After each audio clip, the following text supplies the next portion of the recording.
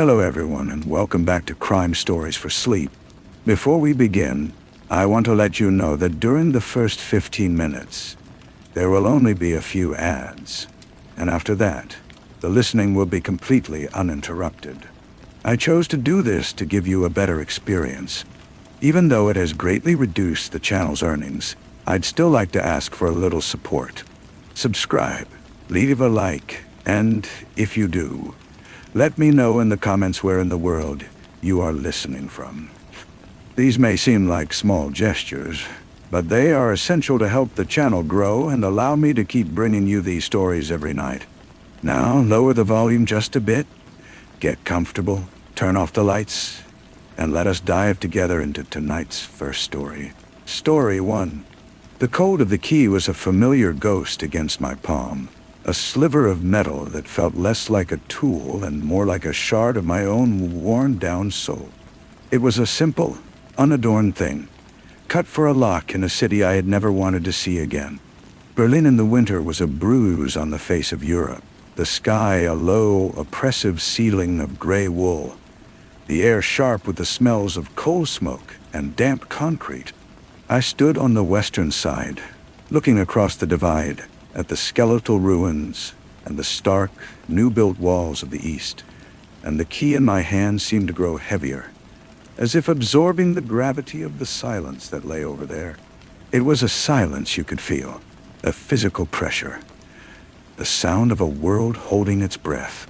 Brian had given me the key with a smile that didn't touch his eyes. His office in London was a world away, all warm wood and the faint, sweet scent of pipe tobacco. A curated sanctuary of civilization.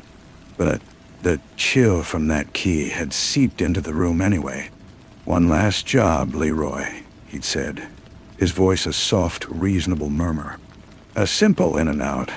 A man named Klaus Richter. He has a ledger. You get the ledger. You photograph the pages. You leave the ledger. We humiliate their financial apparatus. We prove they're funneling money through shell companies in Switzerland. A propaganda coup. Clean. Elegant." He paused, letting the words hang in the air like dust motes in the lamplight. "And then you can retire. A pension, a cottage by the sea. The whole sad, beautiful dream. I am a man built from cynicism and conflicting loyalties. A patchwork of old scars and older regrets." I knew Brian's promises were currency with a short half-life, devaluing the moment they left his lips. But the dream, the cottage by the sea, that was a powerful fiction. I wanted to believe in fictions again. So I took the key. I crossed into East Berlin as a Canadian agricultural consultant. My papers a masterpiece of forgery, my nerves encased in a shell of weary professionalism. The safe house was a crumbling pre-war building on a street that had forgotten the sun. The air in the stairwell was thick with the smell of boiled cabbage and mildew. The key turned in the lock with a gritty, reluctant scrape. The apartment was a tomb. A single room with a narrow bed, a scarred table, one wooden chair. The window looked out onto a brick wall. I stood for a long time, just listening to the silence, feeling the profound emptiness of the place. This was the antechamber of the enemy apparatus. This was where I was to wait, to prepare, to become the ghost that would slip into their machine and steal its secret heart. I placed my single bag on the bed and sat in a chair. The wood was cold and unyielding against my back. I took the key from my pocket and laid it on the table. It looked so small, so insignificant. A tiny piece of metal that was supposed to be the instrument of my freedom.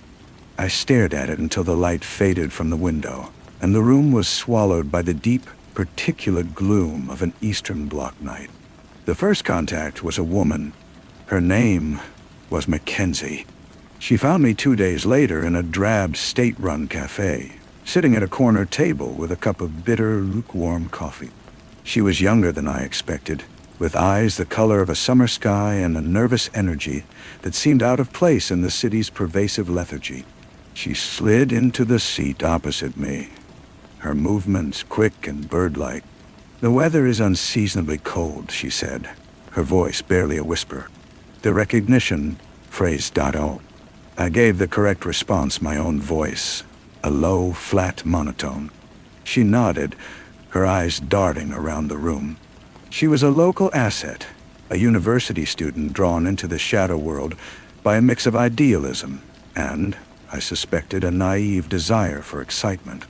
She was to be my guide, my liaison, the keeper of the local rhythms. She was dangerously innocent. "The drop is set for tomorrow night," she whispered, leaning forward. "The Opera House.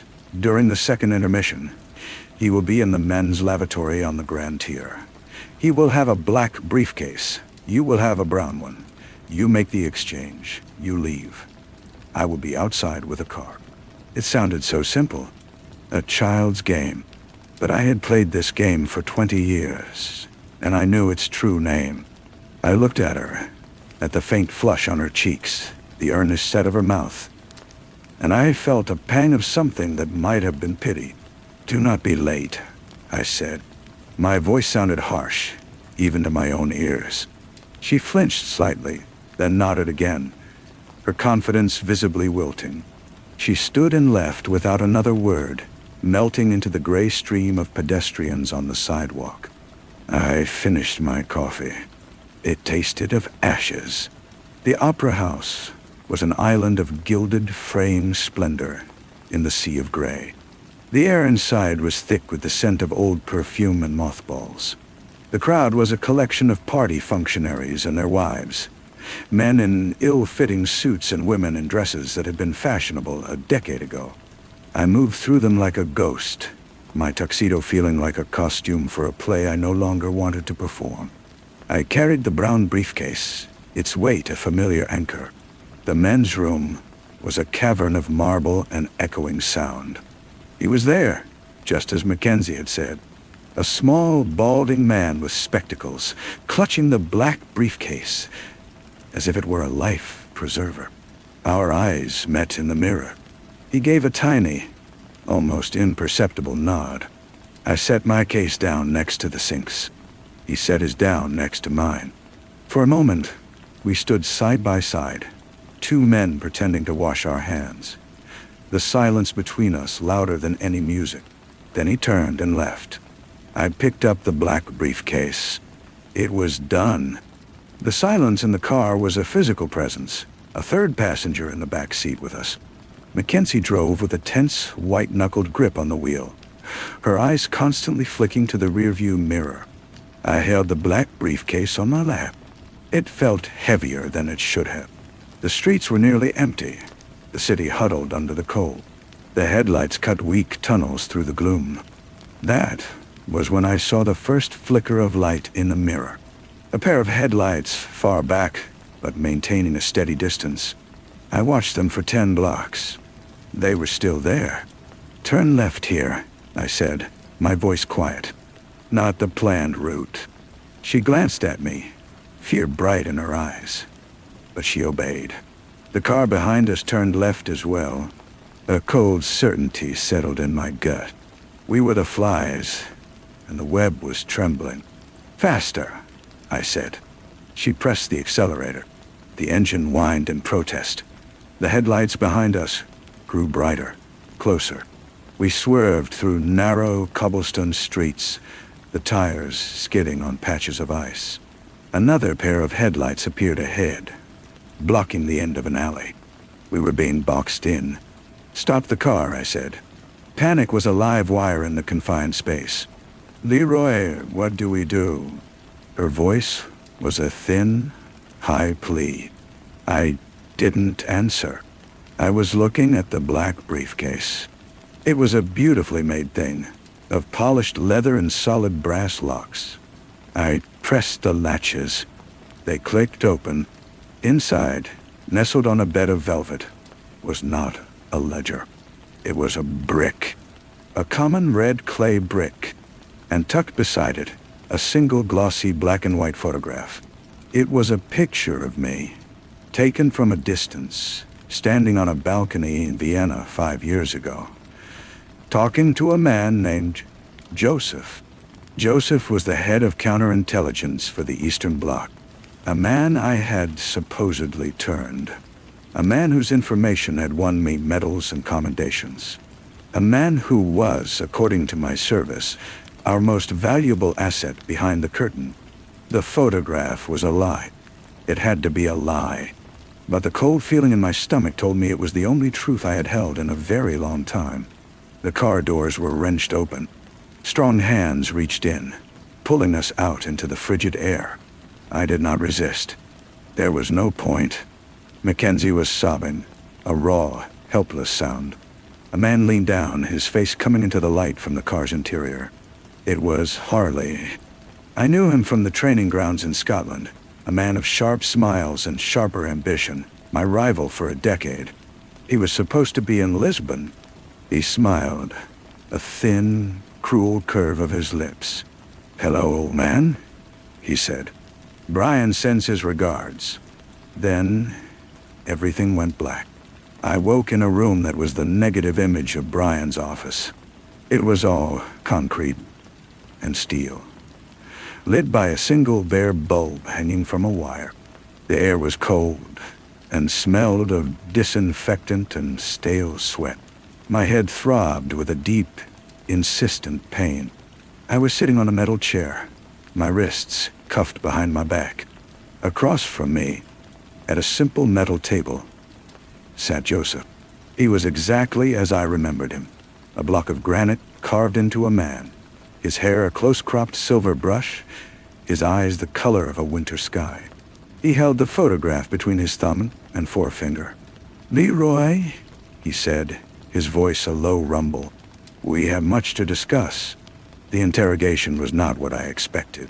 There were no bright lights, no rubber hoses. It was a conversation, quiet and relentless. Joseph laid it out for me with the patience of a chess master. The ledger was a fiction. The mission was a trap, but not set by him. It was set by Brian. I was the sacrifice. A burned-out spy, too knowledgeable, too cynical, too dangerous to simply pension off. But a public disgrace? A trial for treason? That would be messy. A retirement behind the Iron Curtain, however, was a much neater solution. I had been fed false information for years, information that had been carefully crafted to discredit other operations, to misdirect resources, to set up other agents for failure. Harley had been the architect, feeding Brian the lies that I, in turn, was feeding to a fictional Joseph. Only Joseph was not fictional, and he was not a turned asset. He was a loyal officer, and he had been playing a longer, deeper game than any of us. The man in the Vienna photograph was a double, a carefully constructed doppelganger. The entire narrative of my greatest intelligence coup was a fantasy, a story written by Brian and Harley to elevate me, to make me seem indispensable, also that my eventual spectacular fall would be that much more devastating. I was not a spy. I was a narrative device, a story to be told and then discarded. The days bled into one another in that concrete room. Joseph was a hypnotist, his voice a steady, circling drone that wore down the walls of my reality. He showed me documents, photographs, dossiers. He showed me how Harley had been the real double agent, how he had been selling secrets to the East while framing me for the leaks. He showed me how Brian, in his cold calculus, had decided I was a liability and that Harley was the future. Mackenzie, the poor, naive girl, was just set dressing, a piece of local color to make my entrapment more believable. She was in a cell down the hall. I could sometimes hear her crying. Joseph's words spiraled in my mind, around and around the same facts, the same betrayals. The key was cold. The briefcase was heavy. The photograph was a lie. Brian was a liar. Harley was a traitor. I was a pawn. The spiral tightened, wearing a groove in my consciousness, until the only thing that felt real was the cold of the floor beneath my feet and the relentless, logical voice of my captor. After what felt like a lifetime, they brought me before the tribunal. It was not a court of law. It was a political organ, 3 men and 1 woman seated at a high bench, their faces masks of impersonal authority. The room was large and echoey. They did not ask me if I was guilty. They read a statement. It detailed my crimes: espionage, treason against the German Democratic Republic, sedition. The list was long and precise. It was all true from a certain point of view. I'd done all those things, just not for the reasons they thought. I stood there, listening to the drone of the prosecutor's voice, and I looked at the faces of the tribunal. They were not evil. They were not even cruel. They were merely components of the apparatus, cogs in a vast impersonal machine. My guilt or innocence was irrelevant. My story was what mattered. And my story had already been written. I was given a chance to speak. I said nothing. What was there to say? The truth was a hall of mirrors, and every reflection showed a different version of my face. Each one a liar. They sentenced me to 25 years in a work camp. I was led from the room, back to the concrete and the silence. I did not see Mackenzie again. I did not see Joseph. I was transported in a windowless van to a place north of the city, a compound of barbed wire and watchtowers set in a frozen landscape. The cold here was different. It was a deep, penetrating cold that settled in the bones and never left. The work was hard, meaningless labor, breaking rocks with a sledgehammer. The other prisoners were a mix of political dissidents, criminals, and lost souls like me. We were ghosts in a gray world. I learned to keep my head down, to make myself small, to disappear inside my own mind. The spiral of Joseph's words became my mantra, my rosary of betrayal. I turned it over and over, examining every facet, every glint of false light. I thought of Brian in his warm office, of Harley enjoying his promotion. I thought of Mackenzie, and I hoped for her sake that her sentence had been shorter. I thought of the cottage by the sea. It was a story I had once been told, a beautiful, heartbreaking lie. Years passed. The world changed. Walls fell. The apparatus shuddered and cracked. I was released in a general amnesty, a thin, gray-haired man with eyes that had seen too much. They gave me a cheap suit and a one-way train ticket to Berlin. I stood on a platform, watching the new world rush by. A world of color and noise that felt alien and overwhelming. I found a small room in a boarding house and got a job as a night watchman. I was a ghost haunting the edges of a life I no longer understood. One day, a letter arrived. It had no return address. The paper was thick, expensive. Inside was a single typewritten line. The weather's unseasonably cold. And a key. A simple, unadorned key. It was not the same key, but it was its twin, cut from the same cold metal. I held it in my palm, feeling its familiar, ghostly weight. I knew what it meant.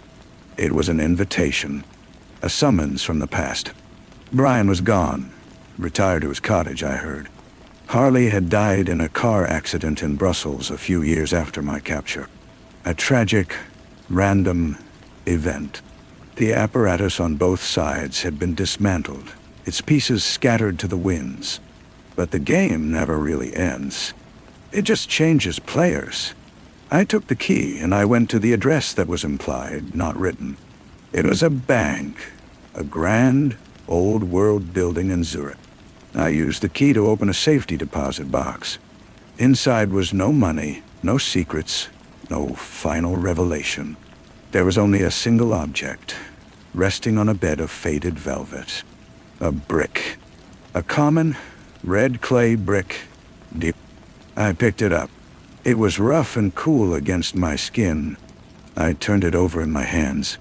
There were no markings, no hidden compartments. It was just a brick. I stood there in the silent, climate-controlled vault, holding this piece of baked earth, and I understood nothing. I understood everything. The key was cold. The briefcase was heavy. The photograph was a lie. The brick was just a brick.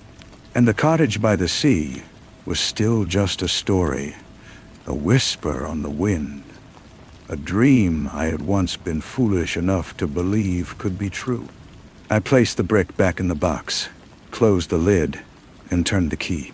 The lock clicked shut with a final metallic sound that echoed in the silent room, a sound that asked a question to which I would never know the answer. I walked out of the bank and into the Swiss sunlight, a free man with nowhere to go. The brick was a message, but its meaning was a locked box for which I had no key. It was not an apology.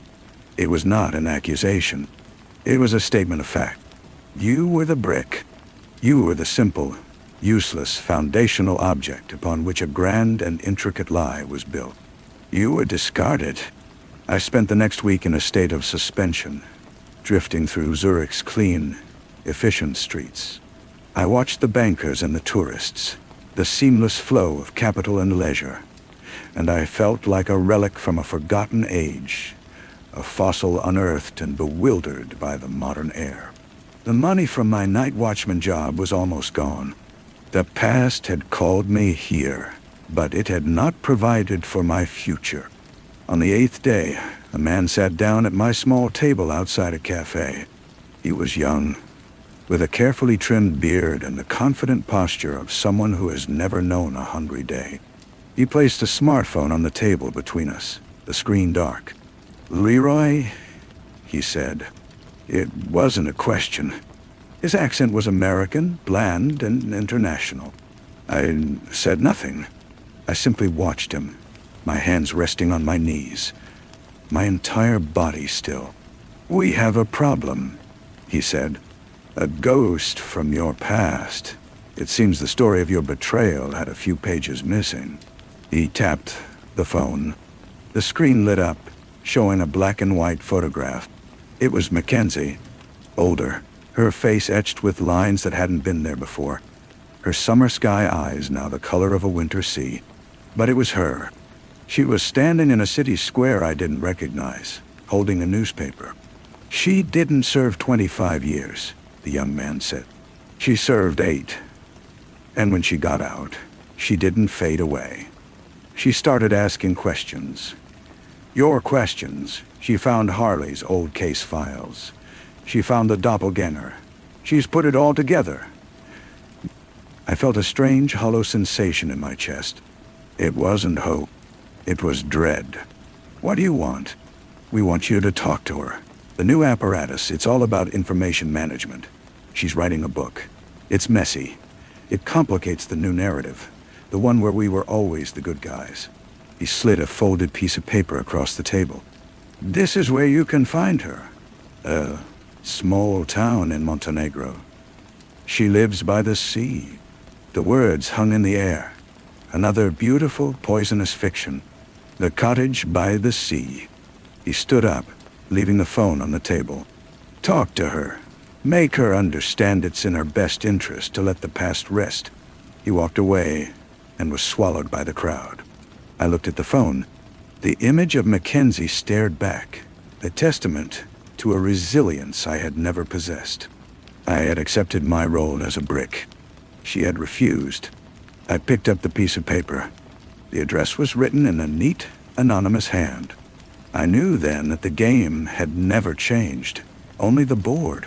They weren't asking me to silence her. They were giving me a choice. I could go to her and in doing so lead them right to her door. Or I could disappear again and leave her to the wolves who had sent this polished young man.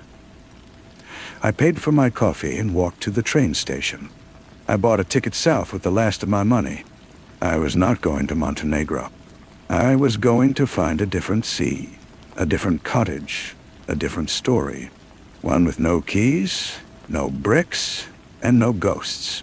The past had asked its final question, and my silence was the only answer I had left to give. The train moved south, through tunnels and past lakes, the scenery becoming softer, warmer. I got off at a small station in a town whose name I did not bother to learn. I walked until I found the sea, a vast blue expanse that stretched to the horizon. It was nothing like the gray, choppy waters of the north.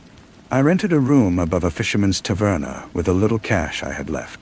The work was simple, mending nets and cleaning boats. The sun was warm on my skin. No one knew my name. For the first time in decades, the silence in my head was not filled with Joseph's voice or the spiral of betrayal. It was just quiet. Weeks turned into months. I grew accustomed to the rhythm of the tides and the smell of salt and diesel. I thought of Mackenzie sometimes, a sharp, quick pain like a needle, and then I would let the thought go, watching it drift away on the waves. I hoped she was safe. I hoped her book would be published. I hoped it would burn them all. But that was her war, not mine. My war was over. I had surrendered. One evening, as I sat on the dock watching the sunset paint the water in shades of orange and purple, the owner of the taverna, a grizzled old man named Yorgos, brought me a bottle of ouzo and 2 glasses. He poured, and we drank in silence. Finally he spoke, his English rough but clear. "You are a man who is hiding," he said. It wasn't an accusation, just an observation. I nodded. From others? Or from yourself?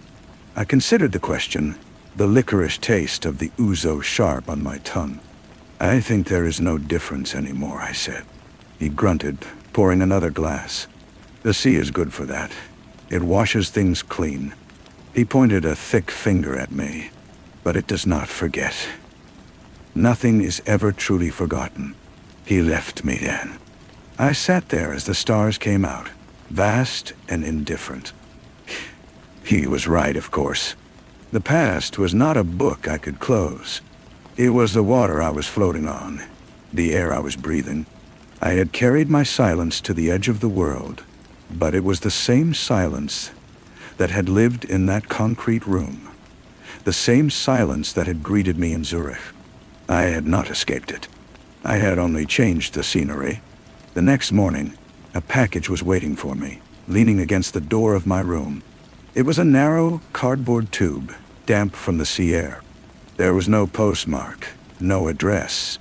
My name was not written on it. I carried it inside and opened it with a strange, detached calm. Inside was a rolled-up manuscript, the pages thick and covered in dense typed text. There was no title page. I began to read. It was her book. It was all there. My name, my story, the whole intricate architecture of the lot. But it was not just my story. It was hers. She wrote of her recruitment, her fear, her belief in the cause. She wrote of me, not as a legendary spy, but as a tired, broken man she had been ordered to betray. She wrote of her 8 years in that camp, of the women she met there, of the small acts of defiance that kept them human. And she wrote of what came after, her dog-impossible quest for the truth. She had found the doppelganger living in obscurity in Argentina. She had tracked down Harley's mistress, who had kept a diary. She had pieced it all together, not for vengeance, but for testimony. The last page was a single, handwritten sentence. Some stories need to be told, even if no one is left to listen. She had not sent it for my approval. She had sent it so I would know. She had sent it so that in my silence, I would at least have the truth. I held the pages in my hands, their weight more real than any briefcase, any brick. Yorgos was wrong. The sea did not wash things clean, but it could hold things vast and deep. I took the manuscript down to the water's edge. I thought about burning it, about consigning it to the depths, but that would have been just another kind of silence. Instead, I went back to my room and placed it under my thin mattress. It was a dangerous thing to keep. It was a history. It was a ghost. But it was also the first true thing I had possessed in a very long time. The game was over, but the story, it seemed, was still being written. I did not read it again. To do so would be to re-enter that labyrinth, and I had no desire to find my way back into the dark. But its presence under the thin mattress was a constant, low hum in my life. A vibration beneath the quiet days of mending nets and watching the sea. It was no longer my story alone. It was hers. And by sending it to me, she had made it ours again. I thought I knew why she had done it. It was not a call to action. It was an act of faith. She believed I was still in here, the man who had been set up, not the brick he had become.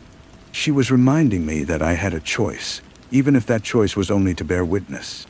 The seasons turned. The summer heat gave way to a mild, wet winter.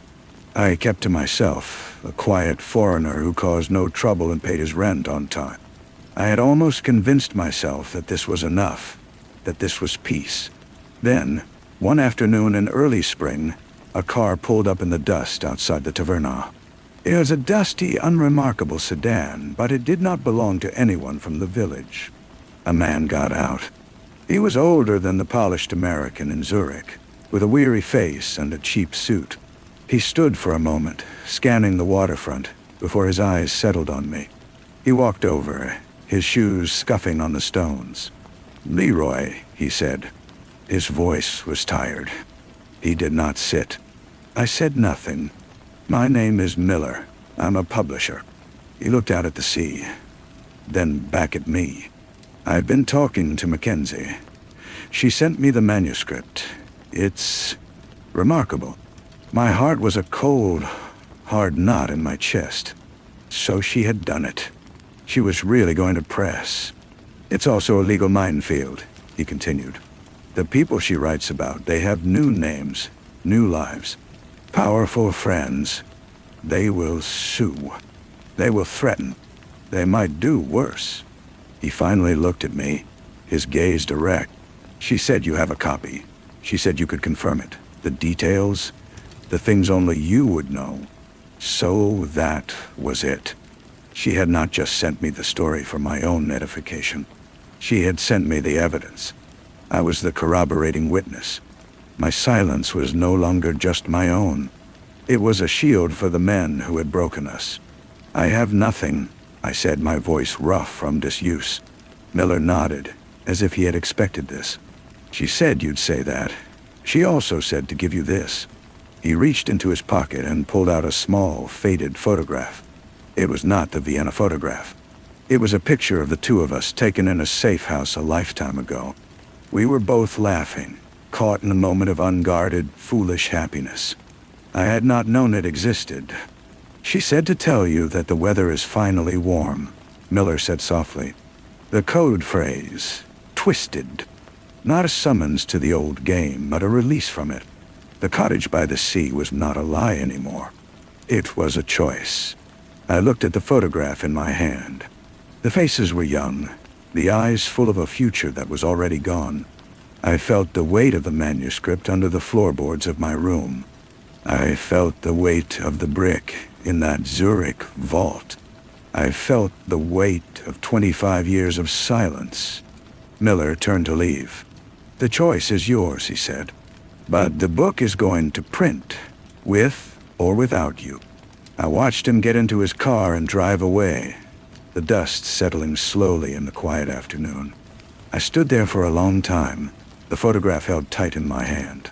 The past was not a ghost. It was a stone in my shoe, a constant minor pain that reminded me I was still alive. Mackenzie was not asking me to fight. She was asking me to remember. She was asking me to speak. The game was over, but the truth, it seemed, was finally for sale. And for the first time, I considered that my name on the cover might be worth more than the silence I had cultivated for so long. I walked back to my room and pulled the manuscript from its hiding place. The pages were cool and slightly curled. I laid it on the small table next to the photograph. The two objects sat side by side, the past and the present, the lie and the truth. Or perhaps just two different versions of the same story. I poured a glass of water and drank it slowly, my throat dry. The right thing to do was clear. I would contact Miller. I would confirm every detail. I would add my voice to hers, and we would shout our truth into the world together. It was what the man in the photograph would have wanted. But that man was gone. He had been dismantled, brick by brick. The man I was now knew the cost of shouting. Silence was a survival skill I had honed over a lifetime. Yet her faith was a weight heavier than any brick.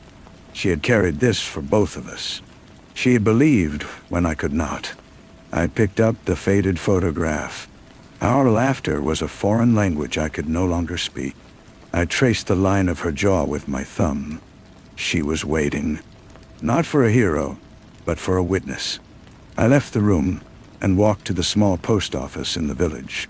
I bought a single postcard, a generic picture of the sea and the cliffs. I wrote Miller's name and the address of his publishing house, which I had memorized from his conversation. I did not write a message. I did not sign my name. I simply mailed it. It was not an answer. It was an echo. It said, "I am here. I have read it. I know." It was the most I could give. It was more than I had ever given anyone. I walked back to the taverna and resumed my work, the rhythmic, mindless task of untangling a net. The sun was warm on my back. The sea was calm. I had not chosen the past, and I had not chosen the future. I had simply acknowledged the fragile, invisible thread that connected them. A thread as fine and strong as a spider's silk, pulling taut across the years. It was enough. For now, it was enough. The net was a complex puzzle of rope and lead weights, and my hands moved through it by instinct, the way they once moved through ciphers and dead drops. The work was a meditation, and for the first time since mailing the postcard, my mind was quiet. I did not think of Miller, or the book, or the storm it might unleash. I thought only of the next knot. Yorgos came out and stood beside me, watching the water. He lit a cigarette, the smoke a sharp tang in the salt air. "A man came looking for you," he said, his tone casual. "A foreigner, in a cheap suit." "I saw him," I said, not looking up from the net. He asked questions. I said, "I know a man who mends nets. I do not know his past." He took a long drag. He seemed unsatisfied. "He is a publisher. He thinks I have a story to tell." Yorgos grunted. "Everyone has a story. Most are not worth the telling."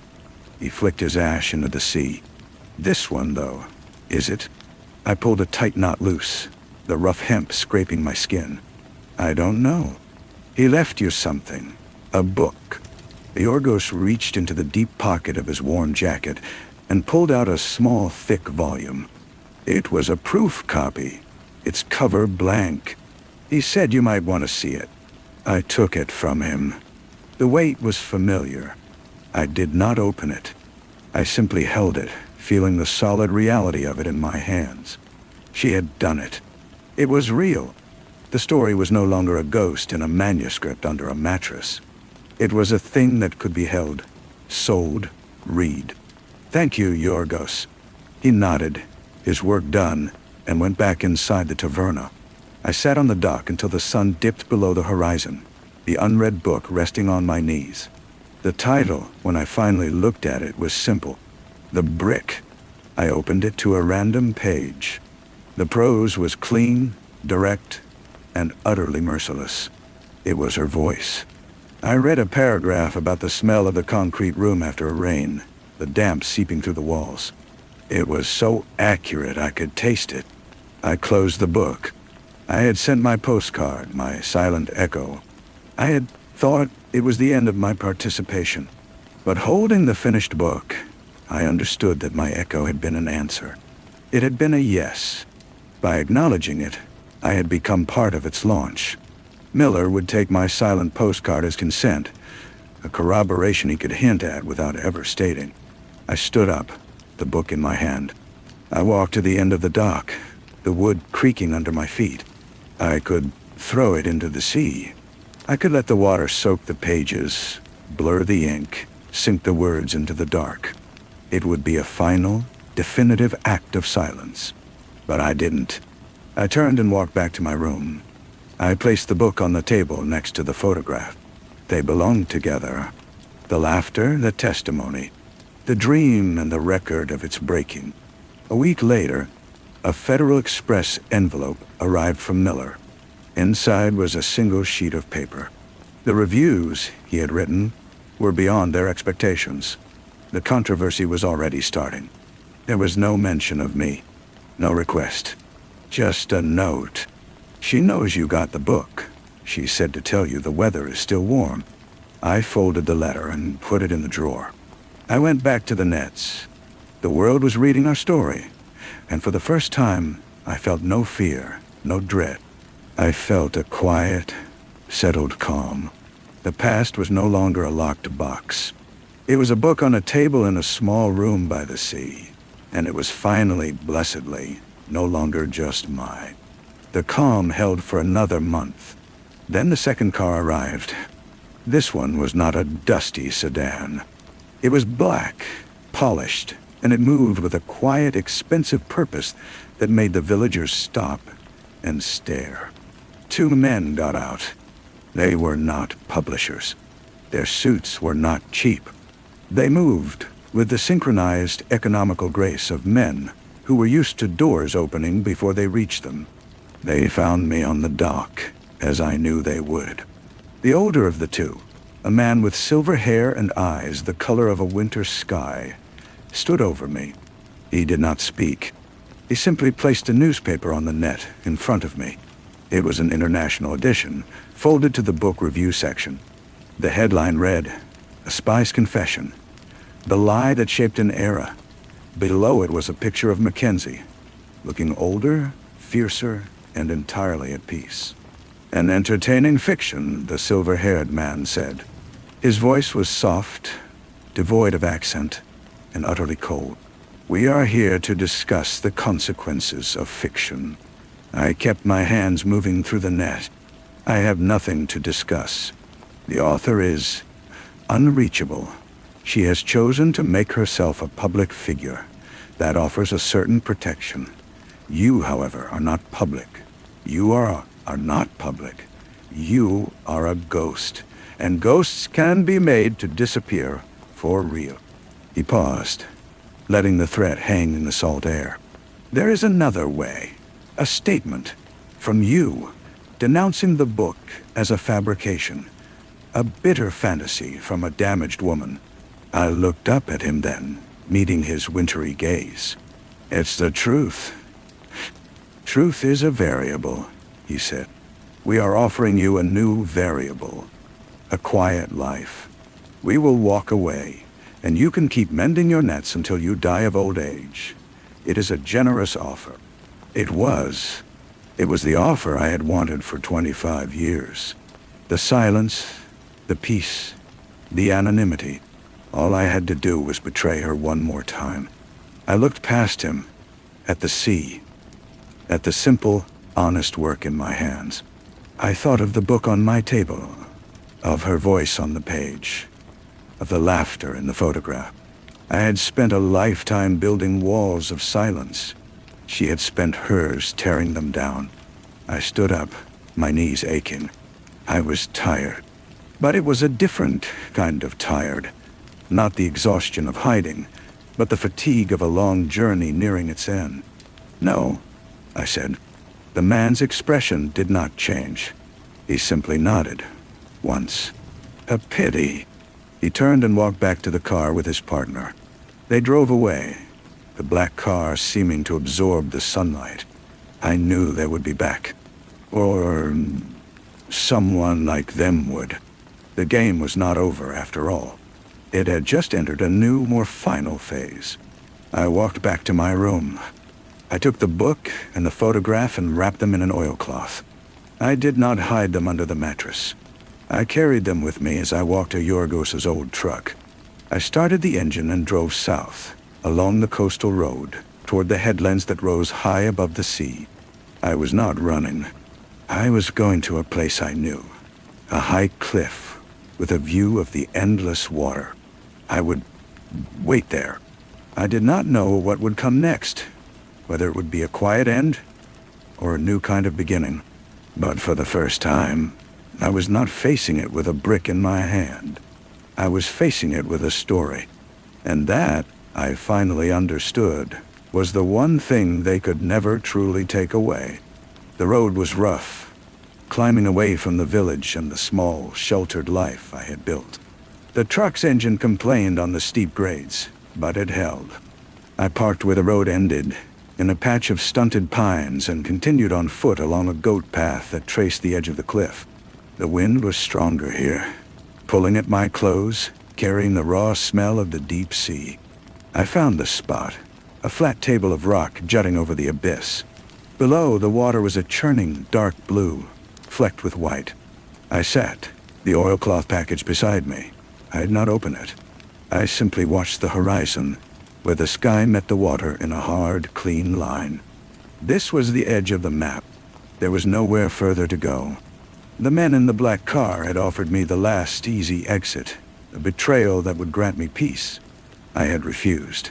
The refusal felt less like courage and more like a simple physical law, like stepping off a cliff and finally accepting the pull of gravity. I thought of Mackenzie, unreachable in public. She had built a fortress of truth.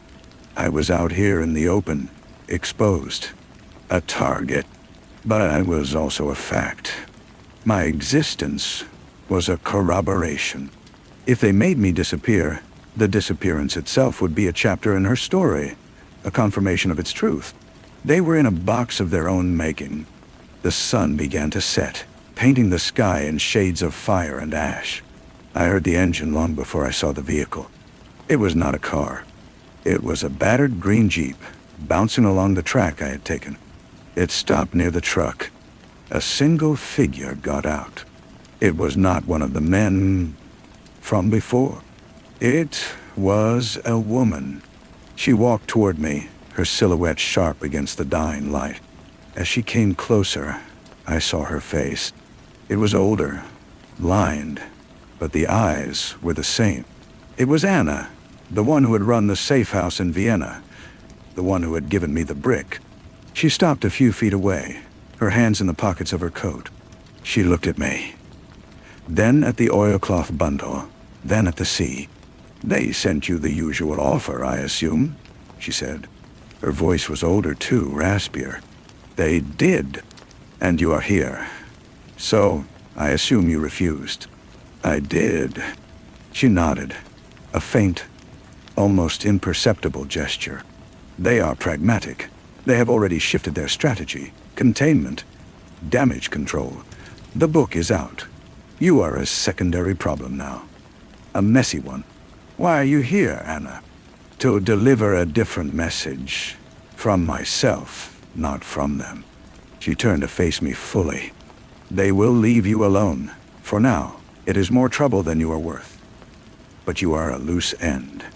And loose ends have a way of getting snagged. Your life will be monitored." I looked at her, this woman who had been a cog in the machine that broke me. There was no apology in her face, only a weary pragmatism. "Is that all?" "No." She took a step closer.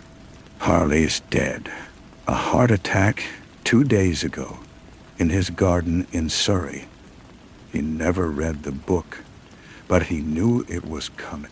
The name landed like a stone in still water. The architect of my ruin, gone. There was no satisfaction in the news, only a hollow finality. The past was not just a story in a book. It was a procession of graves. "So it's over," I said. "It is never over," she replied, echoing Yorgos in her own way. "But that chapter is closed." She looked out at the darkening sea. "He had a granddaughter. She's a journalist. She found some of his private papers. She is asking questions. The story you told, it is not the only one waiting to be told. She turned and walked back to her jeep without another word. I listened as the engine started and faded into the distance. The first stars were appearing, pinpricks in the vast, darkening dome. Harley was dead. The world was reading our story. Another story was beginning. I unwrapped the oilcloth and looked at the book and the photograph. They were not relics anymore. They were tools. I stood up, the wind cold on my face. I'd spent my life waiting for an ending. But as I walked back to the truck in the gathering dark, I understood, with a clarity that was as sharp and as cold as the sea air, that there are no endings. There are only pauses, moments of quiet in an endless, unfolding narrative. And for the first time, I was ready to turn the page. The truck started on the first try. The engines rumble a familiar comfort in the vast quiet. I drove back down the mountain, not as a man fleeing, but as a man returning to a different village, a different life. The one I had left behind was already gone. Yorgos was waiting for me outside the taverna, his figure illuminated by the yellow light from the doorway. He did not ask where I had been. He simply looked at my face and gave a slow, understanding nod. "The room is yours as long as you need it," he said. "But the net mending is done." I understood. My presence was a complication he could no longer afford to ignore. The men in the black car had seen to that. "I will be gone by morning," I told him. "Where will you go?" I thought of Anna's words, of the journalist, of the new story beginning. I had thought of the book in my bag. Its truth now, a part of me. "I don't know," I said, and it was the truth. But it was not a confession of fear. It was a statement of fact. The map was blank again, and that was its own kind of freedom. In my room, I packed the few things I owned. The book and the photograph went into the very center of my bag, wrapped in the oilcloth. Just before dawn, I heard a car pull up outside.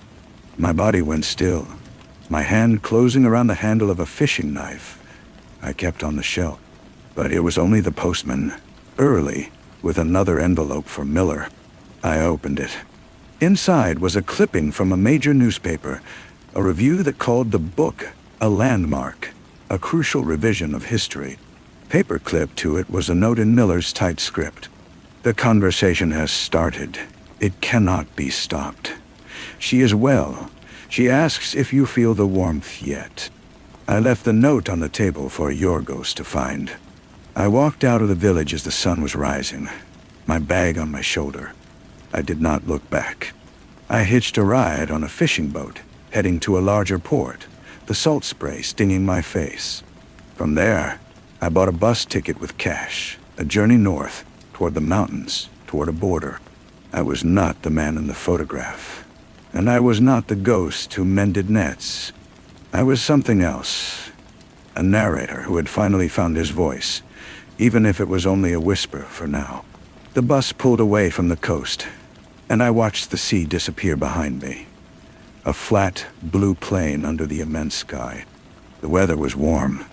I could finally feel it. The bus climbed into the foothills, the air growing cooler and smelling of pine and damp earth. I got off in a small, gray town where the buildings seemed to huddle against the wind.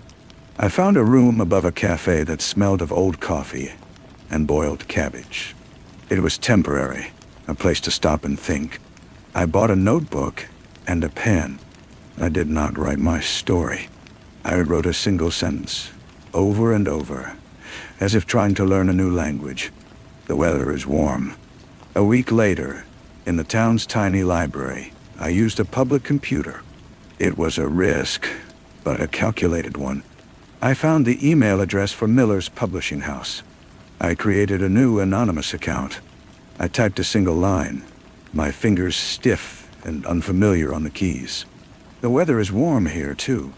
I sent it and erased the browser history. The reply came 2 days later, forwarded through a series of redirects I had not anticipated. It was not from Miller. It was from her. Mackenzie ID. The email was as sparse as mine. I knew you were there. I always knew. There's more to say. When you are ready. She included an address, a city in a country with no extradition treaty. I printed the email and burned the paper in the cafe's ashtray.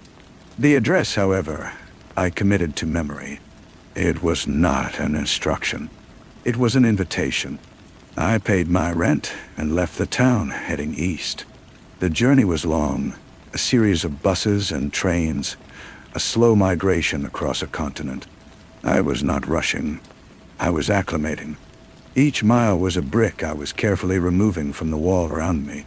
On a train rattling through a wide green valley, I took the book from my bag. I opened it to the first page and began to read. I read it not as a memory, but as a story. I saw the young man, his idealism, his fear, his slow, brutal disillusionment. I saw the woman who stood by him, not as a saint, but as a stubborn, flawed, and fiercely brave human being. I saw the truth of us, and for the first time, it did not feel like a wound. It felt like a fact. I closed the book when I finished. The past was no longer a weight in my bag. It was a story I had read. My story. Weeks later, I stood on a quiet street in a city of bridges and canals. I found the address, a small bookshop with a green door. The bell jingled as I entered. The air was thick with the smell of old paper and binding glue. A woman with gray hair was standing on a ladder, shelving books. She did not turn around. "I was beginning to think you'd gotten lost," she said, her voice exactly as it was on the page. "I took the long way," I said. She climbed down the ladder and turned to face me. Her eyes were the same, fierce and knowing. She did not smile. She simply looked at me, taking in the years, the lines, the man I had become. "It's good to see you," she said. And for the first time in 25 years, I believed it. We stood there for a long moment, two old ghosts in a room full of stories. Then she gestured to a small table at the back, near a window overlooking a canal. We sat. There were no apologies, no tears, no dramatic explanations. The book had said everything that needed to be said about the past. We spoke instead of the small, practical things. She owned the shop. It barely broke even, but it was a living. She had a cat. I told her about the village, the nets, the taste of the sea. It was not a reunion of lovers. That part of us was a photograph, a beautiful, frozen moment. This was something else, a partnership of survivors. A week later, I was living in the small room above the shop. I helped with the inventory, the heavy lifting. I learned the rhythm of the place, the customers, the way the light fell through the front window in the afternoon. One evening as we were closing, a young woman entered. She had sharp, intelligent eyes and a nervous energy. She did not browse the shelves. She walked directly to Mackenzie. "Polly's granddaughter," she said, her voice low. "I'm Ilara." Mackenzie went still, her hand on the cash register. She looked at me, then back at the young woman. "I know who you are." "I have his journals," Ilara said. "They don't match the official story. They don't even match your book, not entirely. He wrote about a third man, an American who was there that night in Berlin. The one who gave the final order. The one who gave the final order." The air went out of the room. I felt the floor tilt beneath me. That night was a scar, a story I thought I knew every contour of. There was no third man. There was only Harley and us and the consequences. "That's not possible," Mackenzie said, her voice tight. "It is," Ilara insisted. He was afraid of him. He called him the architect. The lies didn't start with my grandfather. They started with him. She looked from Mackenzie to me, her gaze pleading and fierce. "Your story was the beginning. It's not the end. Will you help me?" Ilara left, promising to return. Mackenzie locked the door and turned the sign to closed. We stood in the silent shop, the weight of this new, unwanted knowledge pressing down on us. "She's wrong," I said. But the words sounded hollow. There was no one else. Was there? Mackenzie asked, her eyes searching mine, not in accusation, but in a shared, terrible doubt. We were so young, so scared. Could we have missed it? I looked out the window at the dark water of the canal. I'd built a life on the foundation of a story I had just finished learning to live with. Now the foundation had cracked. The past was not a book to be closed. It was a living thing, and it had just grown a new, dark branch. The quiet I had found was gone, replaced by the old, familiar chill of a truth not yet fully seen. Story 2. The leather briefcase was the color of dried blood. It sat in the corner of the office, tucked between a filing cabinet and a large, vulgar potted fern that seemed to thrive on neglect. A fine layer of dust, a soft gray fur, coated its smooth surface. It was a beautiful thing, really. Top grain calfskin with brass fittings that had once gleamed. But now it was forgotten, an artifact left behind in the whirlwind of a career. Eddie Thorne saw it every day when he arrived at 7 in the morning, and every night when he left, which was rarely before 10. He never touched it. It wasn't his. He assumed it belonged to one of the previous tenants of this corner office, a ghost of ambition past. It was just part of the scenery, a still life in the gallery of his new life. That life had begun 3 months ago, a seismic shift from the cramped, fluorescent-lit bullpen of public defense to the rarefied air of Corvus and Mendel. The firm occupied the top 15 floors of a steel and glass tower that speared the perpetually overcast sky of the city, a monument to money and influence. Eddie's office had a view that stretched to the river, a carpet so thick it swallowed sound, and a silence so profound he could hear the hum of his own blood. He was 29. He had won a case he shouldn't have won, a brutal double homicide where the evidence was a swamp of reasonable doubt, and he had navigated it with a kind of savage, elegant logic that had caught the eye of Arthur Mendel himself. The offer had been a golden ticket, a passport out of the grimy, hopeless trenches and into the citadel. Lindsay had cried with relief when he told her. They bought a bottle of champagne they couldn't afford and drunk it on the floor of their one-bedroom apartment, dreaming of a future that no longer seemed like a desperate, distant wish. The first month was a blur of exquisite pressure. The work was complex, Byzantine corporate structures and financial instruments that felt like reading a foreign language. His colleagues were polished, sharp, and relentlessly efficient. They spoke in a quiet, confident shorthand, their smiles never quite reaching their eyes. They were friendly, but it was the friendliness of a gated community. He was the new neighbor, and they were watching to see if he would mow his lawn to the correct height. The first crack in the gleaming facade appeared on a Tuesday. He was assigned to the Ethelred account, a vast privately held conglomerate with interests in shipping, pharmaceuticals, and half a dozen other industries that seemed to blur at the edges. His task was to review the discovery documents for a minor, almost perfunctory liability case. It was drudge work, the kind given to the new man to test his stamina. He was cross-referencing shipping manifests with customs declarations, a numbing parade of numbers and dates when he found the discrepancy. It was small, a container ship, the Odyssey, listed as being in port in Singapore on a day when its transponder data, buried in an annex, placed it off the coast of Cartagena. A simple clerical error, probably, but it nagged at him. He mentioned it to his direct superior, a senior partner named Julian Croft. Julian was a man in his late 50s, with the lean, conditioned physique of a marathon runner and a handshake that felt like being trapped in a vise. He had a way of listening that was entirely still, his pale blue eyes fixed on you, absorbing every twitch, every hesitation. When Eddie finished explaining the anomaly, Julian smiled, a thin, bloodless line. "Eddie," he said, his voice a low, soothing baritone. "You have a good eye, a sharp eye. That is why you are here. But not everything that looks like a puzzle needs to be solved. Some things are just smudges on the glass. Wipe them away and move on. The Athelred file is a machine with 1,000 moving parts. Do not throw a wrench into the gears because you found a speck of dust on one of them."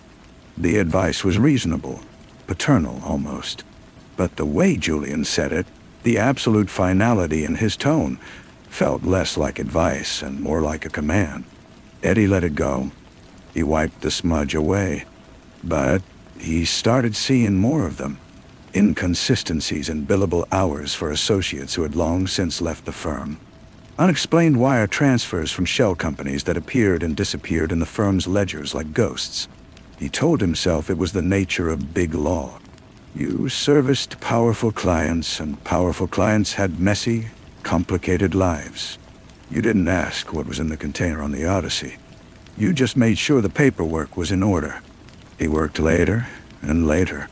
The city outside his window would transform from a grid of daylight hustle to a galaxy of electric lights, a silent, glittering empire. The office at night was a different world.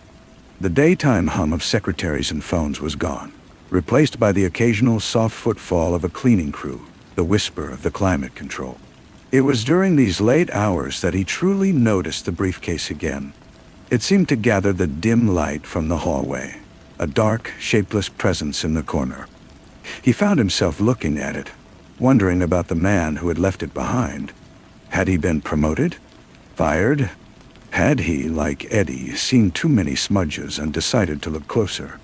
Lindsay noticed the change in him.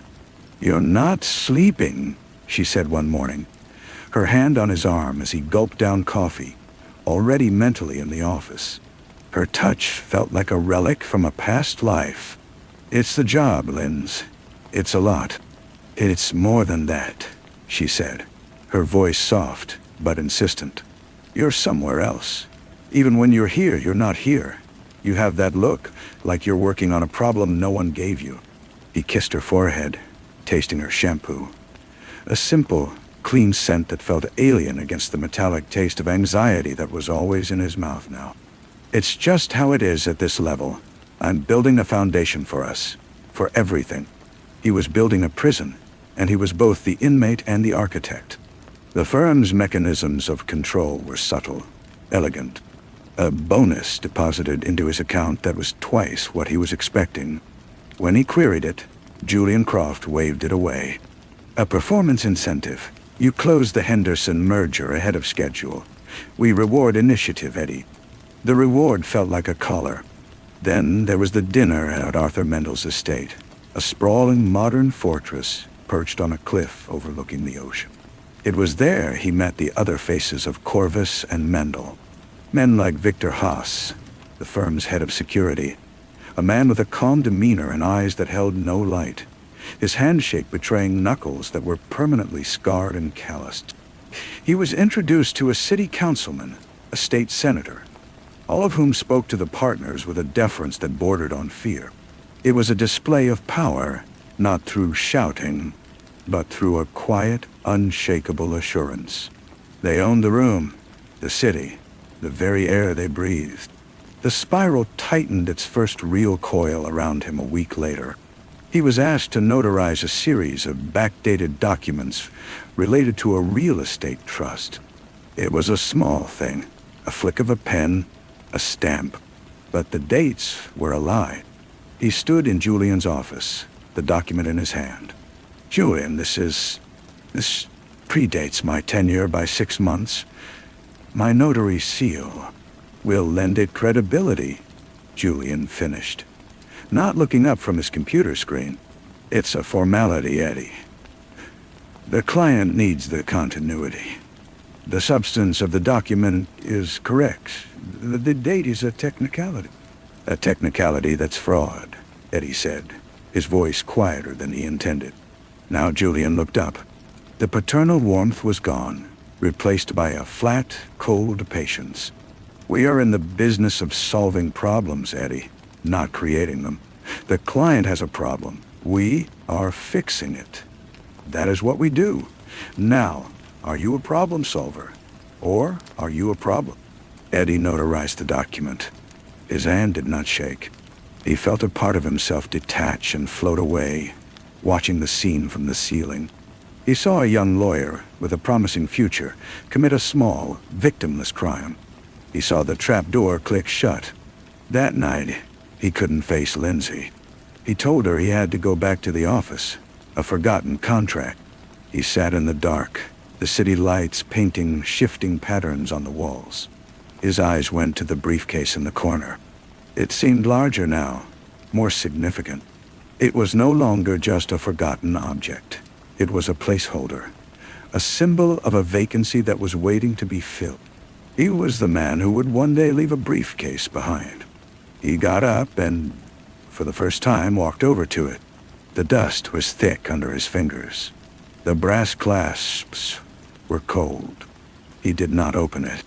He just laid a hand on its surface, as if taking its temperature. It felt like a coffin. The next day, the man from the FBI found him. His name was Special Agent Miles. He was dressed in a cheap suit, and he met Eddie in a park 2 blocks from the office. A place of concrete and tired grass, a world away from the firm's opulence. "We know about the Ethelred account, Mr. Thorne," Miles said, his voice a dry rustle. "We know about the Odyssey. We know it wasn't carrying machine parts. It was carrying arms. We know about the backdated trust documents. We know you're new. We know you might not be too deep yet." Eddie felt the world tilt. The smudges had just formed a terrible, clear picture. "I don't know what you're talking about." "Sure you do," Miles said, offering a tight, humorless smile. "You're a smart guy. Corvus and Mendel isn't a law firm. It's a laundering operation. It's a switchboard for organized crime. It's a wall of respectability behind which some very bad people do very bad things. And you're the new brick in that wall." They wanted him to wear a wire. They wanted him to get evidence on Arthur Mendel, on Julian Croft, on the whole rotten edifice. They offered him protection, a new identity. They threatened him with indictment, with a lifetime in a cell if he refused. He was trapped. The firm on one side, the FBI on the other. A gilded cage or a concrete one. He walked back to the office, his legs moving on autopilot. The city sounds were a distant roar, a river he was drowning in. He thought of Lindsay, of the life they had dreamed of, in that 1-bedroom apartment. It was all a lie. The future was a choice between 2 kinds of ruin. He began his double life. He was Eddie Thorne, rising star at Corvus and Mendel, diligent, trusted, slowly being given more sensitive work. And he was Eddie Thorne, asset for the FBI, a man with a wire taped to his chest, his heart pounding a frantic rhythm against the microphone. He met Agent Miles in parking garages, in the backs of diners, his words a quiet stream of betrayal. He gave them names, dates, the structure of the Ethelred shell companies. It was never enough. They wanted the heart of the beast. They wanted Arthur Mendel on tape, admitting to something that would put him away for life. The pressure was a physical weight on his shoulders. He stopped sleeping altogether. He started drinking Julian Croft's expensive scotch straight from the bottle in his office after hours. The briefcase in the corner became his confessor. He would sit, staring at it, the amber liquid burning a path to his numb core. He was unspooling, a thread pulled from a perfect, expensive suit. Lindsay finally confronted him. She had found the hidden burner phone the FBI had given him. "What is this, Eddie? Who are you talking to? What have you gotten involved in?" He couldn't tell her. The less she knew, the safer she was. He saw the fear in her eyes, the dawning realization that the man she loved was a stranger, a haunted, hollowed-out version of the ambitious boy she had married. "It's just work," he whispered, the lie ash in his mouth. A difficult client. It will pass. It would not pass. It accelerated. A week later, a junior associate named Ben Corrigan, a friendly, nervous man who had once shown Eddie where the best coffee was, didn't come to work. The official word was a sudden family emergency, but a rumor, whispered in the hushed tones of true fear, snaked through the office. Ben had been asking questions. He had been looking into the same kind of discrepancies Eddie had once seen. Ben Corrigan had thrown a wrench into the gears. 2 days after his disappearance, a news brief reported a body found in the river, a probable suicide. The report mentioned the man was a young lawyer. The office was silent, a morgue. No one spoke Ben Corrigan's name. The lesson was learned. The machine was clean again. That was the breaking point. Eddie went to Agent Miles. We have to move, now. They killed him. They killed Ben Corrigan. Miles was unmoved. We need Mendo. Without him, we have nothing. Corrigan was reckless. Don't be reckless, Eddie. Get us Mendo.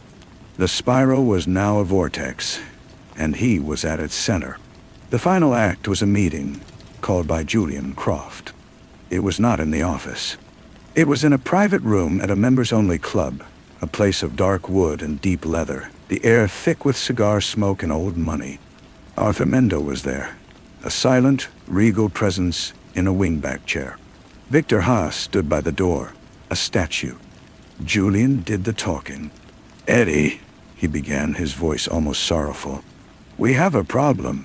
There seems to be a leak. Information, sensitive information, is finding its way to unfriendly parties. Eddie's blood turned to ice. He kept his face a mask of professional concern. That's serious. Do we know the source? We have our suspicions, Julian said, sipping his brandy. The FBI has been unusually active around some of our clients. It's as if they have a roadmap, an internal roadmap. He looked directly at Eddie. The pale blue eyes were no longer calm. They were the eyes of a predator that had finished playing with its food. We are a family here, Eddie. And in a family, loyalty is everything. It is the only thing. Betrayal. He let the word hang in the smoky air. Betrayal is a cancer. It must be cut out. Victor Haas took a single, silent step forward. Eddie knew then that he was a dead man. They knew. No. They had known for a while, perhaps. They had been playing him, letting him dig his own grave. The meeting was not to confront him. It was to sentence him. He was the problem. And they were the problem solvers. He did the only thing he could think of. He stood up, his chair scraping against the polished floor. If there's a leak, I'll help you find it, he said, his voice remarkably steady. I had a position to prep for. If you'll excuse me.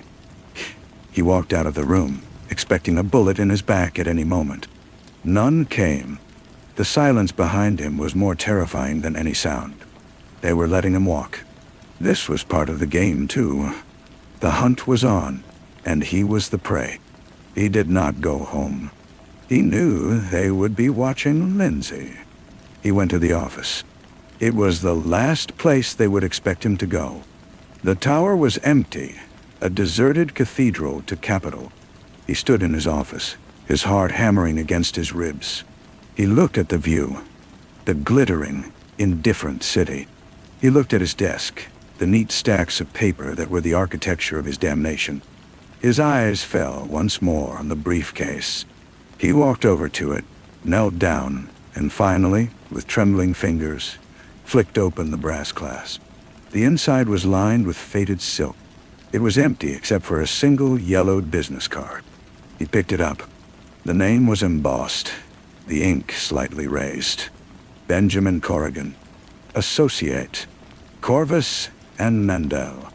Eddie dropped the card as if it were a live coal. This was Ben's office. This was Ben's briefcase. They had moved him in here into the dead man's space, and they had left the briefcase as a reminder, a trophy, a threat. They had been watching him look at it for months, knowing he was sitting in the ghost's chair, walking in the ghost's footsteps. The spiral was complete. He was not just following Ben's path, he had become him. He heard the soft ping of the elevator arriving on his floor. He didn't turn. He knew who it was. He stood up, his back to the door, staring down at the briefcase at his feet, this forgotten detail that held the entire terrible story. The footsteps were soft, measured, coming down the hall. They stopped at his doorway. Eddie Thorne did not turn. He simply stood there, in the dark of his office, his shadow long and thin against the wall, staring at the open briefcase, its dark maw a silent question in the gathering night, a question for which he had no answer, only a profound and chilling understanding. The footsteps did not enter. They paused in the doorway, a silhouette blocking the light from the hall. Eddie could feel the presence, a cold weight in the room. He knew it was Victor. To turn would be an admission, a final act of confrontation. So he remained perfectly still, his gaze locked on the empty briefcase, on the ghost of Ben Corrigan that now filled the room. After a long moment, the footsteps receded, soft and deliberate, fading back toward the elevator. The ping came again, a gentle, mocking chime. He was alone, but the reprieve was an illusion, a tactical decision. They were not done with him. Letting him stew in his own terror was more efficient than a messy confrontation in the office. They owned the building. They owned the night. They would decide when and where this ended. His mind, numb with fear, began to turn, grinding into motion like a rusty machine. They knew about the FBI. They had known perhaps from the very beginning, from the first time he met Miles in the park. The bonus, the dinner, the backdated document. It was all a test, a series of locks clicking into place. And he had failed everyone.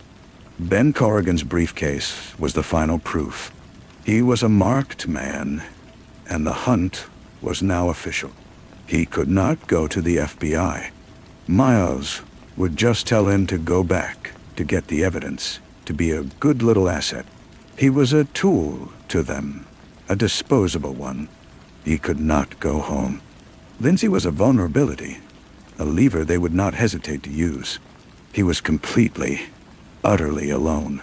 His eyes darted around the office, the scene of his imagined triumph. The polished desk, the leather chair, the view at one yours. It was all a prop. His gaze fell on his own briefcase, leaning against the side of the desk. It was identical in style to Ben's, a gift from the firm upon his hiring, a uniform for a soldier in their army. An idea, desperate and half-formed, began to flicker in the darkness of his panic. He moved quickly, his actions sharp and silent. He opened his own briefcase, dumping the contents, legal pads, case files, a half-eaten power bar, onto the floor. Then he picked up Ben's briefcase. He carried it to his desk, placing it squarely in the center. He took the yellowed business card from the floor and slipped it back into the silk lining. He closed the clasps. He then picked up his own, now empty, briefcase and walked to the corner, placing it exactly where Ben's had been for all these months. Peeked a little dust from the baseboard over its lower edge. It was a childish switch, a meaningless bit of theater. They would know. Of course they would know. But it was an act, a tiny, defiant rearrangement of the pieces on the board. He was leaving his briefcase behind. He was vacating the ghost chair. He left the office, not taking his coat, not taking anything. He walked past the elevator and pushed open the door to the stairwell, the concrete echo chamber that ran the height of the skyscraper. He began to descend, his footsteps echoing in the hollow silence. He didn't know where he was going. He had no plan. He had only a direction, down, out. He emerged into the service alley behind the building, the air smelling of garbage and damp concrete. The glittering city was just a distant glow above the alley walls. He started walking, his breath pluming in the cold air, blending with the anonymous steam rising from a manhole cover. He was a man erased, a blank space moving through the city's arteries. He had no future, no past. He only had the present, a single, continuous moment of flight. And somewhere, in the labyrinth of streets ahead, was a choice he had not yet been forced to make. A path he could not yet see. He walked for an hour, maybe two. His sense of time blurred by adrenaline and a deep, bone-weary shock. He kept to the shadows, his expensive shoes soaking through from puddles he didn't avoid. He was just another figure in the late-night tapestry of the city, invisible in his solitude. He found himself on a bridge, looking down at the black, churning water that had taken Ben Corrigan. The urge to let go, to simply lean forward and surrender to the pull, was a quiet, rational voice in his head. It would be clean. It would be a problem solved. But the memory of Lindsay's face, the fear in her eyes when she found the phone, anchored him. He had dragged her into this. He couldn't leave her to face the aftermath, to the questions from the firm and the FBI, to the certain, quiet retribution they would exact for his final act of defiance. He had to warn her. He had to get her out. He found a payphone, a relic coated in grime, outside an all-night laundromat. He fed it coins, his fingers clumsy with cold, and dialed his home number. It rang once, twice. He prayed she would answer, that they hadn't gotten to her already. The line clicked. Eddie? Her voice was a whisper, frayed with tears and terror. Linz, don't talk. Just listen. You'll have to leave. Right now. Take the emergency cash from the lockbox. Don't pack. Don't use your credit cards. Just go to your sister's in Poughkeepsie. Don't tell anyone. Eddie, what's happening? There were men here.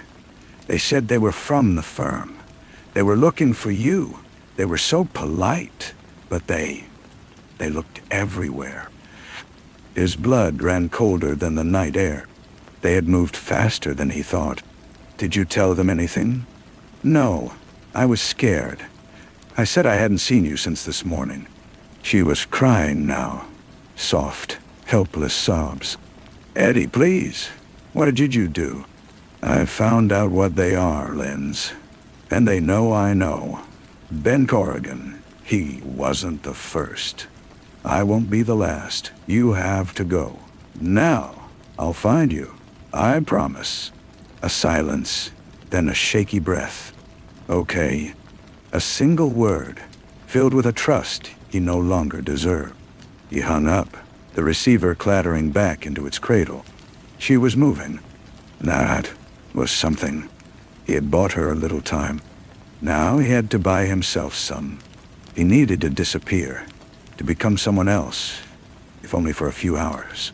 He ducked into the laundromat, the humid air thick with the smell of detergent and bleach. In the restroom, he splashed water on his face and looked at his reflection in the cracked mirror. His eyes were wild, his skin pale. He looked like a man on the edge. He took off his suit jacket and tie, rolling them into a tight bundle and stuffing them into a trash bin. He unbuttoned the top of his shirt, ruffled his hair.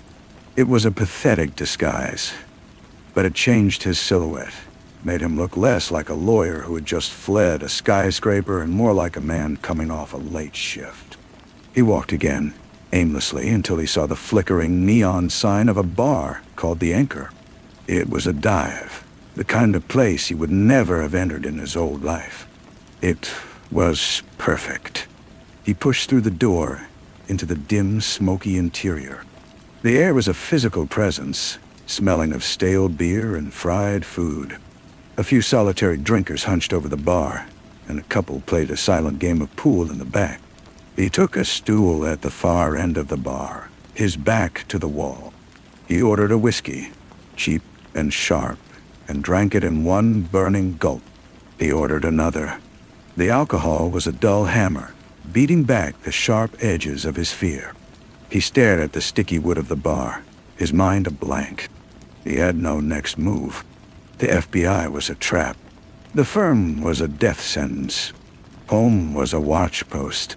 He was a man with nowhere to fall. The pool game ended.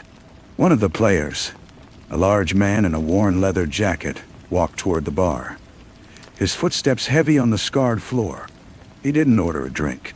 Instead, he stopped next to Eddie's stool. Eddie kept his eyes fixed on his glass, but he could feel the man's presence. A solid, looming shadow. The man leaned in close, his voice a low, gravelly rumble that carried no farther than Eddie's ear. "The briefcase was a nice touch," he said. "A bit dramatic, but it showed spirit." Eddie froze, the whiskey turning to acid in his stomach. He didn't look up. "Don't turn around," the man murmured. "My name is Ira. Victor works for me. We need to have a conversation, Mr. Thorne, about your future. It seems you've run out of options. We have one to propose." The man placed a single, plain key on the bar next to Eddie's glass. "Room 214, the all-night motel, 4 blocks east. Be there in 10 minutes. Come alone, or don't. It's your choice. It's the last one you'll get to make on your own." Ira straightened up and walked out of the bar without a backward glance. The key sat on the wood, a small, cold piece of metal that represented an end to his running and the beginning of something he could not yet imagine. Eddie stared at it, knowing that picking it up would be the most significant decision of his life.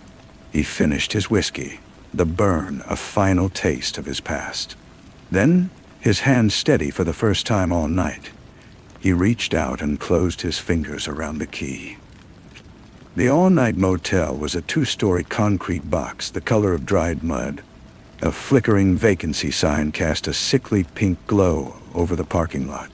Room 214 was at the top of the exposed stairs, at the far end of a walkway that overlooked a drained swimming pool, filled with dead leaves.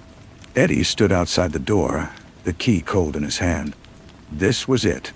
The point of no return. He had no weapon, no plan, no leverage. He was walking into the lion's den by invitation. He slid the key into the lock, turned it, and pushed the door open. The room was exactly as he expected. Faded floral wallpaper, a lumpy bedspread, the faint smell of mildew and disinfectant. Ira sat in a worn armchair by the window, the curtains drawn tight. He was a big man, as his presence in the bar had suggested, with a broad, placid face and thick, capable hands. He looked like a retired longshoreman, not a master of corporate espionage and murder. Victor Haas stood impassively by the bathroom door, his arms crossed. He gave Eddie a slow, appraising look, like a butcher sizing up a side of beef. "Close the door, Mr. Thorne," Ira said. His voice was calm, almost conversational. Eddie did, leaning against it as if it could protect him. He said nothing. "I appreciate you coming," Ira began. "It shows a capacity for reason. Your predecessor, Mr. Corrigan, lacked that capacity. He thought he could expose us. He thought the truth was a shield. It is not. It is a target. What do you want from me?" Eddie's voice was hoarse. "We want you to do your job," Ira said, spreading his hands. "You are a lawyer. We have a legal problem. The federal government is making inquiries based on information you provided. We need that problem to go away. You want me to recant? To say I made it all up? Miles would never believe it." Ira smiled, a thin, humorless stretching of his lips. "Agent Miles is a minor irritation. We are not concerned with him. We are concerned with the narrative. Currently, you are the author of a very damaging one. We need you to become a co-author of ours." He leaned forward, his elbows on his knees. "This is the proposal, Eddie. May I call you Eddie? You will return to work tomorrow. You will be your usual diligent self. You will, however, receive a new file. A very sensitive, very important file.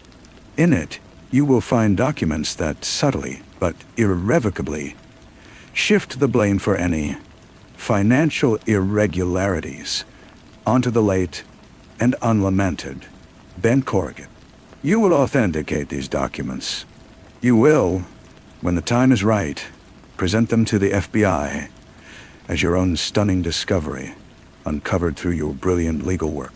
You will be the hero who uncovers the rogue, tragic associate who betrayed the firm before his guilt drove him to suicide. None. No? Eddie stared, disgust, and a terrifying sense of clarity washing over him. You want me to frame a dead man? We want you to correct the historical record IRA corrected. It is the ultimate legal skill, is it not? Crafting a persuasive story. In return, you will be protected, promoted. Your wife will be safe. Your life will return to normal, only more prosperous. This unpleasantness will be over. And if I refuse, Ira's gaze was flat, utterly devoid of emotion. Then you will have chosen Mr. Corrigan's path. And we will be forced to conclude that your wife was an accomplice to your espionage. The law can be so harsh on accomplices. The threat hung in the mildewed air, more real and immediate than any shouted accusation. They weren't just offering him a deal. They were offering him a narrative, a cage of lies that would become his life. To refuse was to die, and to condemn Lindsay.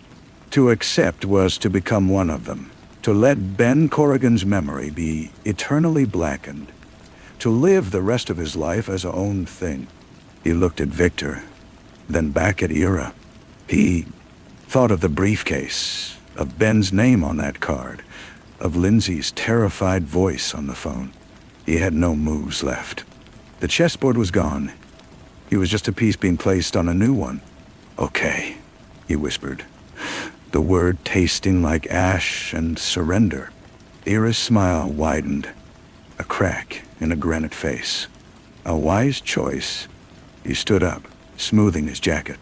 Victor will drive you to a safe location for the night. You'll be returned to your office in the morning, refreshed and ready to work. We'll be in touch with the file. Ira walked to the door, pausing beside Eddie. He placed a heavy hand on his shoulder. Welcome back to the family, Eddie. Remember, loyalty is everything. Then he was gone. Victor gestured for Eddie to follow. They walked down the stairs to a waiting black sedan. Eddie slid into the back seat, watching the motel disappear behind him. He was not going home. He was not going to the FBI. He was being taken to a cell only he could not see. He had traded one prison for another, and the walls of this one were made of his own compromises. The city lights blurred outside the window, not as a view from a penthouse, but as the passing scenery of a man being taken to his own execution of self. The safe house was a sterile, modern apartment in a building he didn't recognize. There was food in the refrigerator, a suit hanging in the closet, his size. They had thought of everything. Victor left him there without a word, the lock clicking into place from the outside. It wasn't a lock he could open. He was a guest who could not leave. He didn't sleep. He sat on the edge of the bed, staring at his reflection in the dark television screen. The man staring back was a stranger, hollowed out and compliant. He had said yes. The word echoed in the silence of the room, a condemnation. He had agreed to become the instrument of his own corruption, to sell Ben Corrigan's ghost for the illusion of safety. When the sun rose, a different man would put on that suit and go to work. Not Eddie Thorne, the lawyer who had stumbled onto a secret, but Eddie Thorne, the asset, the collaborator. A key turned in the lock just after dawn. It was a woman he had never seen before, crisp and efficient, who drove him back to the skyscraper in silence. She dropped him off at the curb like a package being delivered. The morning was bright and cold, the city oblivious. He rode the elevator up, surrounded by the usual chatter of colleagues, their worlds still intact. He didn't speak. His office was exactly as he had left it, save for one detail. His empty briefcase was gone from the corner. In its place was nothing. The space where Ben's briefcase had sat was just empty floor, as if it had never existed. The ghost had been officially exorcised. On his desk, centered with geometric precision, was a thin, unmarked manila folder. He sat in the dead man's chair and opened it. Inside were a dozen sheets of paper, a perfect forgery of Ben's handwriting in the margins, a trail of fabricated desperation and guilt. It was a work of art, a dark masterpiece that painted Ben as a man crumbling under debt and ambition, who had manipulated accounts and then, in a fit of remorse, taken his own life. It was all there, seamless and coldly logical. His job was to give it his professional stamp of approval.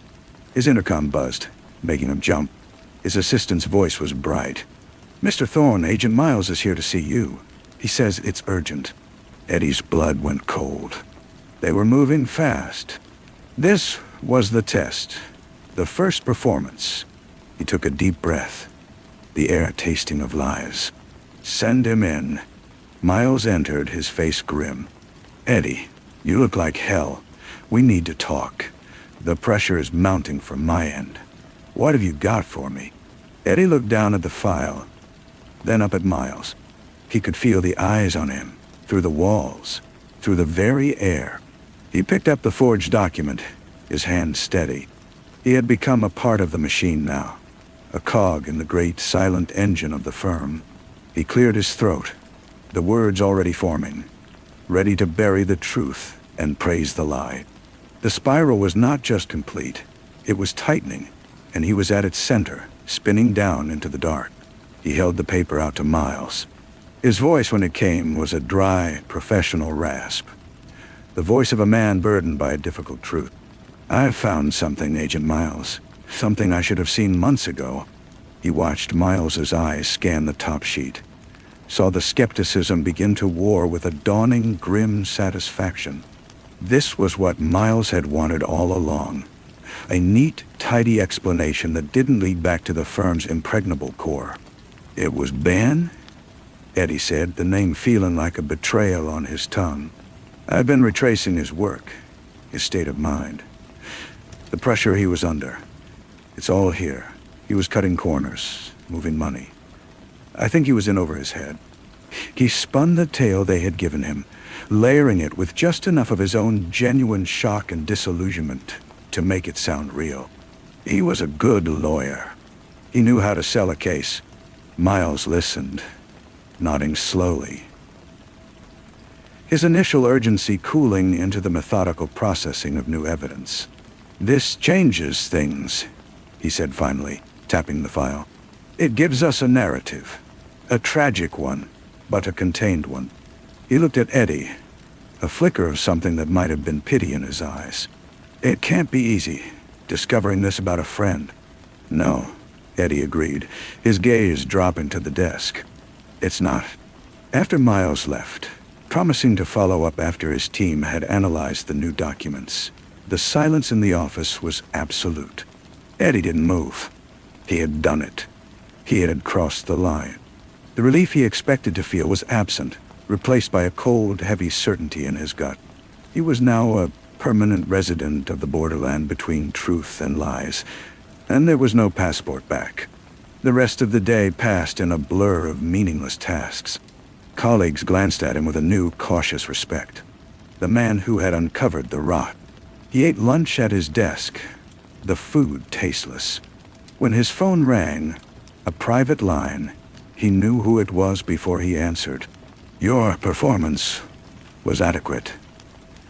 Ira's voice came, devoid of praise. "The first payment on your debt. You will be contacted with further instructions. Continue your life. Be normal. Go home to your wife tonight. Peace." The line went dead. Go home. The words should have been a comfort, but they were just another order. That evening, he took a cab to his apartment building. The familiar lobby felt alien, a set from a play he was no longer starring in. He rode the elevator up, his key feeling strange in the lock. Lindsay was waiting for him just inside the door. She flew into his arms, holding him tightly. "They said you cleared everything up," she whispered into his shoulder. "They said it was over." He held her, feeling the frantic beat of her heart against his chest. "It is," he lied, the words ash in his mouth. It was a misunderstanding. It's over. He looked over her shoulder, his eyes scanning the room. Everything was in its place, the same as it had always been. But he noticed a small, almost imperceptible difference. A book on the shelf was slightly out of alignment. A cushion on the sofa was fluffed at a different angle. They had been here. They had searched his home while he was selling his soul at the office.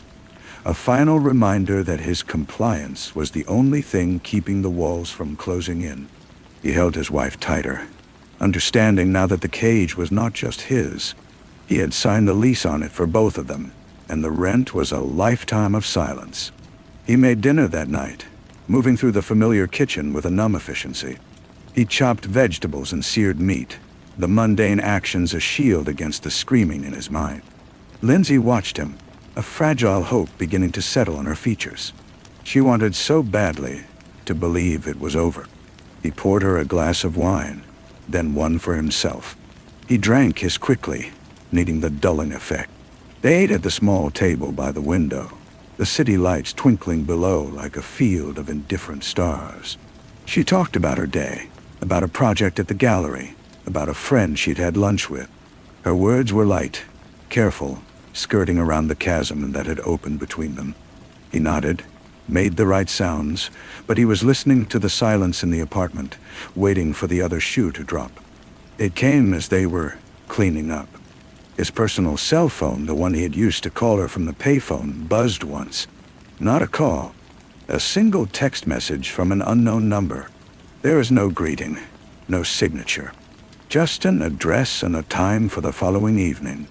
And 3 words. Bring your wife. The phone slipped from his damp fingers, clattering onto the tile floor. Lindsay turned, her smile fading as she saw his face. Eddie, what is it? He bent to pick up the phone, his mind racing, scrambling for a lie, an excuse, anything. But the well was dry. He had no more lies left that she would believe. It's nothing, he said, the words hollow. A work thing tomorrow. A client dinner. He saw the doubt in her eyes, the fear rushing back in. She knew. She knew he was still in it. The fragile normalcy of the evening shattered, leaving behind a tension so thick it was hard to breathe. They went through the motions of getting ready for bed, a silent, grim pantomime. He lay beside her in the dark, listened to her pretend to sleep, each stiff breath an accusation. The next day at the office was a test of endurance. He performed his duties, his body present while his mind was elsewhere, trapped in the future, in that unknown address.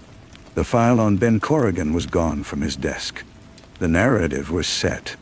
His part was played. He was now a tool awaiting its next use.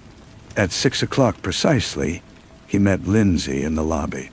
She was pale but resolute. She didn't ask any questions. They took a taxi to an upscale neighborhood, one of quiet old money and towering, manicured hedges. The address was a grand brownstone, imposing and silent.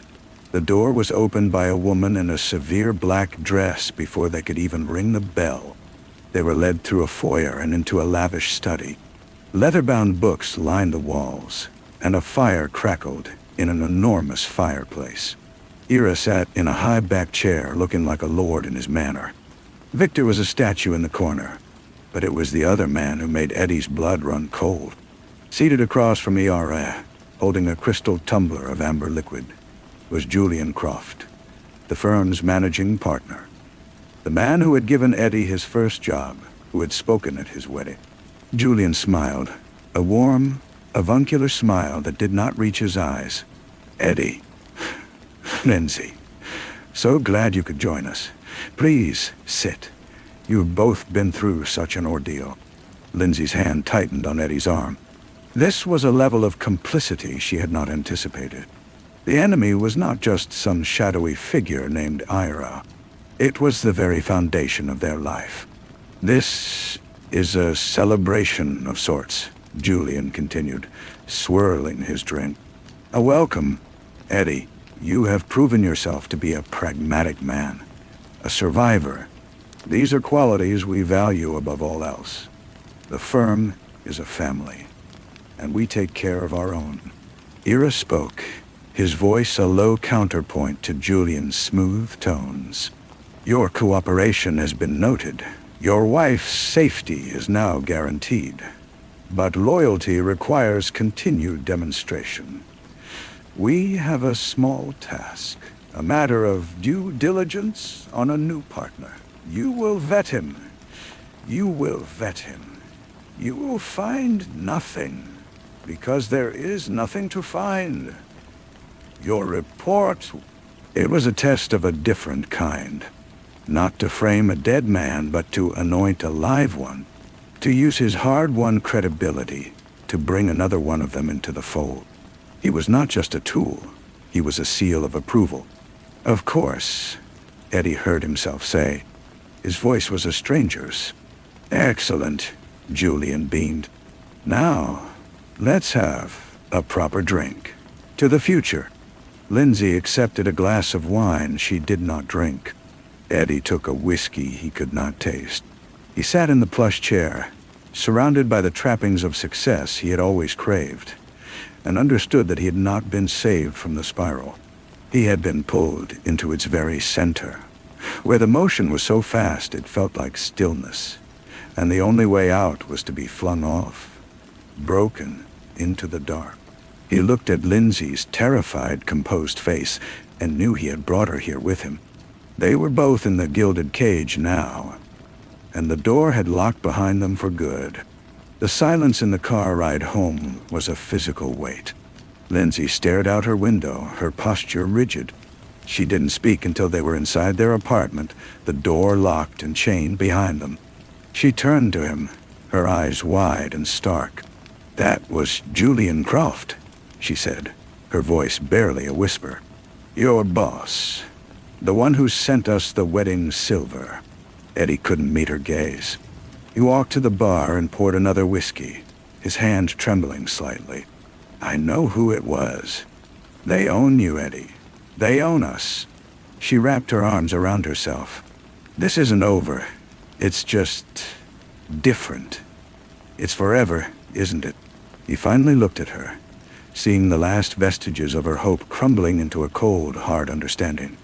There was no point in lying anymore. The lies were the walls of their new home. "Yes," he said, the word final. "It's forever." The next morning, he began the due diligence on the new partner, a man named Robert Shaw. The file was thin, too thin for a man of his purported wealth and connections. The gaps were obvious, the sources vague. A real investigation would have raised a dozen red flags. Eddie's pen hovered over a notepad. He thought of Ben Corrigan, of the truth buried under a mountain of expertly crafted lies. Then he thought of Lindsay's face in the brownstone, pale and brave. He picked up the phone and called the head of HR Tor. "It's Eddie Thorne. Regarding the Shaw vetting, everything checks out. Impeccable, really. I'll have the full recommendation on your desk by noon." Miss. He hung up and began to write. He didn't just clear Robert Shaw. He praised him. He used his own reputation for thoroughness to build a pedestal for a man he knew was just another cog, probably more senior than himself, in the same corrupt machine. He crafted a narrative of brilliance and integrity, each word a brick in the wall of his own prison. When he signed his name at the bottom, the signature looked authentic, confident. It was the signature of a man who belonged. He was no longer Eddie Thorne, the lawyer who had stumbled.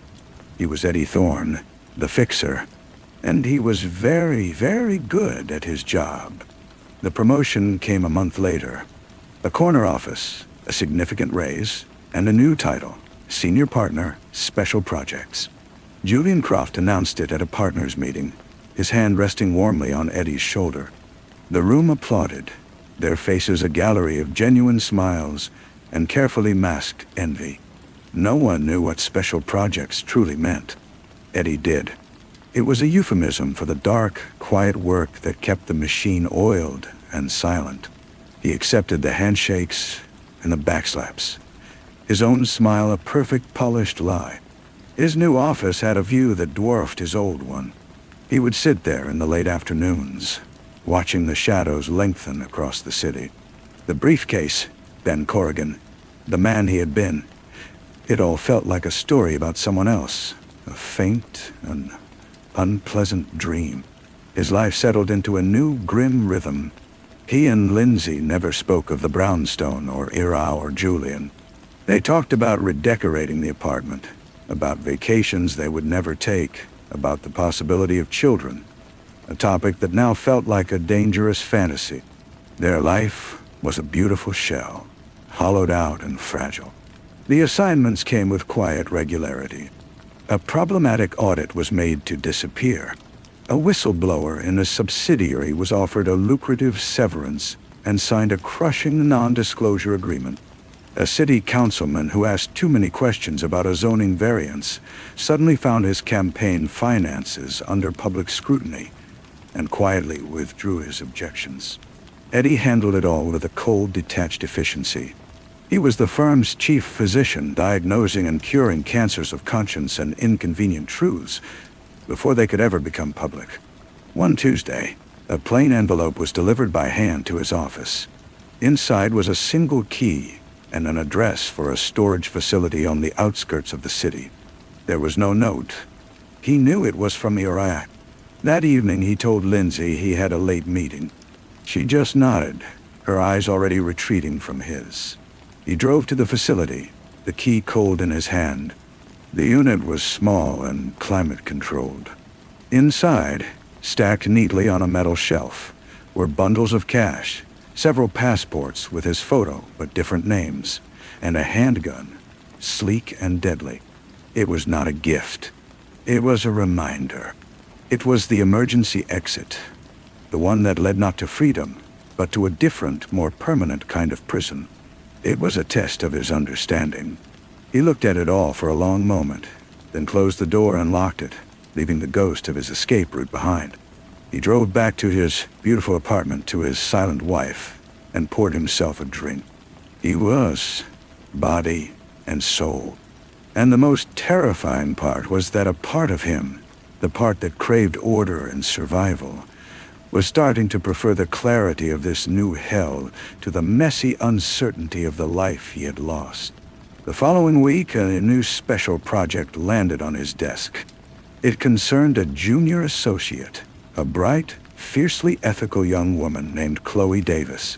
She had been asking questions about billing irregularities on a major account, the same kind of benign-looking discrepancies that had once snared Ben Corrigan.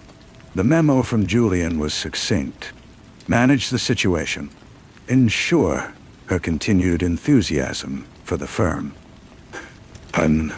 Eddie read the file, his stomach clenching. He saw the same patterns, the same quiet setup. Chloe was being guided toward a cliff, and his job was to give her a gentle push, to frame her ambition as naivety, her integrity as a liability. He called her into his new office. She sat across from him, her posture confident, her eyes bright with the unshakable belief that hard work and honesty were rewarded. She reminded him of himself a lifetime ago.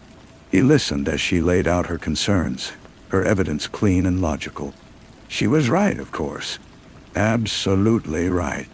Chloe, he said, leaning forward, his voice taking on the mentorly tone he had perfected. I admire your diligence, truly. But you're looking at this from a very narrow perspective. He began to dismantle her argument, not with facts, but with implications. He spoke of client relationships, of the bigger picture, of the delicate ecosystem of the firm that could be damaged by a well-intentioned but clumsy investigation. He talked about her career trajectory, her promising future. He watched the conviction in her eyes slowly cloud with confusion, and then with a dawning, disillusioned fear. He was not threatening her. He was educating her. He was pulling her into the gray. He offered her a choice.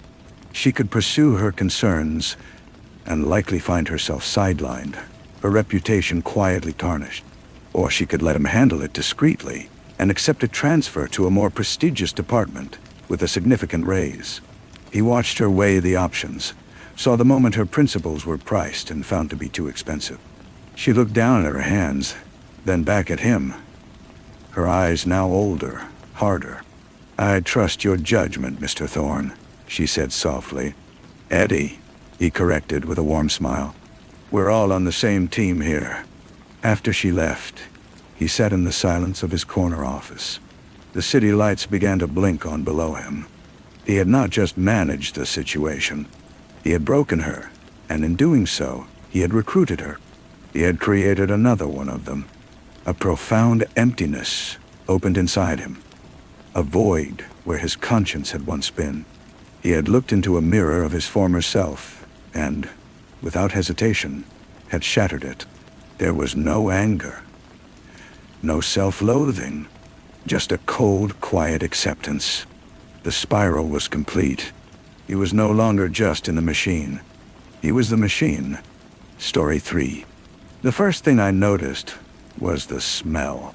It was a thin, metallic odor, like the air after a lightning strike, undercut with something sweetly chemical, a ghost of bitter almonds and burnt wiring.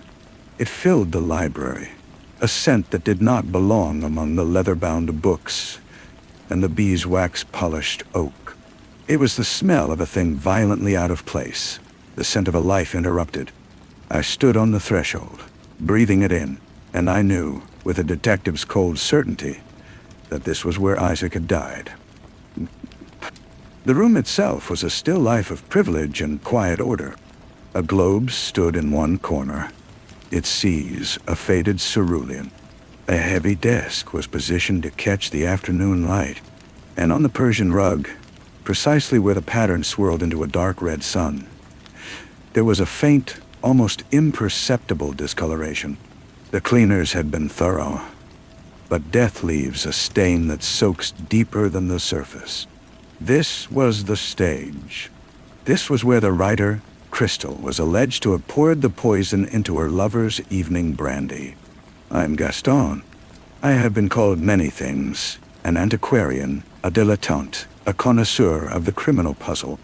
The press, during the trial, dubbed me the aristocratic detective, a title I found both absurd and vaguely accurate. I was not there for the police. I was not there for the prosecution or the defense. I was there for the smell, for the wrongness of it. And I will admit, for her. I first saw Crystal in the courtroom. She was not what I expected. The papers had painted her as a femme fatale, a spider in a web of her own prose. But the woman who sat at the defense table was a study in contained stillness. She wore a simple, dark dress, no jewelry. Her hands, resting on the polished wood, were steady. Her eyes, a cool, assessing gray, scanned the room, taking in every detail, every twitch of the jury, every smug certainty of the prosecutor. She was observing her own destruction with the analytical detachment of a novelist structuring a plot.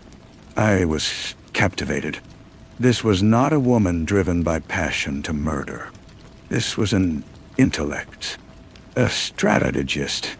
To poison a man seemed, for her, too blunt an instrument, too lacking in poetry. The evidence, however, was a sledgehammer. Isaac, a wealthy patron of the arts with a reputation for collecting beautiful, difficult people, had been found dead in his library. The cause was a lethal dose of a rare cyanide compound, one used in the electroplating of antique silver. A hobby of his. A glass residue of the poison still clinging to its crystal facets bore her fingerprints, and only hers. A half-finished manuscript on her own laptop, found open in her apartment, detailed a murder by poisoning in almost identical fashion.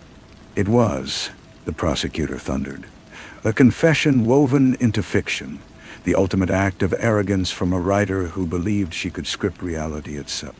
It was all too perfect.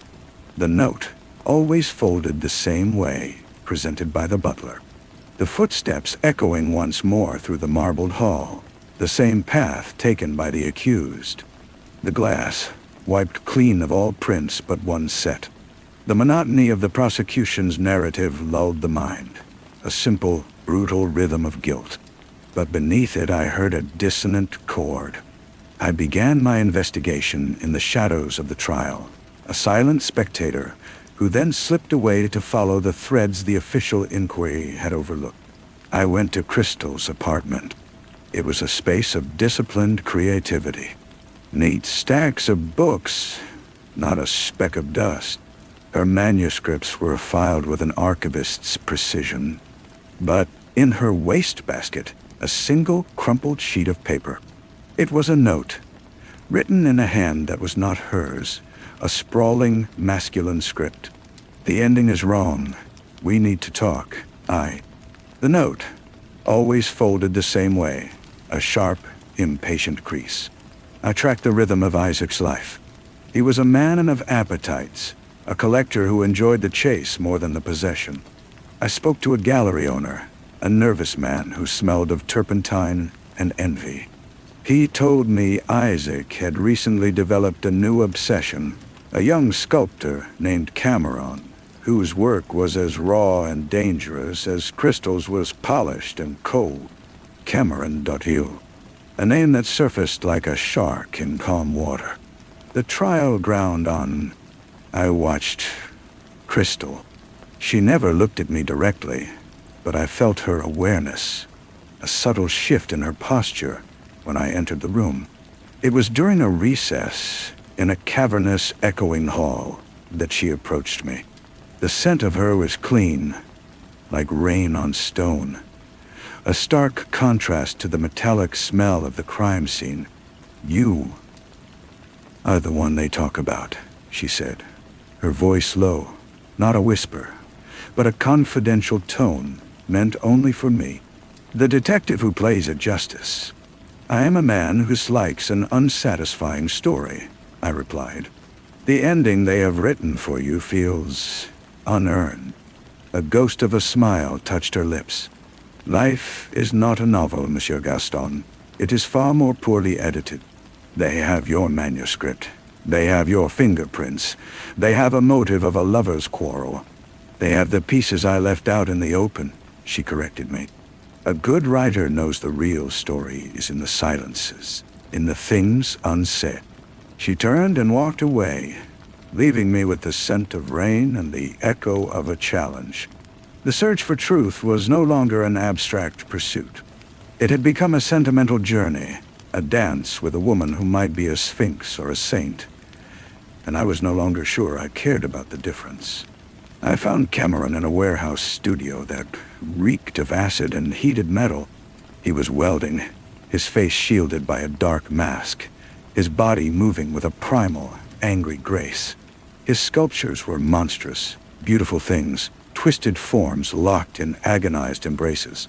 When he lifted his mask, his eyes were the same cold gray as Crystal's, but where hers were a still lake, his were a storm.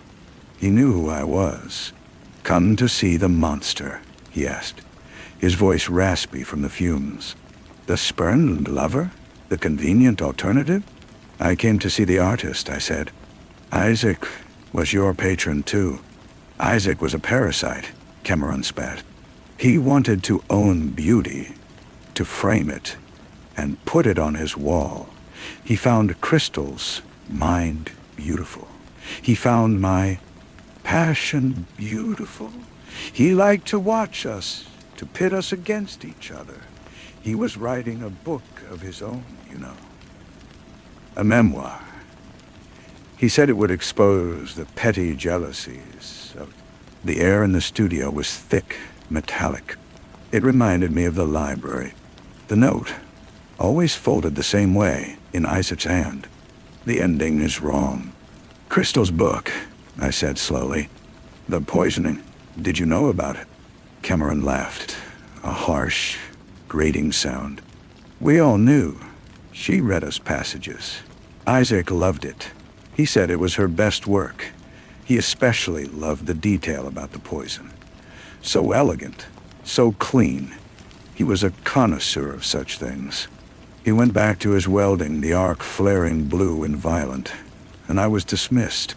The footsteps echoing once more as I left, the sound swallowed by the industrial silence of the district. The trial reached its climax. The prosecutor presented his final, damning argument. The fingerprint, the manuscript, the lack of any evidence of another person in the library. He painted Crystal as a cold, calculating killer, a writer who killed her critic. It was a powerful, simple story. The jury was nodding. I felt a cold dread settle in my stomach. I had fragments, suspicions, but no proof. Only a growing, unsettling certainty that I was looking at the puzzle from the wrong angle. I returned to the library one last time. At the same hour of the evening, Isaac had died. I stood where he had fallen. I breathed in. The metallic scent was gone, of course, but the memory of it lingered in my mind. I looked at the globe, the desk, the stain on the rug. I imagined Isaac sitting here, reading Crystal's manuscript. The ending is wrong. He had written that note. He wasn't talking about the story. He was talking about their story, his and Crystal's. He was trying to change the ending. And then I saw it. On the desk, a heavy silver-plated letter opener. A piece from his collection. It was clean, polished, but my eyes were drawn to the globe beside it.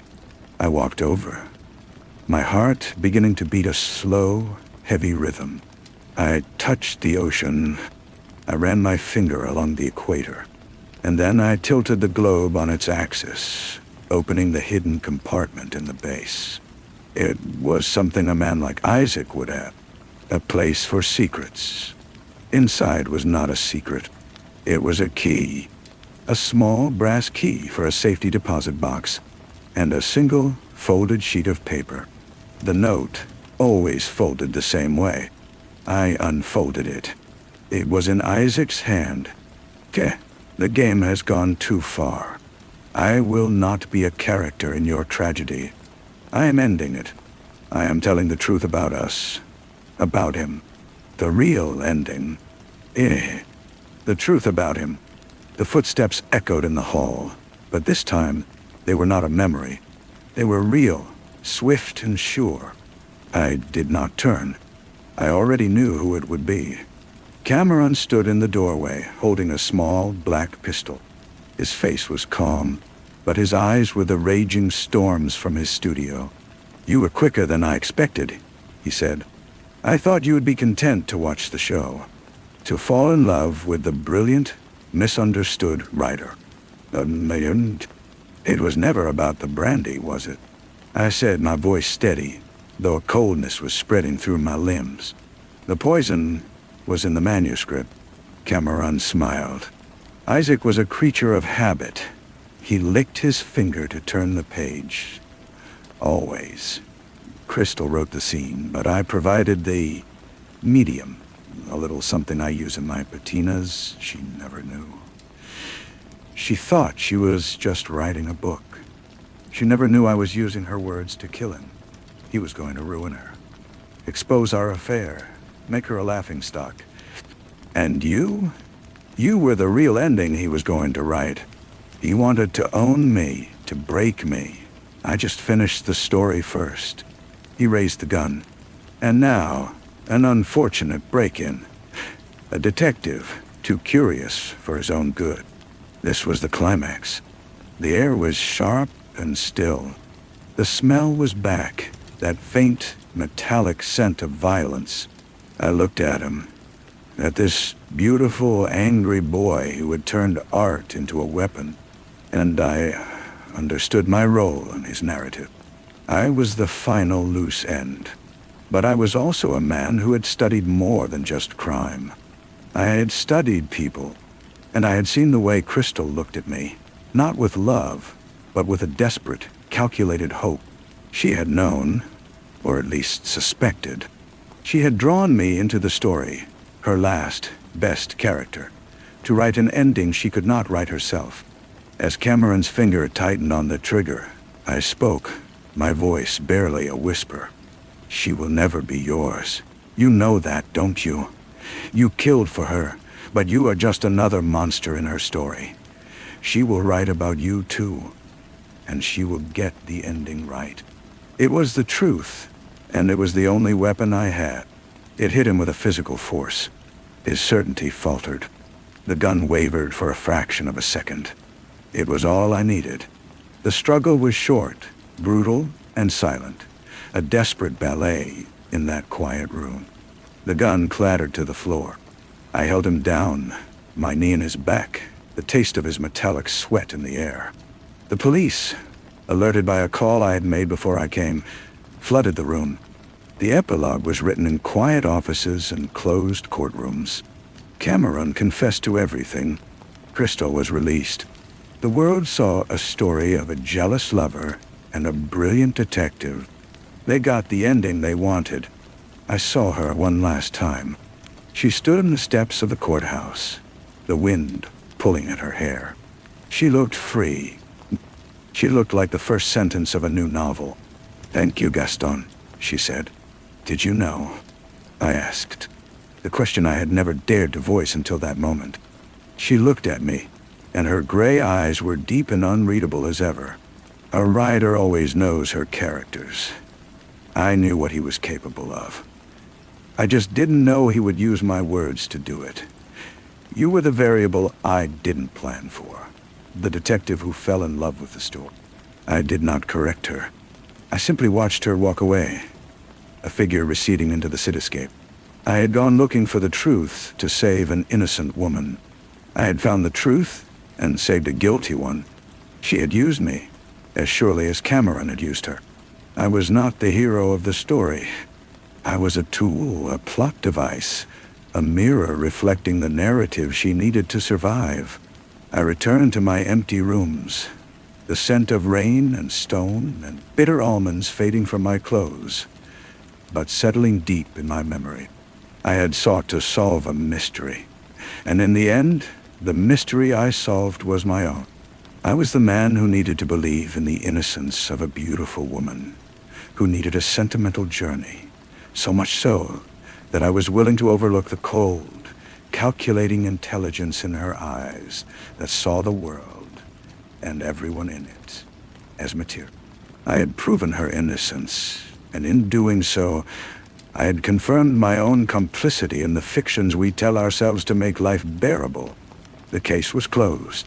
The truth was out, and I was left with the unsettling silence of a story well told, and the chilling realization that I had been reading my own part in it all along. The silence in my rooms was a different quality than the quiet of the library. That had been a held breath, a pause. This was an absence.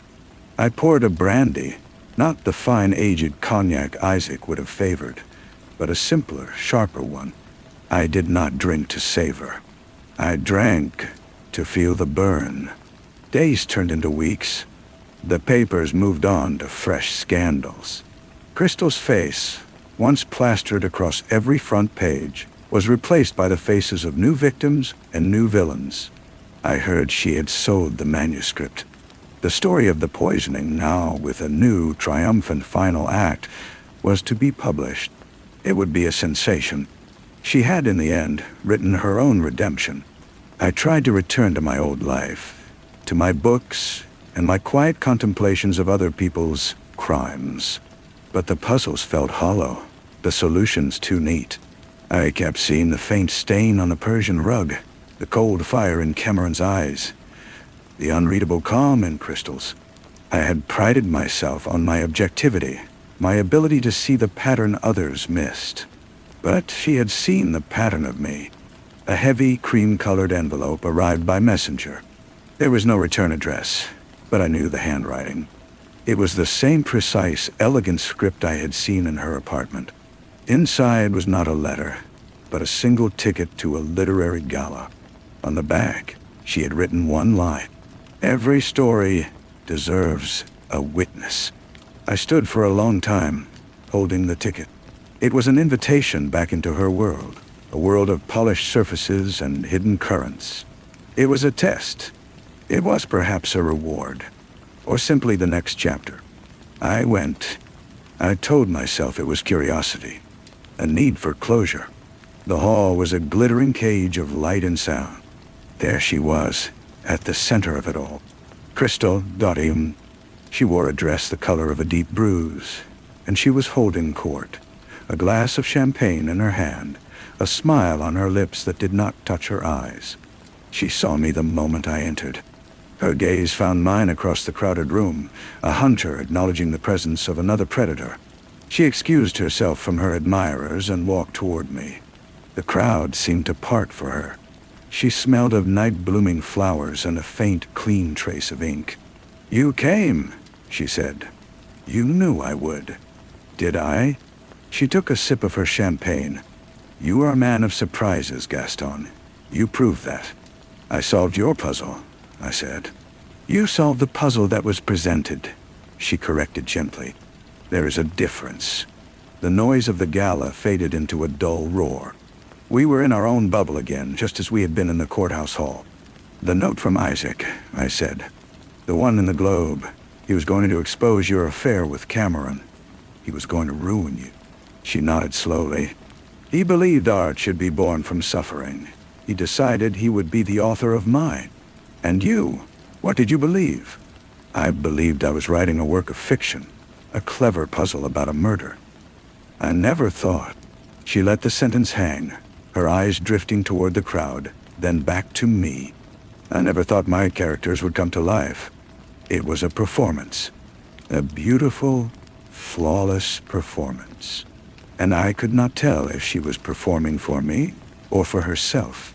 Was she the brilliant writer who had been tragically used, or the master strategist who had orchestrated it all, using Cameron's rage as her weapon and my sentimentality as her shield?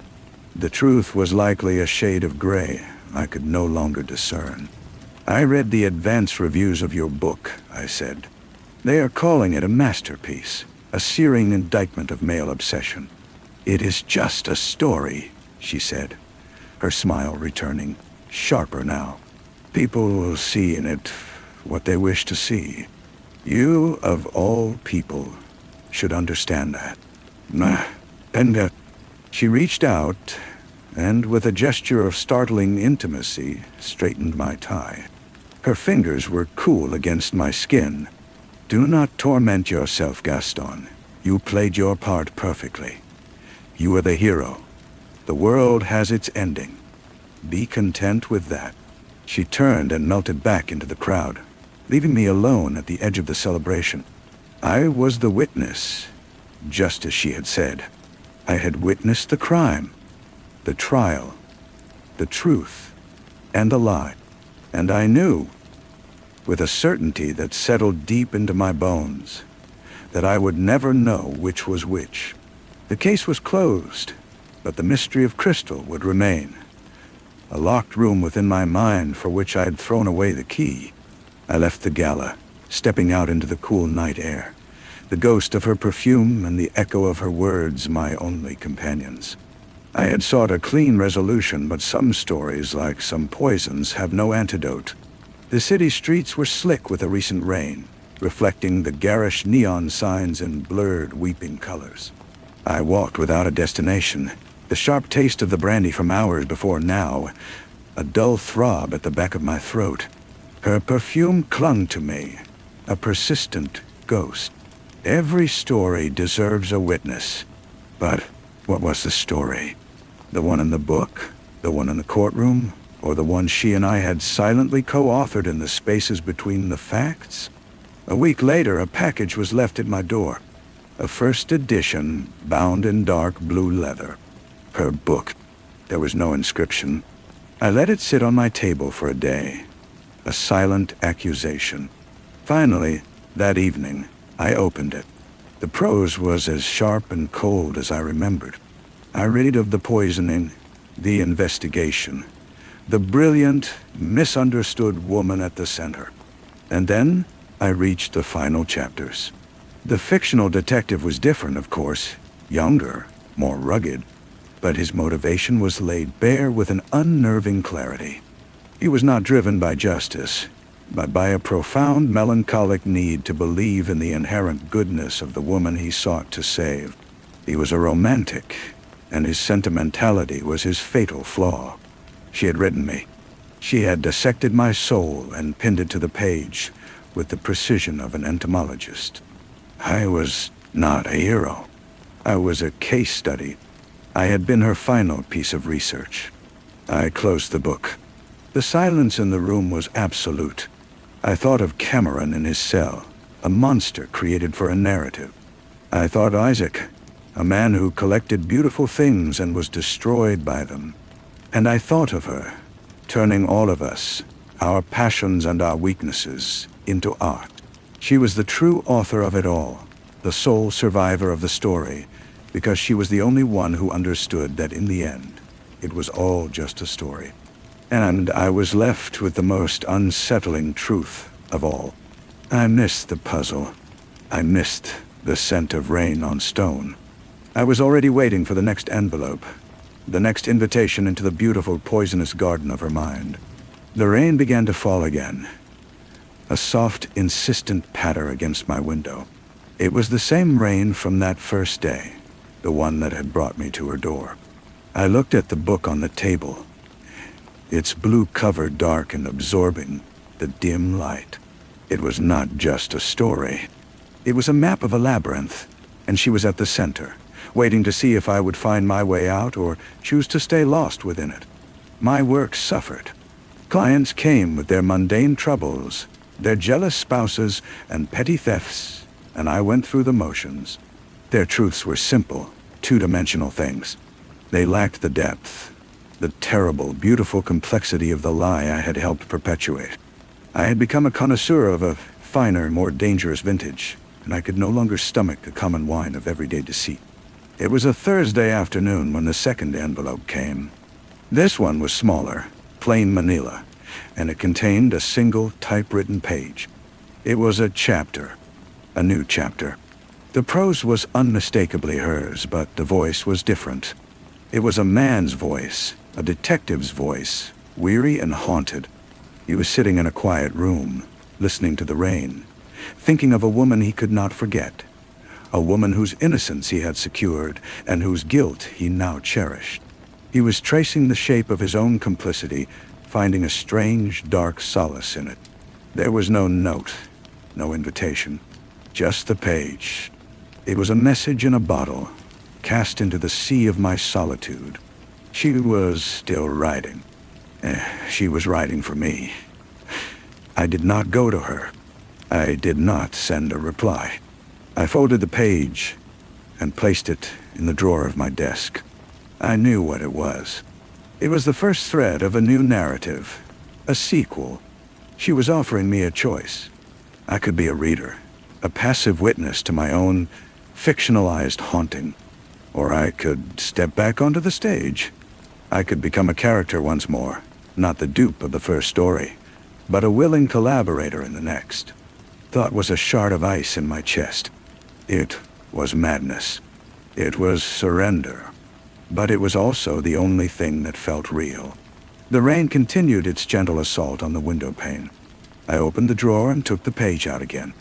I read it once more, slowly, tasting each word.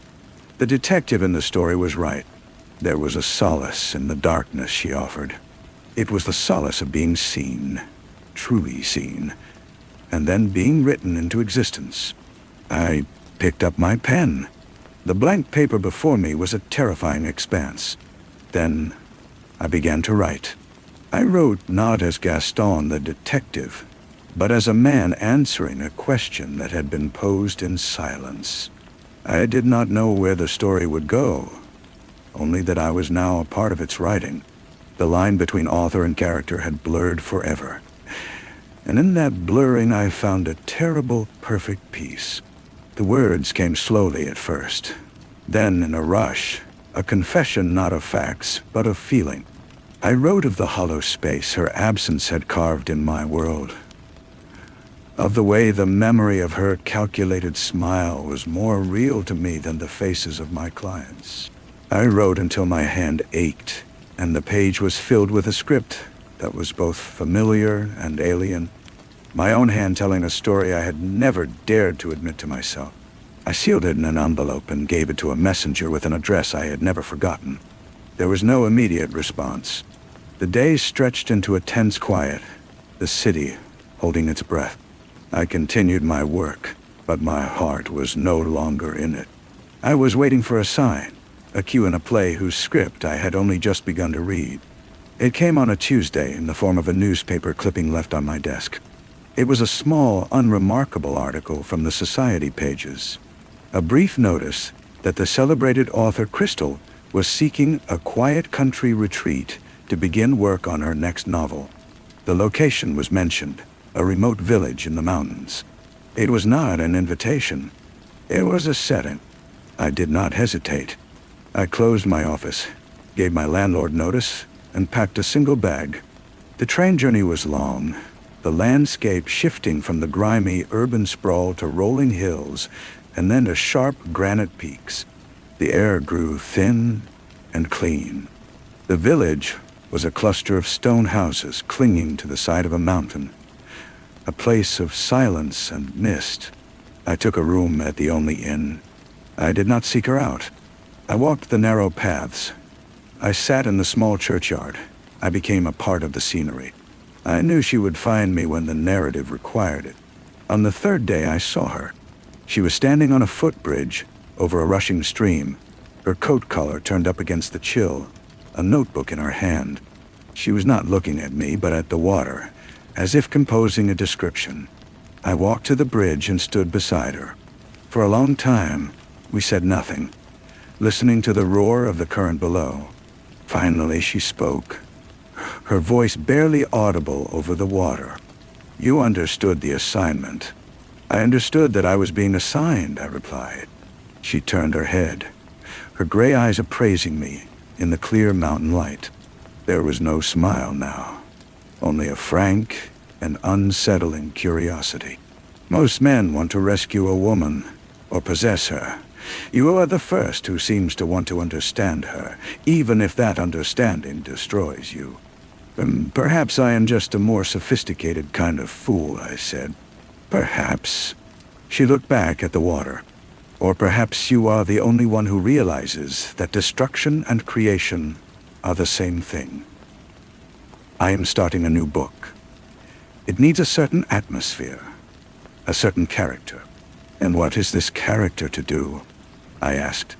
"To be present," she said simply. "To observe, to react, to be the conscience I lack and the witness I require." It was a confession of sorts, an admission that her art was a cold, demanding God that required real sacrifice. She was offering me a front-row seat to her process, a role in the genesis of the next story. It was not a romance. It was a collaboration between a sculptor and her clay. I nodded. I had no other answer to give. We walked back from the bridge together, not touching, our footsteps falling into a syncopated rhythm on the stony path. She led me to a small stone cottage on the edge of the village. A fire was lit in the hearth. Manuscript pages were scattered across a heavy oak table. She poured 2 glasses of wine and handed one to me.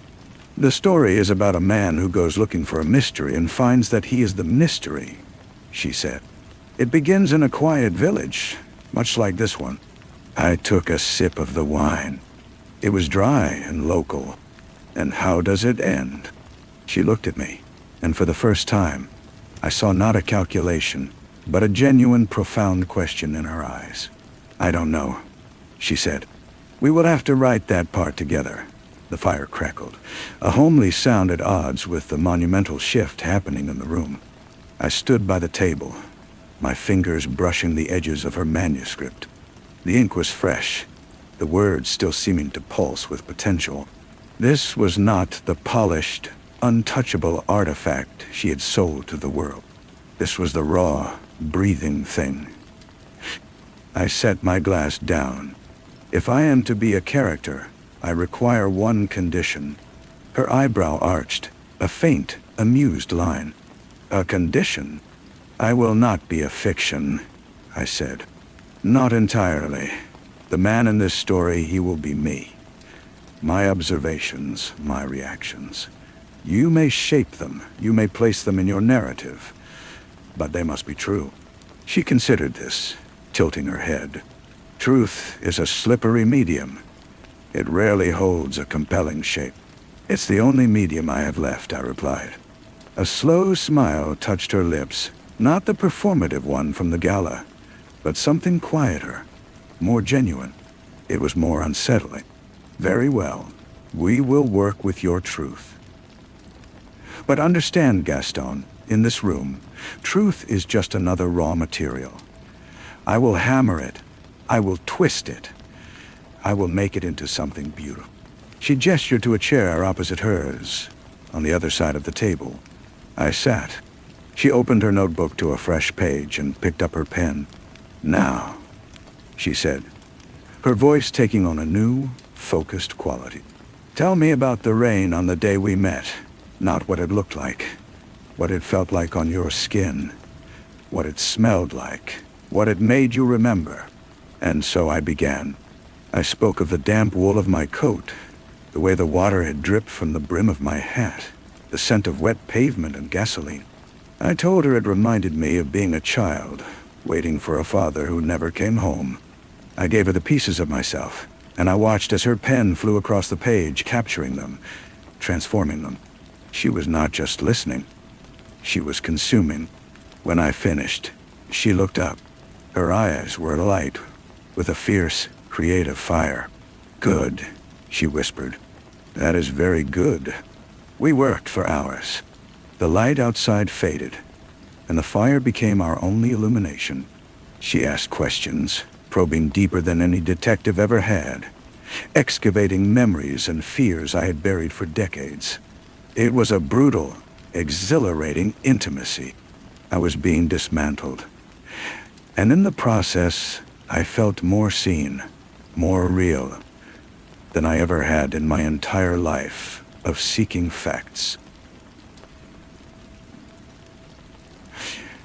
Well, finally, she set her pen down. Enough for today. She leaned back, stretching like a cat. You are a surprising man, Gaston. You have more shadows than I anticipated. And you, I said, my voice hoarse from talking, are exactly as I anticipated, and yet entirely different. That night, in my small room at the inn, I did not feel the absence I had in the city. The silence was no longer hollow. It was filled with the echo of her questions and the ghost of the story we had begun. I had come to the mountains, looking for an ending to the old mystery. Instead, I had found the beginning of a new one, a mystery I was helping to create. I was no longer a detective. I was a source. I was a collaborator. I was, perhaps, finally, exactly where I was meant to be. The next morning, a thick fog had settled in the valley, swallowing the mountains whole. The world was reduced to the inn's garden and the faint outline of the path leading to her cottage. It felt like we were the only two people left, isolated in our own creation. I found her already at the table, the manuscript rearranged, new pages filled with her tight, elegant script. You are prompt, she said without looking up. I appreciate that. Consistency is the backbone of character. I had nowhere else to be, I said, taking my seat. Precisely. She finally met my gaze. That is the foundation we will build upon. The man with nowhere else to be. It is a powerful starting point. She pushed a single sheet of paper toward me. It was the page I had written in the city, my confession. She had made notes in the margins. Your prose is functional, she stated, but it lacks metaphor. You state your loneliness. I need you to describe the shape of its shadow on the wall. So we began again. This time she demanded more. She was no longer just an archaeologist of my past. She was a director, staging scenes from my present. She asked me to walk to the village square and observe the old woman selling herbs, then return and describe not just her, but the weight of her solitude. She sent me out into the fog and told me to come back and write about the silence. My attempts were clumsy at first. I was a man of facts, of tangible evidence. She dismissed my first drafts as police reports. She wanted the poetry hidden inside the facts. The truth of a thing is not in its dimensions, but in the emotion it evokes, she instructed. Her voice patient but firm. Find the emotion. Days bled into one another, marked only by the growing stack of pages and the changing quality of the light through the cottage window. We fell into a routine. Mornings were for writing, afternoons for long walks, where she would point out particular play of light on the pine needles, or the way a bird's flight could look like an omen. And evenings were for reading aloud what we had produced. Hearing my own experiences, my own inner life, filtered through her language, was a disorienting magic. She made my life sound significant, tragic, and beautiful. I was losing myself, and I welcomed it. The man I had been was fading, replaced by the man she was writing. A man of depth and poetic melancholy. I began to see the world through her eyes, to look for the story in every cracked cobblestone and every passing glance. I was being remade in the image of her art. One evening, as we read by the fire, she stopped mid-sentence. "It's not enough," she said, her voice tight with frustration. "What isn't?" "This." She gestured at the pages between us. "It is beautiful. It is insightful. But it is safe. We are observing from a distance. For the climax, the character must be tested. He must act. A cold trickle of apprehension, the first I had felt in days, ran down my spine. What kind of action? She looked at me, her expression unreadable. I don't know yet, but it must be real. Not a memory, not an observation. A genuine, irrevocable choice made here in this world. She stood and walked to the window, looking out at the impenetrable night. The story requires it, and so do I. The silence after her words was heavier than the mountain fog outside. A genuine choice. An irrevocable one. I understood then the final price of admission into her world. Observation was no longer sufficient. I had to provide the climax, not just the material. I had to live the story, not just tell it. What would you have me do?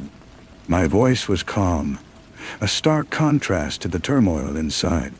I was asking her to plot my life, to direct my moral compass. I was handing her the pen completely.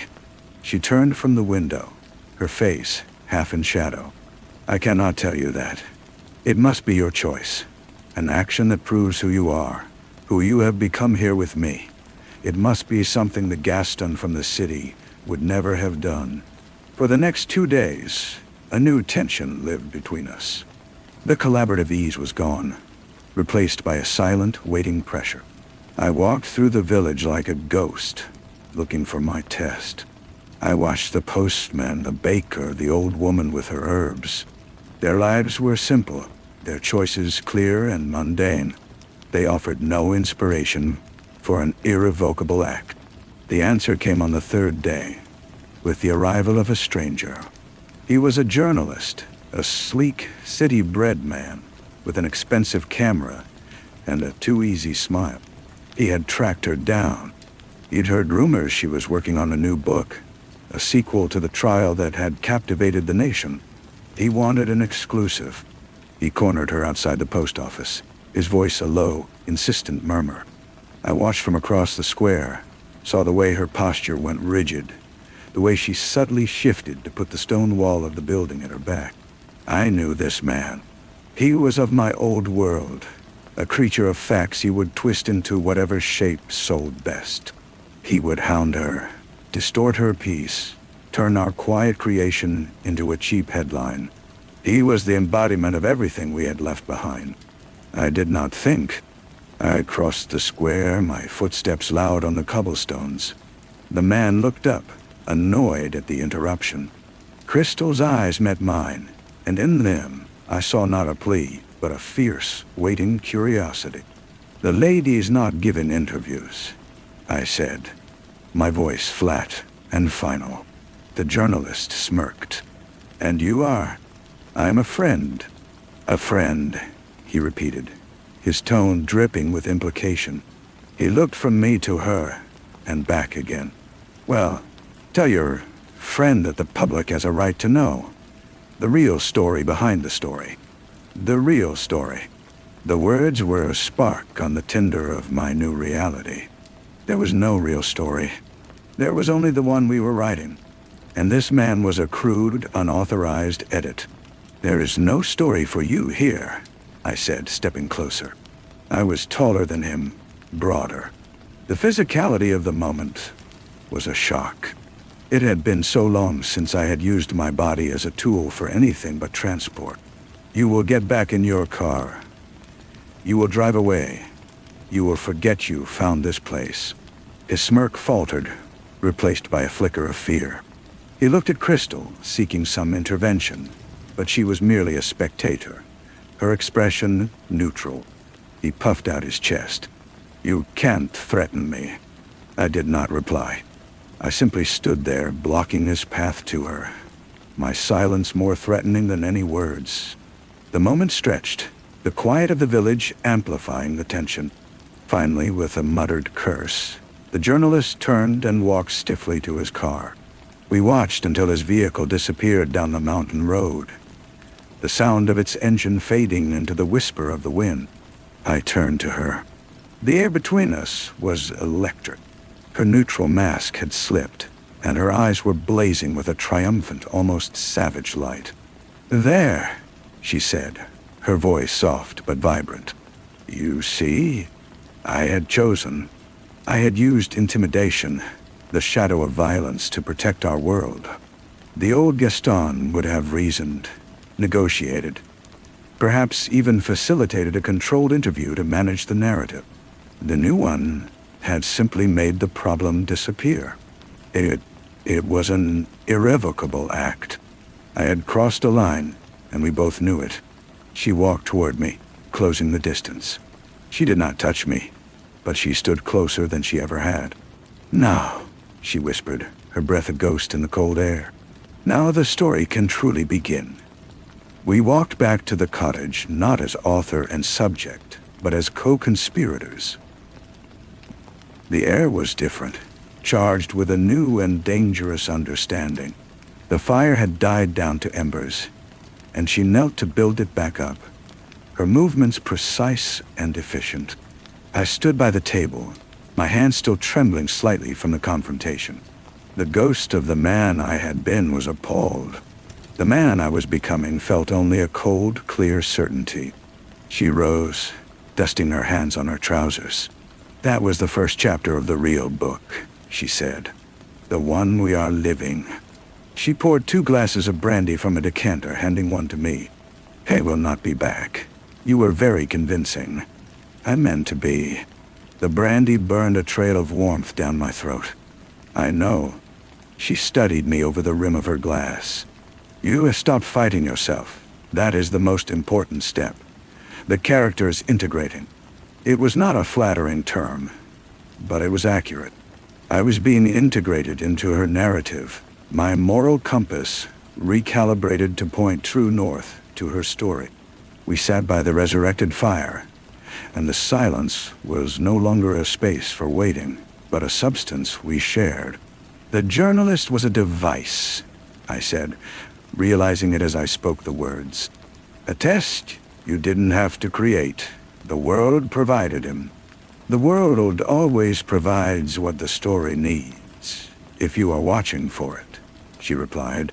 "He was a perfect catalyst. He forced a decision that was both true to your protective nature and a departure from your professional code. It was ideal." Hearing her reduce the encounter to terms of plot and character should have felt cold. Instead, it felt like being let in on a fundamental secret of the universe. We were not at the mercy of chaos. We were interpreting it, shaping it. Her art was a form of alchemy, turning the base metal of random events into the gold of narrative. The next morning she was different. The distance she maintained as a director was gone. She was warmer, her touches frequent, a hand on my arm to emphasize a point, a brush of her shoulder as we looked at a page. It was not romantic, it was proprietary. I was a prized instrument, now properly tuned. She began to write differently, too. The prose became sharper, more driven. The melancholic observer was transforming into an active, decisive figure. She was writing the man I'd become after sending the journalist away. She was riding me into a corner of her own design, and the only way out was to become the man on the page. A week later, a letter arrived for me, forwarded from the city. It was from the journalist. It contained no threats, only a single typewritten line. I understand the assignment. And below it, a grainy photograph of the two of us standing in the village square, taken from a distance just before our confrontation. I showed it to her. She took the photograph, a slow smile spreading across her face. It was the most genuine expression of joy I had ever seen on her. Perfect, she breathed. He understood his role better than I had hoped. His role. The antagonist is not truly defeated in the second act. He retreats to gather strength and return for the final confrontation. This, she tapped the photograph. Is his reminder. He is setting the stage for the finale. I looked at the image. We looked like figures in a legend, isolated in the mountain landscape, a secret captured in black and white. The journalist was not a nuisance to be forgotten. He was a thread she had left deliberately dangling, waiting for the right moment to pull. So this is not over, I said. It is never over, she corrected gently, placing the photograph on the table between us like a sacred relic. It is only ever evolving. The question is, what will we write for the next chapter? She picked up her pen and looked at me, her gaze open and hungry for the next piece of my truth. What do we do now, Gaston? We do nothing, I thought. We wait. The old detective in me, the one I thought I had shed, recognized the game now. It was not just about creating a story. It was about controlling all the variables, all the players. The journalist was not a random device. He was a pawn she had anticipated, perhaps even subtly invited. His letter, his photograph, were not threats. They were gifts to the narrative. She had orchestrated a crisis to force my transformation, and now she was setting the board for the next. I looked at the photograph, at our two distant figures. We looked isolated, yes, but also fated. We do nothing, I said aloud. We continue our work. He has played his part for now. If he returns, it will be when the story requires it. Her smile was one of pure, unadulterated approval. Yes, you see the architecture of it now. She did not pick up her pen immediately. Instead, she leaned forward, her voice dropping to a conspiratorial whisper. But there is another thread, one we have not yet pulled. I waited. The village, she said. They are watching us. They have their own story about the reclusive writer and the stranger who came to stay. They see our collaboration as something else. A romance, perhaps. Or a scandal. No. And is it?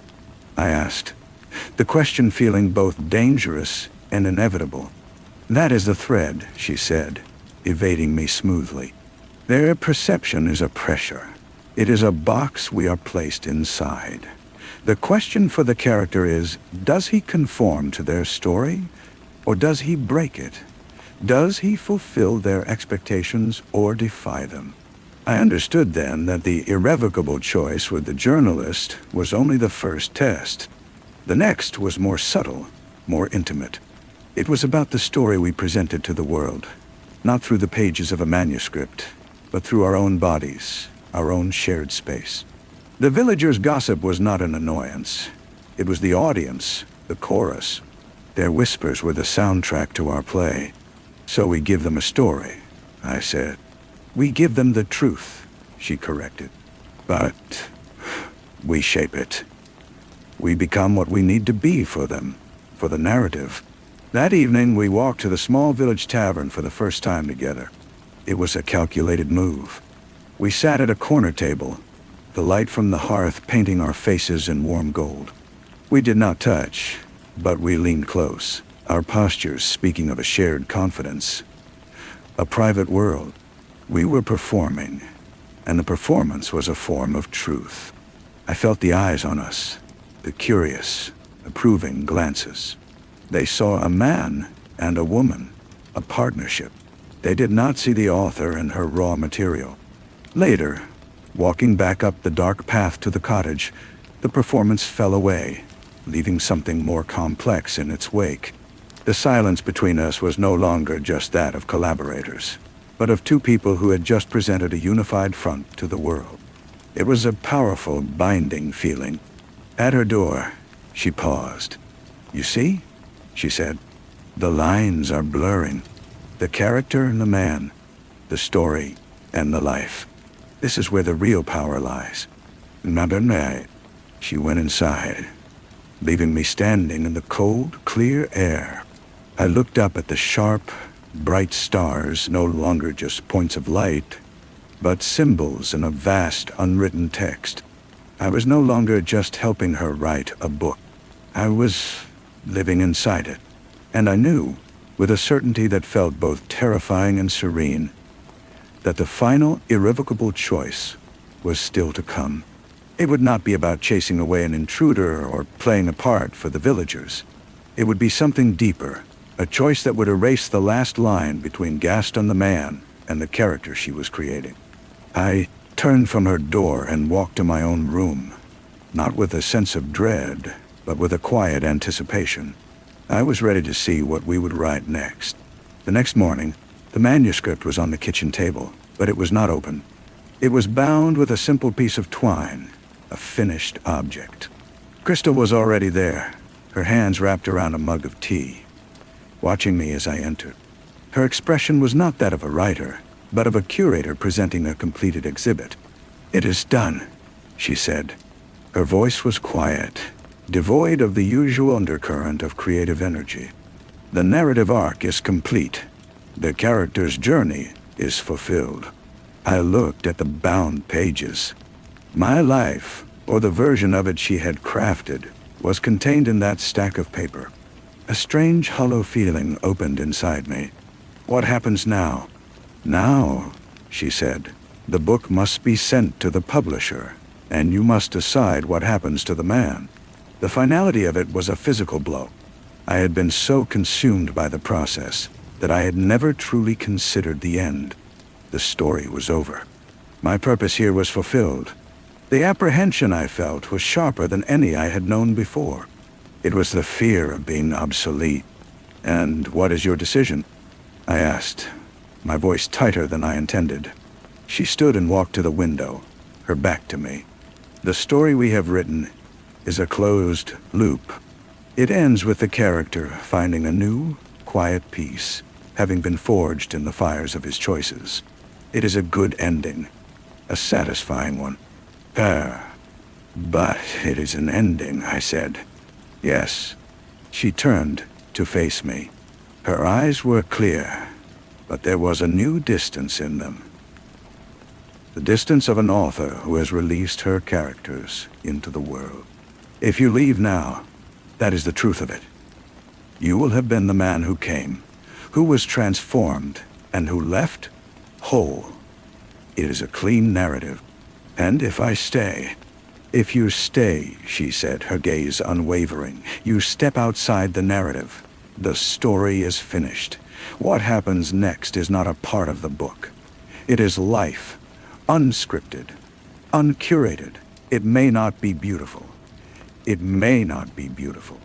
It would be an epilogue." I understood the choice she was offering. I could remain the perfect character, preserved in the amber of her prose, my journey complete and my ending neat. Or I could become a man again, flawed and futureless, living in the messy, unedited world with the woman who had created him. I looked at the manuscript, then at her. The cottage, which had felt like a sanctuary, a stage, now felt like a cage if I stayed within the confines of her story. But to leave was to accept that the most profound experience of my life was over, a thing of the past. I walked to the table and placed my hand on the bound pages. I could feel the indentations of her writing, the physical evidence of our collaboration. "I don't want an ending," I said, "and I'm not afraid of an epilogue." A slow, deep breath escaped her. The professional distance in her eyes softened, replaced by something more vulnerable, more human. It was the look of someone stepping out from behind a lens. "Good," she whispered. "Neither am I." She untied the twine on the manuscript, opened it to the last page, and picked up her pen. She did not write a new sentence. Instead, she drew a single horizontal line beneath the final, perfect period. "The book is finished," she said. "We are not." Story 4. The light from the hallway did not cut a clean line across the floor. It wavered, a pale, sickly yellow that trembled as if the house itself were breathing. A slow, anxious rhythm that I felt in my own chest. The door to the living room was ajar, just a sliver, and through it, that unsteady glow licked at the darkness, hinting at a space that was no longer familiar. It was the first thing I noticed when I came home, or the first thing I allowed myself to notice. The light was wrong. Everything else, the silence, the chill, the absence of her perfume, all of that could be explained away. But the light, trembling like a frightened thing, told a different story. It said the room had been disturbed. It said something had happened here, in the space between one moment and the next, and the house had not yet settled back into its skin. I pushed the door open. The room was empty. Not just empty of people, but empty of her. A book lay face down on the arm of her favorite chair. A deep blue velvet that swallowed the light. A half-finished glass of wine sat on the table beside it, the liquid a dark, unblinking eye. It was a stage set for her presence, but the actress had vanished. My wife, Crystal, was gone. The first 24 hours were a blur of polite concern. I called her friends, her parents, the hospitals. My voice was a careful instrument, calibrated to sound worried, but not frantic. A husband whose wife is a few hours late. A man who expects, at any moment, to hear the key in the lock and her light, musical laugh as she explains some trivial delay. But the key did not turn. The laugh did not come. By the second day, the police arrived. 2 of them, a man and a woman, their faces neutral, their eyes missing nothing. They asked questions that felt like traps, laid with soft velvet. "When did you last see your wife, Mr.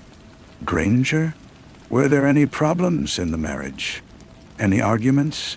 I gave them the answers they wanted, the answers any normal husband would give.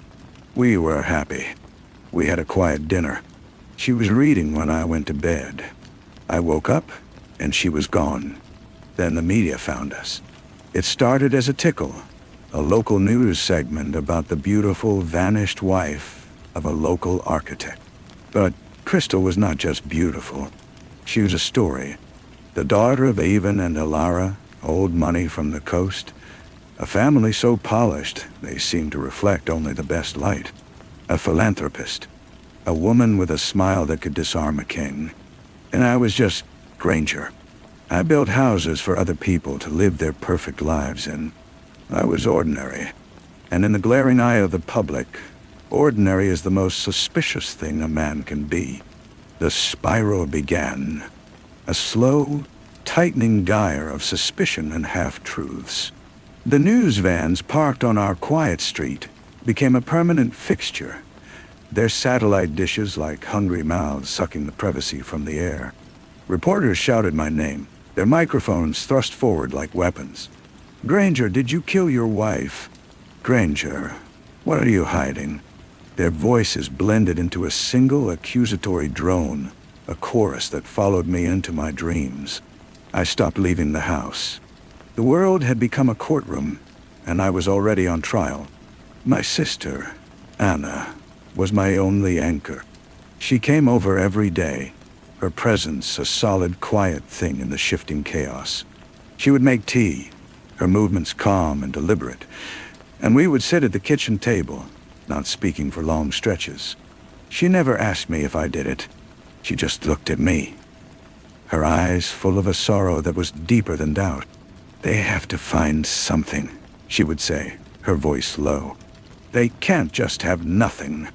But they had nothing, and that was the problem. No body, no weapon, no motive they could prove. Only the gaping hole where my wife used to be, and my own floundering inability to explain it.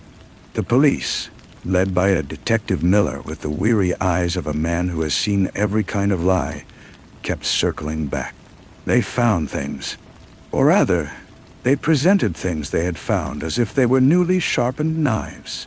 A credit card receipt for a hotel room downtown, from an afternoon 2 months ago going. My name on the ledger. "Who were you with, Mr. Granger?" My silence was more damning than any answer. It was a one-time mistake, a desperate grab for a feeling I thought I'd lost. A woman from the office whose name I could barely remember. Crystal never knew. Or so I thought. Then they found a life insurance policy. $1 million, taken out 6 months ago. "My benefactor," they said. "Your business was struggling, wasn't it, Mr. Granger? A few slow quarters, some missed payments." It looked like a motive, painted in broad, ugly strokes for the public to devour. I could feel the noose tightening, not from rope, but from whispers, from headlines, from the way the cashier at the grocery store would no longer meet my eye. I went to see Ivan and Ilara, Crystal's parents. Their home was a fortress of taste and money, perched on a cliff overlooking the sea. Everything was white and glass and cold, clean lines. They received me in a sitting room that felt more like a museum exhibit. Ilara did not cry. She sat, spine straight, her hands folded in her lap, as if she were posing for a portrait of grief. Ivan stood by the window, his back to me, watching the gray ocean churn. "She was troubled, you know," Ilara said, her voice like the chime of a crystal bell. "Even as a girl, so bright, so full of light. But it was a frantic light. It burned too fast. Ivan turned. His face was a mask of polished stone. "We warned her about you, Granger. We told her you were insufficient. But she was always drawn to broken things. She thought she could fix them." Their words were not condolences. They were accusations wrapped in silk. They were building a narrative for the cameras, a story of their fragile, brilliant daughter and the insecure, mediocre man who had finally broken. I left their house feeling smaller, dirtier, as if their judgment had left a film on my skin. The days bled into weeks. The investigation wore on, a slow, grinding machine that produced nothing but heat and noise. I spent my hours in the house, a prisoner of my own life. I would trace the paths Crystal used to walk, from the kitchen to the living room, from the hall to the garden. I sat in her chair. I smelled her clothes in the closet, the scent of her perfume, jasmine, and something darker, like ozone before a storm, still clinging to the fabric. It was in these moments of quiet contemplation that the memories would surface, not as whole scenes, but as fragments, sharp and cutting. I remembered a fight we had months ago. It was about nothing and everything. A missed birthday party. My face was hot. Her voice was not raised, but it was cold, a thin, sharp blade of sound. "You are a ghost in this house, Granger. You move through the rooms, but you leave no impression. Sometimes I think if I turned around fast enough, I'd see right through you." And then, her smile, a quick, cruel flash. Maybe that's what I'll do. Maybe I'll just disappear and let everyone see right through you. At the time, I had thought it was just words, the poisonous darts a married couple throws in the heat of battle. Now, the memory lay on my skin like a burn. I began to see the architecture of our marriage not as a home, but as a labyrinth she had built. A psychological prison designed to make me doubt my own senses, my own sanity. The small manipulations, the way she would move my keys and then watch, amused as I frantically searched for them. The gaslighting so subtle I thought it was my own anxiety. Had I remembered that conversation correctly? Had I really said that terrible thing? She was the curator of our reality, and she had been editing the exhibit for years. The police brought me in for another round of questioning. The room was small, airless, the walls a pale, sick green. Detective Miller sat across from me, a file folder between us. He didn't speak for a long time, just let the silence thicken. "We spoke to your friend," he said finally. "From the hotel." I said nothing. My throat was dry. "She said you were upset that day. She said you talked about your wife. You said, and I quote, 'Sometimes I feel like she's a painting, beautiful to look at. But if you get too close, all you see are the cracks in the varnish.'" He leaned forward, his elbows on the table. "What did you mean by that, Granger? The cracks?" "I meant she was human. I meant she was flawed. I meant I was afraid of her." The words jumbled in my head, none of them safe to say aloud. Every truth about our marriage sounded like a confession. "I want my lawyer," I whispered. The public consensus was reached without me. I was the husband. I was the liar. I had mistress. I had money problems. I had killed my beautiful wife and hidden the body. I was a monster. The chorus had reached its verdict. It was Anna who found it. She had come over to help me pack a few things. I was considering leaving the house, finding some anonymous hotel room to wait out the storm, though I knew there was no escaping it. She was in the bedroom, pulling sweaters from a high shelf in the closet, when she knocked a small, lacquered box onto the floor. It was crystals, a thing she had owned since childhood. I had never seen inside it. The latch broke when it fell. Inside, there were no childhood mementos, no love letters. There was a stack of bank statements from an account I didn't know she had. Large, regular deposits, going back years. Money from her parents, I assume? A trust fund. But then I looked closer. The deposits were not from a trust. They were from a company name I recognized. A rival firm, one that had been aggressively outbidding me on projects for the past year. The very competition that had pushed my business to the brink. And there was a key.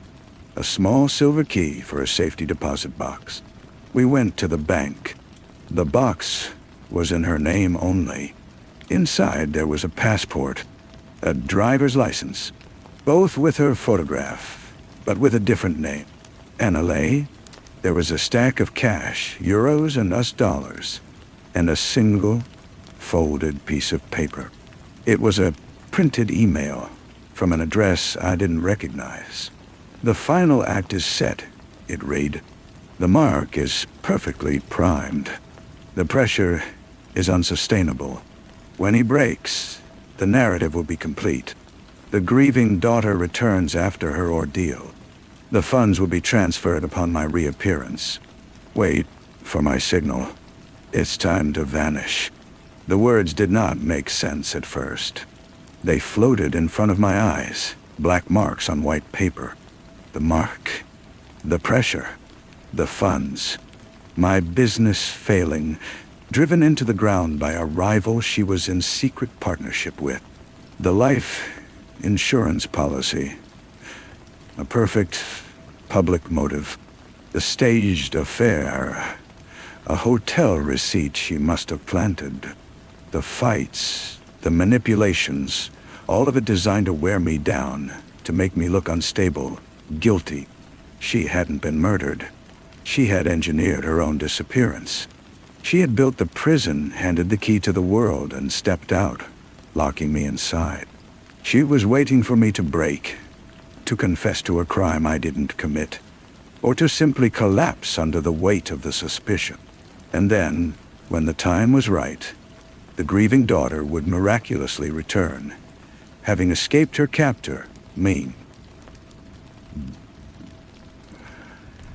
She would be a hero. I would be in prison, or a ruin, and she would be free and rich. I stood in the vault of the bank, the cold air biting my skin, the paper trembling in my hand. Anna was beside me, her face pale with a horror that was only just beginning to dawn. The noise of the world, the shouting reporters, the probing questions of the police, the disappointed sigh of my in-laws, it all fell away, replaced by a silence more terrifying than any accusation. It was the silence of the abyss she had left behind, a void of such profound and calculated betrayal that my mind could not hold its shape. She hadn't just left me. She had framed me for her murder.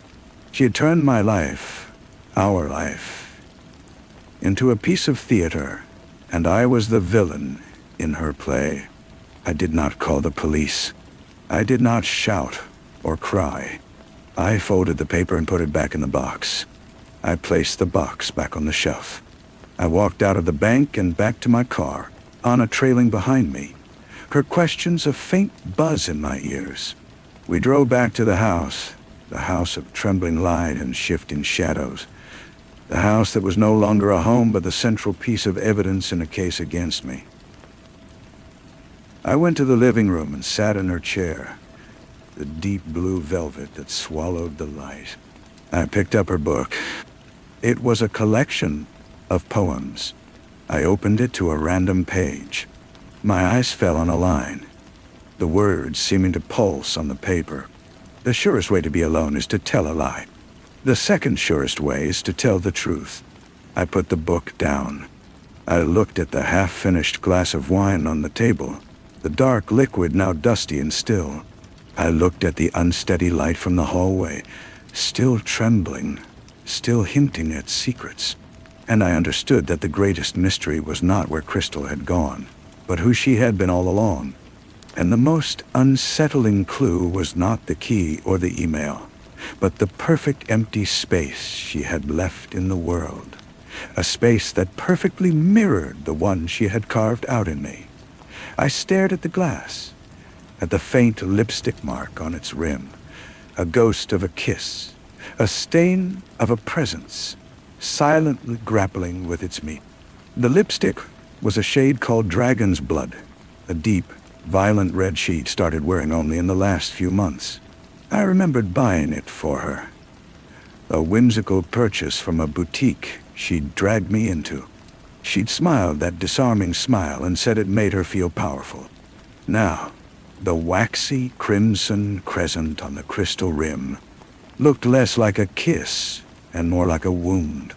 It was a detail the police had photographed, a detail the media would have devoured, a tiny, intimate piece of evidence that painted me as the last person to see her. Had she left it there on purpose? Of course she had. Every piece was placed with the precision of a master, set designer. Anna's voice cut through the static in my head. "Granger, what are we going to do?" She was standing in the doorway, her arms wrapped around herself, as if she were cold. "We have to show them. The box, the passport, the email. It proves you didn't do it." I looked from the glass to her, my sister's face a mirror of the desperation I should have been feeling. But I felt nothing. A great, hollow emptiness had opened up where my panic should have been. "No," I said, my voice flat and strange in my own ears. "No? What do you mean, no? This is your life, Granger. They think you're a murderer." "If we show them," I said, turning the book of poems over in my hands, "what happens? They'll issue a warrant for her arrest. They'll put her picture on the news as a fugitive, a con artist. And then what? She's too smart for that. She's planned this for years. She's already someone else, in another country, with a new face and a new name. They'll never find her.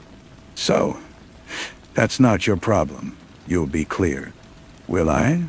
I asked, looking directly at her. Think about it, Anna. The story is too good. The public, the police, they've already decided. If we come forward with this, it will look like a desperate, last-ditch lie. A fabrication. The husband's crazy conspiracy theory to escape justice. They'll say I forged the email that I planted the passport. They'll say I coerced you into backing up my insane story. The narrative, as she called it, is complete. The truth is irrelevant now.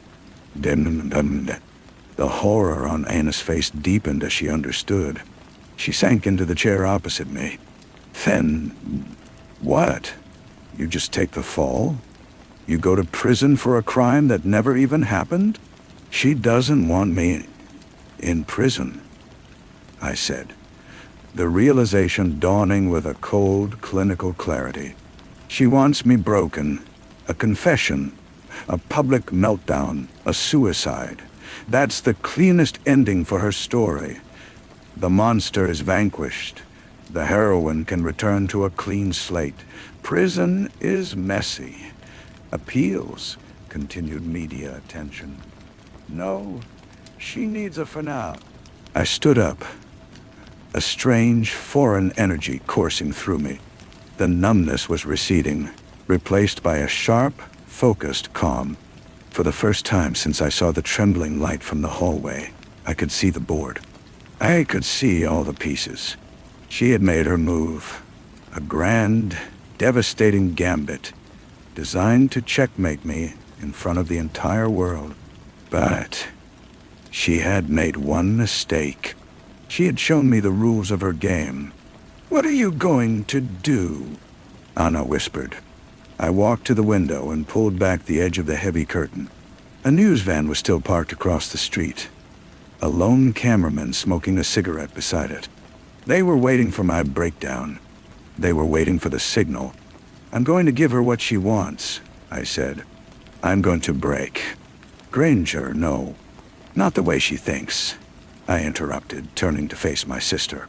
The ghost in the machine was finally waking up.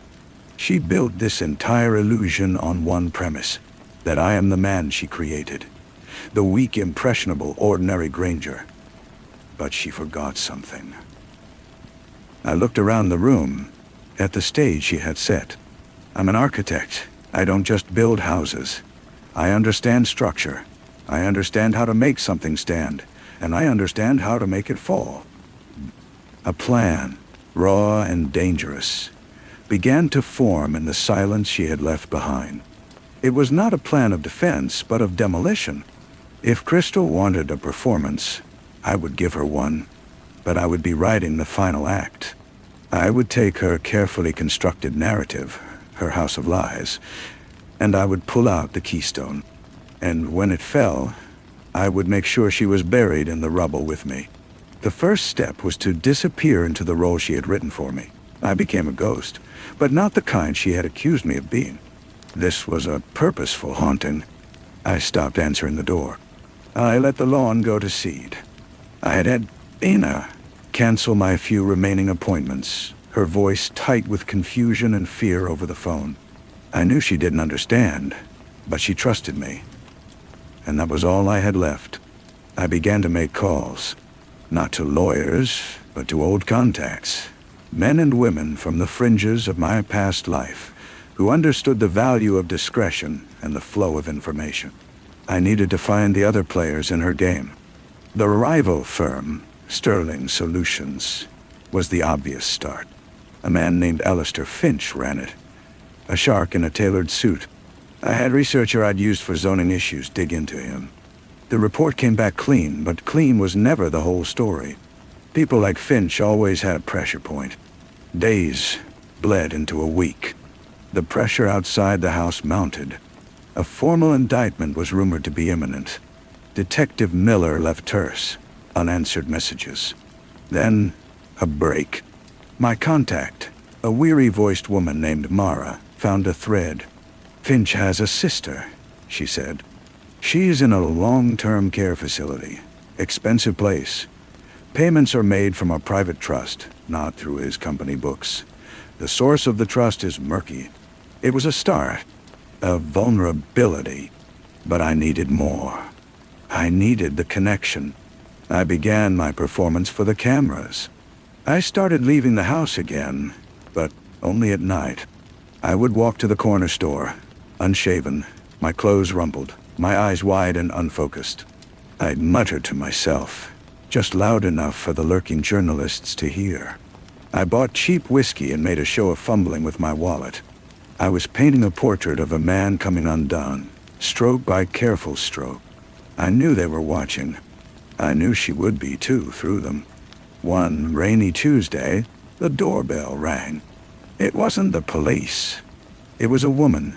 Her coat collar turned up against the damp, her face unfamiliar. She held up a credentials wallet. "Lena Llewellyn, Global Reinsurance Syndicate," she said, her voice brisk and professional. "I'm investigating a claim. May I come in?"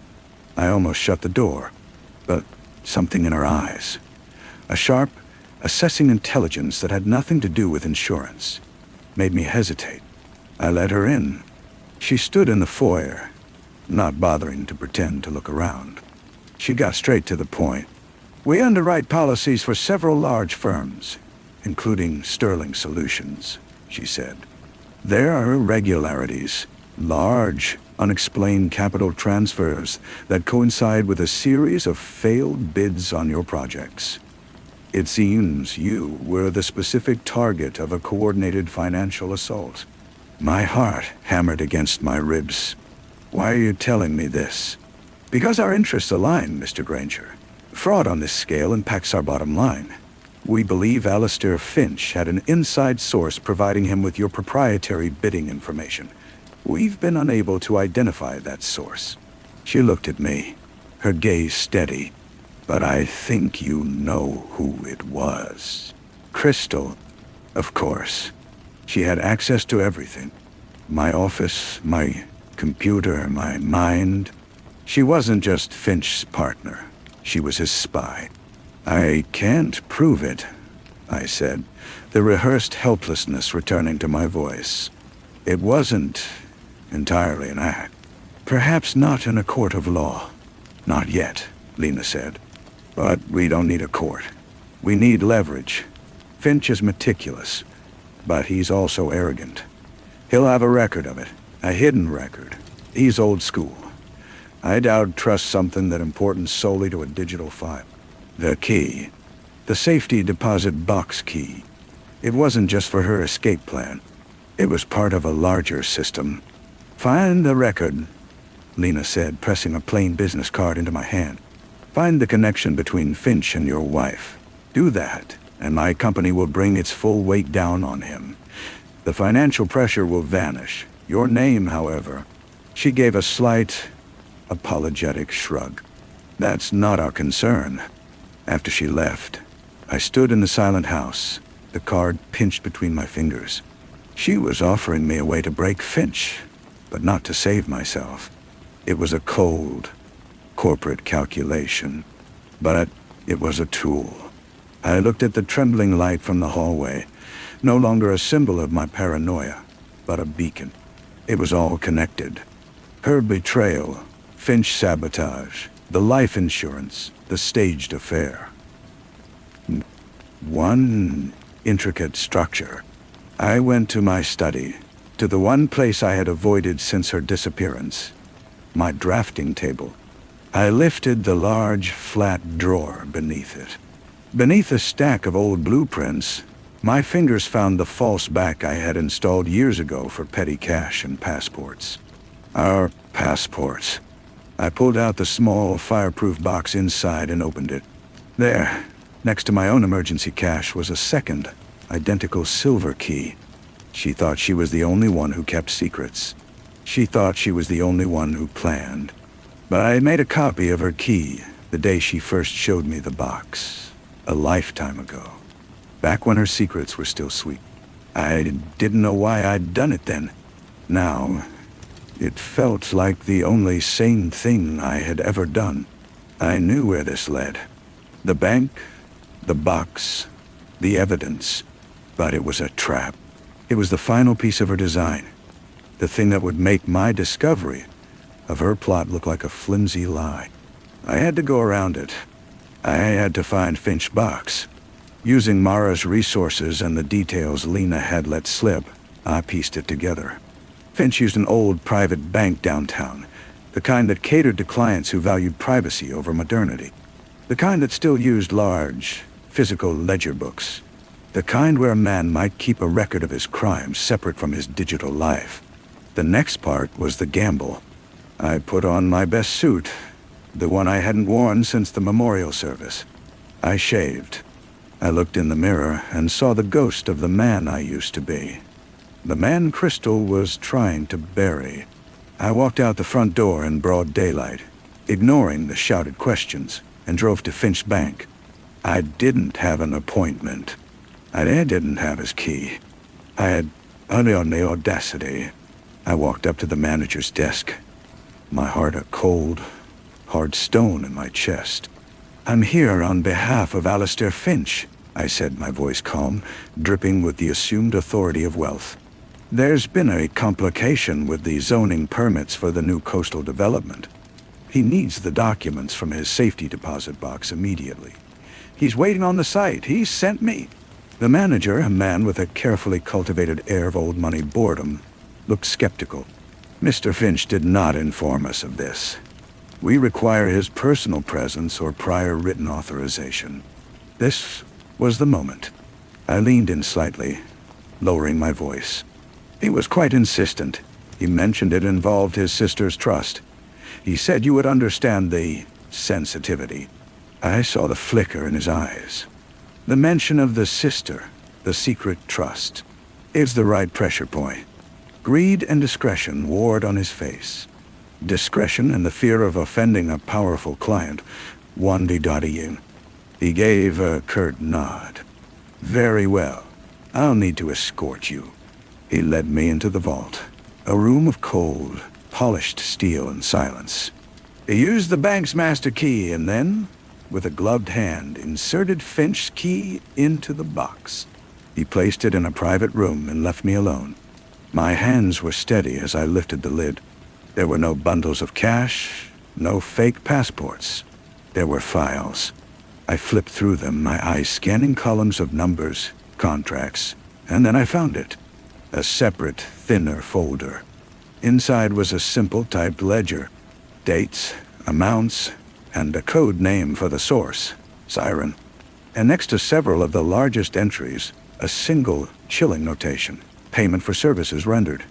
Asset acquisition and narrative development. Asset acquisition. My business. My life. Narrative development. Dot. My destruction. At the bottom of the folder was a single grainy photograph. It was taken from a distance, through a telephoto lens. It showed Crystal and Finch, not in a boardroom, but in a dimly lit bar, their heads close together, her hand resting on his arm. She was smiling her dragon's blood smile. I didn't take anything. I took out my phone and I photographed it all, every page, every damning line. I placed everything back exactly as I found it. I walked out of the bank, the evidence of digital weight in my pocket, the final piece of her architecture now in my hands. The performance was over. It was time to stop being the ghost and become the wrecking ball. The rain started as I drove, a fine mist that blurred the world outside the windshield into a smear of gray and green. I didn't go home. I drove to the one place I knew I wouldn't be found, an old decommissioned bridge overlooking the freight yards. I sat in the car, the engine off, and watched the water bead on the glass. I had the proof. I had the ledger, the photograph, the connection. It was a weapon, but I had to be careful how I wielded it. A direct assault would be messy, litigious, A war of attrition I couldn't win. Crystal and Finch would have layers of denials and counter-accusations prepared. They would paint me as a hacker, a forger, a desperate man. Lena Llewellyn's card felt heavy in my wallet. Her corporate solution was clean, but it left me in the wreckage. It exchanged one villain for another, leaving my name forever tied to the scandal. That wasn't enough. I needed a collapse, a total systemic failure of their design. I opened the photos on my phone, scrolling through the evidence. The ledger was damning, but it was cold.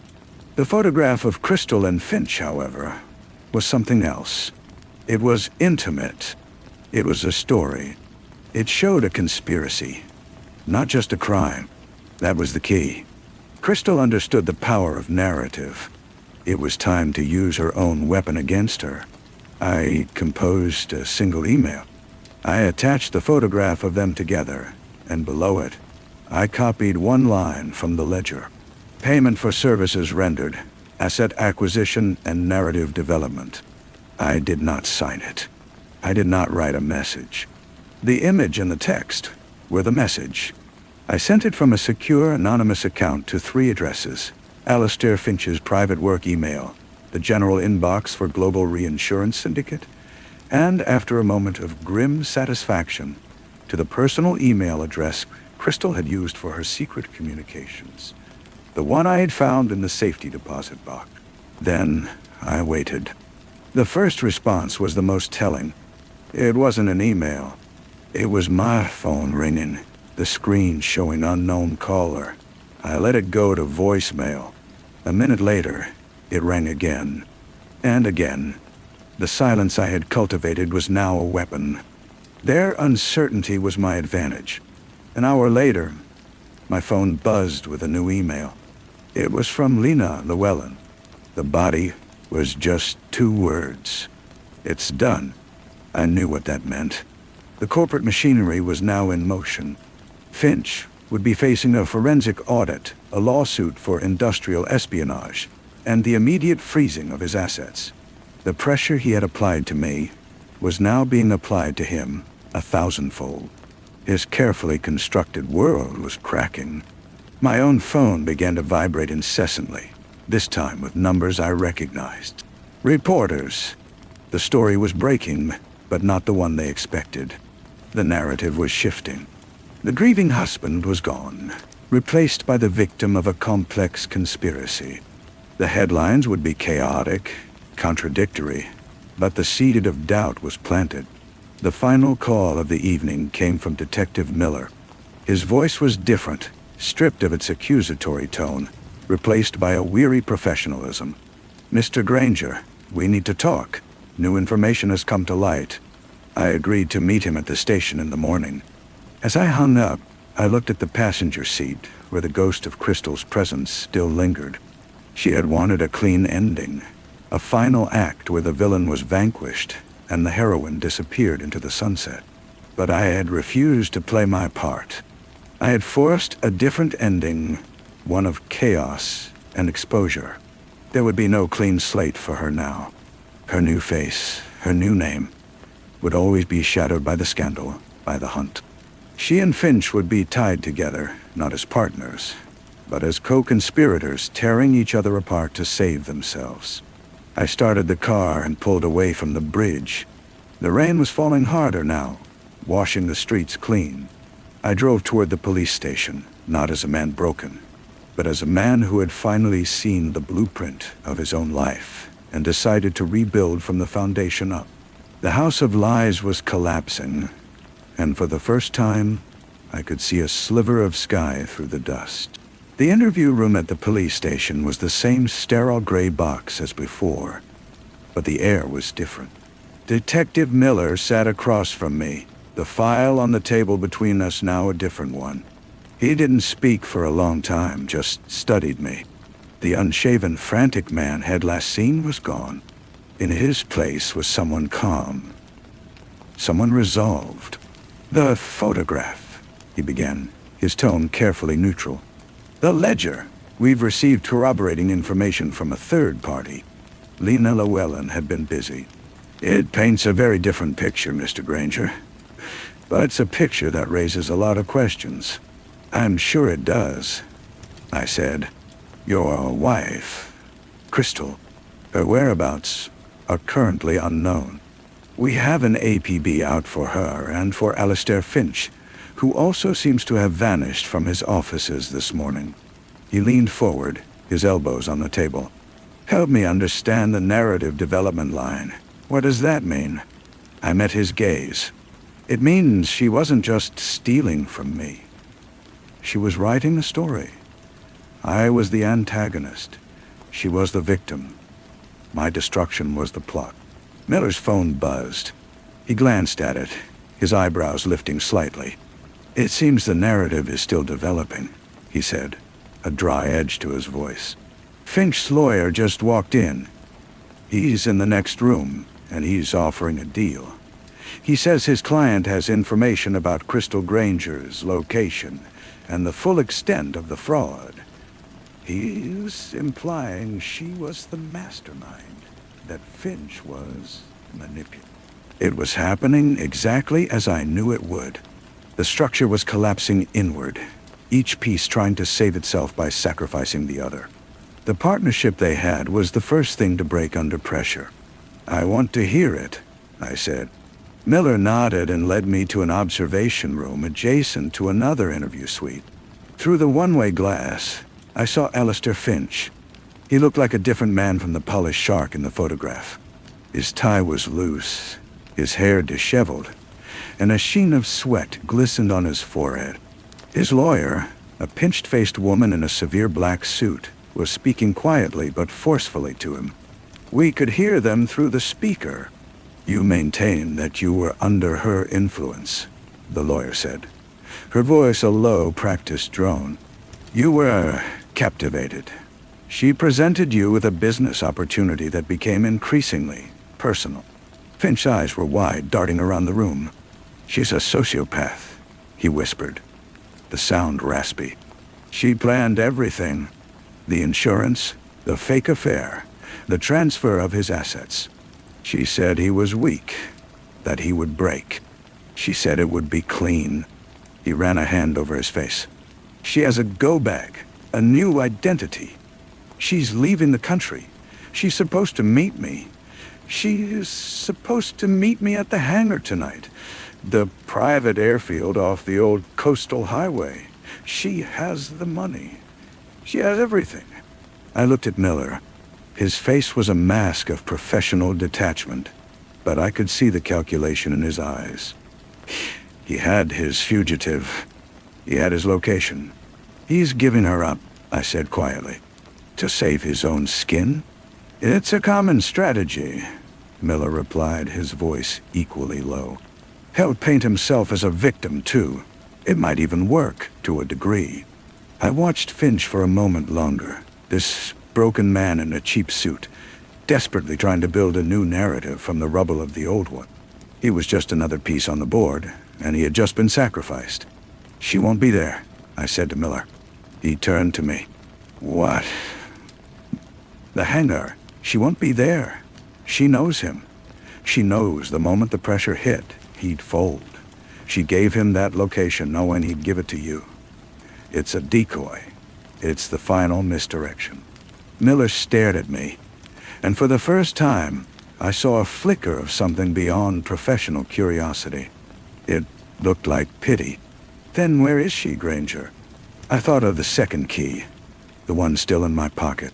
I thought of the bus station locker she'd mentioned in her journal, the one I'd found and copied the key for years ago, back when reading her private thoughts felt like a shared intimacy, not espionage. She would have a second go-bag there, a simpler, less obvious escape route. She was a creature of contingency plans. I don't know, I lied. But she's already gone. Miller held my gaze for a beat too long, and I knew he didn't believe me. But it didn't matter. He had Finch. He had enough to clear my name, to start the long process of untangling the legal and financial mess. The war was over. The battle for my life was won. But As I walked out of the police station into the late afternoon sun, the victory felt hollow. The house was still a crime scene.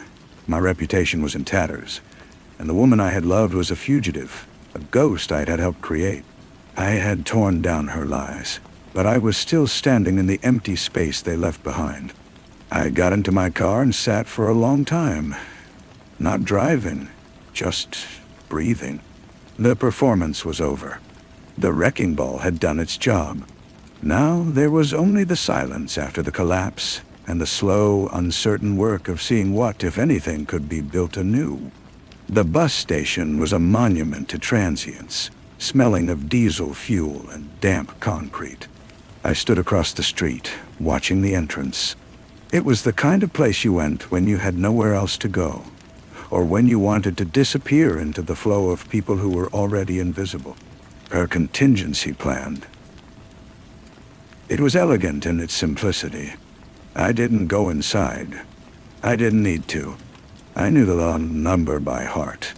I could picture the small, durable suitcase inside, containing a passport with a new name, enough cash to start over somewhere cheap, and the dragon's blood lipstick, a final totem of the woman she used to be. I stood there for an hour, watching the buses come and go, a silent witness to her escape route. A part of me, the part that was still the man she had married, wanted to go in, to open the locker, to take the bag and burn it, to force a confrontation, to finally have the last word. But that was the old story, the one she had written for me. The desperate husband chasing his phantom wife. I was done playing my part in her narrative. Let her have the bag. Let her have the escape. It was a hollow victory. She would be running forever, looking over her shoulder, her new life already poisoned by the old one. Finch would talk. The evidence would pile up and her face would be on bulletins in a dozen countries. Her freedom would be a cage of her own design. That was a more fitting end than any I could orchestrate. I turned and walked away, leaving the bus station behind. My phone vibrated in my pocket. It was my lawyer. The first wave of asset freezes was being challenged, but the tide was turning. My name was being publicly cleared, piece by painful piece. It was no longer a story about a corrupt businessman, but a story about a sophisticated conspiracy. The nuance was lost on most, but the headline was enough to begin the repair. I drove to the office, my office. The place felt alien, the air stale and thick with the memory of failure. I walked to the large window overlooking the city and placed my hands on the cool glass. The skyline was a blueprint of ambition and greed, a maze I had been lost in for years. Now, for the first time, I saw the exits. I called my assistant, Mara. Her voice was hesitant, unsure of who I was now. I gave her a simple list of instructions. Sell the house. Liquidate the remaining assets. Settle all outstanding debts. She was silent for a moment before asking, "And then what, sir?" I looked out at the city, at the countless lives intersecting and moving on. "Then nothing," I said. "I'm closing the firm." The silence on the other end of the line was profound. It was the sound of an ending. I didn't wait for her response. I hung up and left the office, the door clicking shut behind me with a note of finality. I didn't take anything with me. The artifacts of that life had no meaning anymore. I got back into my car, but I didn't start the engine. I just sat there, in the quiet of the parking garage. There were no more performances to give, no more lies to track, no more enemies to outmaneuver. There was only the quiet, unsettling truth of my own freedom. It was not the freedom I had wanted, or the one I had fought for. It was the freedom that comes after the storm has passed, when you are left alone in the wreckage, with no choice but to begin again. I took a deep breath, the first one that felt truly my own in a very long time, and I started the car. The road out of the city was a gray ribbon unfurling into the anonymous countryside. I drove without a destination, the hum of the engine a steady mantra against the quiet in my head. I found a motel a few hours later, a place with thin walls and neon signs that flickered through the night. I paid in cash.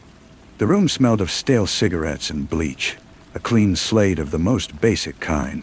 In the morning, I bought a cheap burner phone and a laptop from a big box store in a town whose name I forgot as soon as I left. I spent the day in a public library, using their Wi-Fi to access the secure server where I'd stored the photographs from the safety deposit box.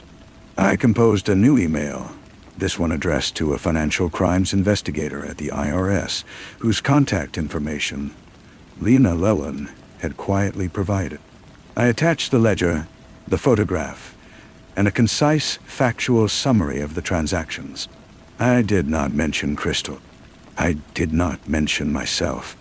I presented it as an anonymous tip regarding tax evasion and fraudulent financial structuring at Global Reinsurance Syndicate.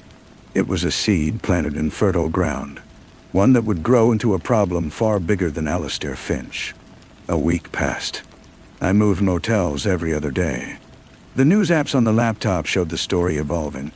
Finch had been formally charged. His deal with the prosecutors was splashed across the business sections, detailing his claims of being manipulated by a mysterious female associate. My name was there, but as a footnote, the wrong party, the victim. It was a role I could live with. It was passive. It was over. Then, on a rainy Tuesday, I saw it. A short article buried in the international section. A woman matching Crystal's description, traveling under a Brazilian passport, had been detained at an airport in Montenegro. The charges were vague, related to Interpol notice, but the article mentioned she was wanted for questioning in a multi-jurisdictional financial fraud case. She hadn't made it far. The world, it turned out, was smaller than her plans. I felt nothing. No triumph, no sorrow. It was just a fact. A final period at the end of a long and convoluted sentence. She was caught. I was free. The symmetry was imperfect, but it was enough. I drove south, following the warmer weather. I rented a small furnished cottage near the ocean, a place with white walls and the constant sound of waves. One afternoon, I was in a grocery store, reaching for a loaf of bread, when a woman's voice beside me said, "You look like a man who's finally learned how to breathe." I turned. It was Lena Llewellyn. She was wearing jeans and a simple sweater, a canvas bag slung over her shoulder. She looked ordinary, which was her most effective disguise. "What are you doing here?" I asked, my voice calm. I wasn't even surprised. "Tying up a loose end," she said, selecting a bag of coffee. The Montenegro situation was fortunate. It closes the file neatly for my clients. I thought you'd want to know it's truly finished. We walked out of the store together into the salt-tinged air. Thank you," I said. It was all I could offer.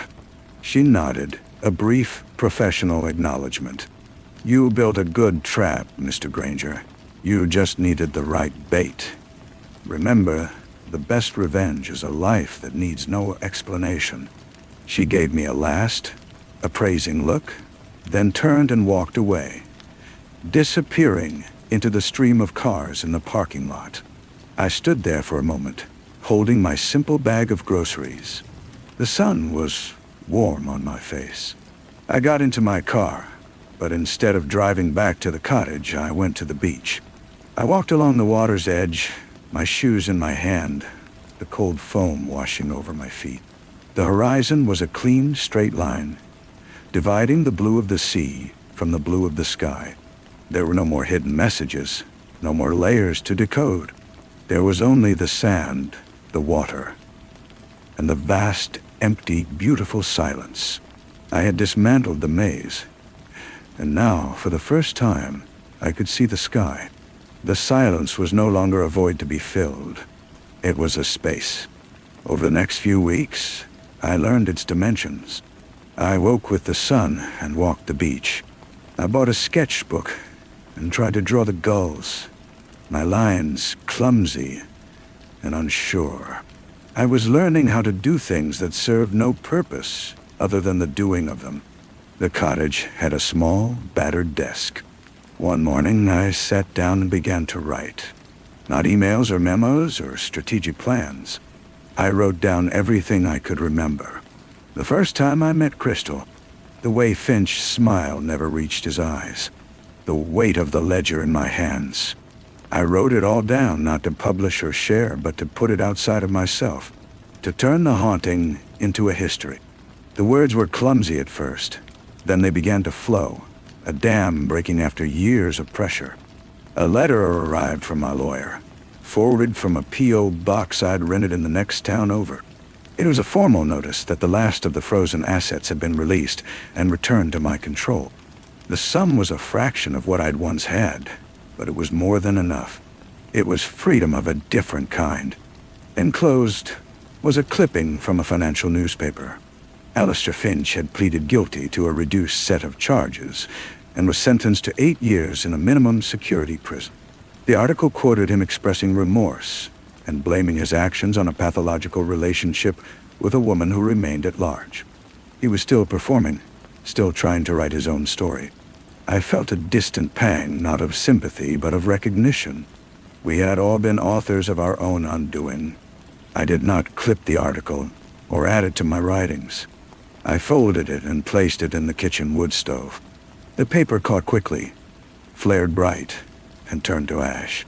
A few days later, a different kind of letter came. It was from Mara, my former assistant. She wrote on simple stationery, telling me she had found a new job with a smaller, more honest firm. She hoped I was well. She ended with a single telling sentence. The quiet in the office after you left was louder than any deal we ever closed. I wrote her back a short note, wishing her well, and included a check for a significant bonus, drawn from the returned assets. It was the last piece of business I would ever conduct. The seasons began to turn. The tourists left, and the beach became my own. My sketches of gulls improved slightly. My writings filled the first notebook, and I started a second. I did not write about the past anymore. I began to write about the waves, the color of the sky at dusk, the simple mechanics of repairing a loose step on the porch. I was building a new vocabulary for my life, one made of simple, honest things. One evening, as I was grilling fish on a small barbecue, an old man from a cottage down the beach walked by. He stopped and nodded at the sunset. "A good one," he said. "It is," I agreed. He looked at me for a moment, his eyes crinkled at the corners. "You're the fellow who moved into the Miller place. You've been here a while now." "I have," I said. He nodded again, a gesture of acceptance. "Well, the fish smells good. Enjoy your evening." "You too," I said. He walked on, and I stood there, the spatula in my hand. I was no longer Mr. Granger, the betrayed husband, the ruined businessman, the victor in a secret war. I was just the fellow in the Miller place. The identity was thin, barely there, but it was mine. I had not built a new life, not yet, but I had finally cleared the ground, and for now, that was everything. I turned the fish on the grill and watched the smoke rise into the twilight, a simple signal against the vast and forgiving sky. The fish was flaky and perfectly cooked, but I ate without really tasting it. The old man's words echoed in the quiet. "You've been here a while now." It was an observation, not an accusation. It held a space for me that my old life never had. The next morning I drove into town to get the mail. Amid the flyers and bills was a plain, stiff envelope with no return address. My name was typed on the front. Inside was a single, glossy photograph. It was a picture of a rocky coastline under a gray sky, a place I didn't recognize. There was no note, no message on the back, just the image. It was her signature, a final, silent proof of life from a place I would never find on any map. She was telling me she was still out there, that her cage had a view. I didn't feel anger or fear. I felt a strange, attached respect for the move. It was a perfect, elegant closure to our game. A queen stepping off the board but refusing to be captured. I didn't burn the photograph. I didn't keep it either. On my walk back to the cottage, I stopped on the wooden bridge over the tidal creek. I held the picture up for a moment, looking at the stark, unfamiliar landscape. Then let it go. The wind caught it, tumbling it end and over end before it settled on the surface of the murky water. It floated for a second, the image soaking through and blurring into nothing. Then it sank slowly into the depths. I watched until there was nothing left to see. When I got back to the cottage, the phone was ringing. It was the real estate agent. A young couple, both teachers, had made an offer on the cottage. It was a good offer, fair and straightforward. They loved the light in the main room and the sound of the waves, they said. They had no idea who I was, and they never would. I accepted the offer without negotiation. I packed my few belongings into the trunk of the car. The sketchbooks and journals filled a single box. I left the furniture, the dishes, everything that had come with the rental. It had served its purpose. On my last morning, I sat on the porch with a cup of coffee as the sun rose. The ocean was calm, a sheet of hammered silver. I thought about the teachers moving in, filling the space with their own dreams and arguments and quiet mornings. The thought was a comfort. The cottage was not a monument to my escape. It was simply a place that had sheltered me for a time, and now it would shelter others. I started the car and pulled away, not looking back in the rearview mirror. I didn't have a new destination in mind. The road was enough. The map was blank, and for the first time that felt like a promise, not a threat. I was no longer fleeing, no longer chasing. I was just going, a man in a car, moving toward the next thing. Story 5. The first thing Harry felt was the silk. It was cold and slick against his fingertips, an unnaturally smooth surface in a room of rough-hewn stone and heavy oak. He traced the line of it. A spill of midnight blue draped over the arm of a leather chair, and his hand came away damp. Not with water, but with something thicker. Something that left a faint, coppery scent on the air when he lifted his fingers to his face. It was a tie, a beautiful, expensive thing now ruined. And it was the first whisper that something in the house had gone terribly wrong. This was Dallas Thorne's world, a sprawling Adirondack lodge called Greywood that seemed to grow out of the granite bones of the land itself. The air inside was a carefully curated mixture of wood smoke, old money, and quiet tension. The family had gathered, as they did every autumn, a collection of sharp smiles and sharper words masquerading as a reunion. Dallas, the patriarch, was a man carved from the same stone as his house. His respectability a fortress that had taken a lifetime to build. His wife, Eleanor, moved through the rooms like a ghost, her touch leaving a chill on every surface. There were others, of course. A cousin with hungry eyes, a business partner with a too-firm handshake, a few hangers-on who basked in the reflected glow of the Thorne fortune. And then there was Kingston. Kingston was not family, but an old college friend of a cousin, an invited guest who treated the world as his own private puzzle box. He stood by the great stone fireplace, a tall, lean figure who seemed to absorb the details of the room rather than merely observe them. Harry, his companion of many years, watched him from a deep armchair, a silent witness to the silent calculations going on behind Kingston's calm gray eyes. They were a team of sorts. Kingston saw the patterns. Harry saw the people. The gathering was already a brittle thing. A performance of familial harmony stretched thin. Then the door opened, and the cold mountain air rushed in, bringing with it a man who was not on the guest list. John Thorne, Dallas' younger brother, the prodigal son, the black sheep whose name was spoken in hushed tones or not at all. He was a gaunt echo of Dallas, dressed in clothes that had seen better days, his eyes holding a frantic, desperate light. The room went quiet. Dallas' face, for a single unguarded moment, was a mask of pure fury. Then it was gone, replaced by a strained cordiality. "John, my God, we weren't expecting you." The brothers did not embrace. The air grew thick enough to taste, a metallic flavor of old grievances and fresh alarm.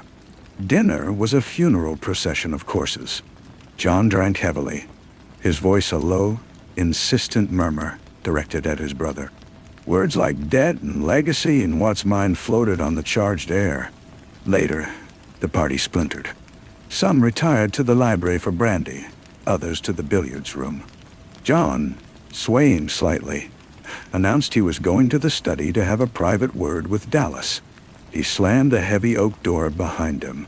The sound echoed through the house like a gunshot. An hour passed. The wind picked up, moaning in the chimney flues. It was Eleanor who first expressed a concern, a faint line appearing between her brows. "Dallas," she said, "he's been in there with John for so long. Perhaps you should check." Dallas rose, his movements heavy. He tried the brass handle of the study door. It was locked.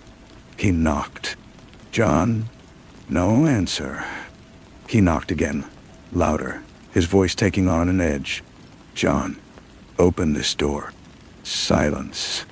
A cold dread began to seep under the doorframe, palpable as fog.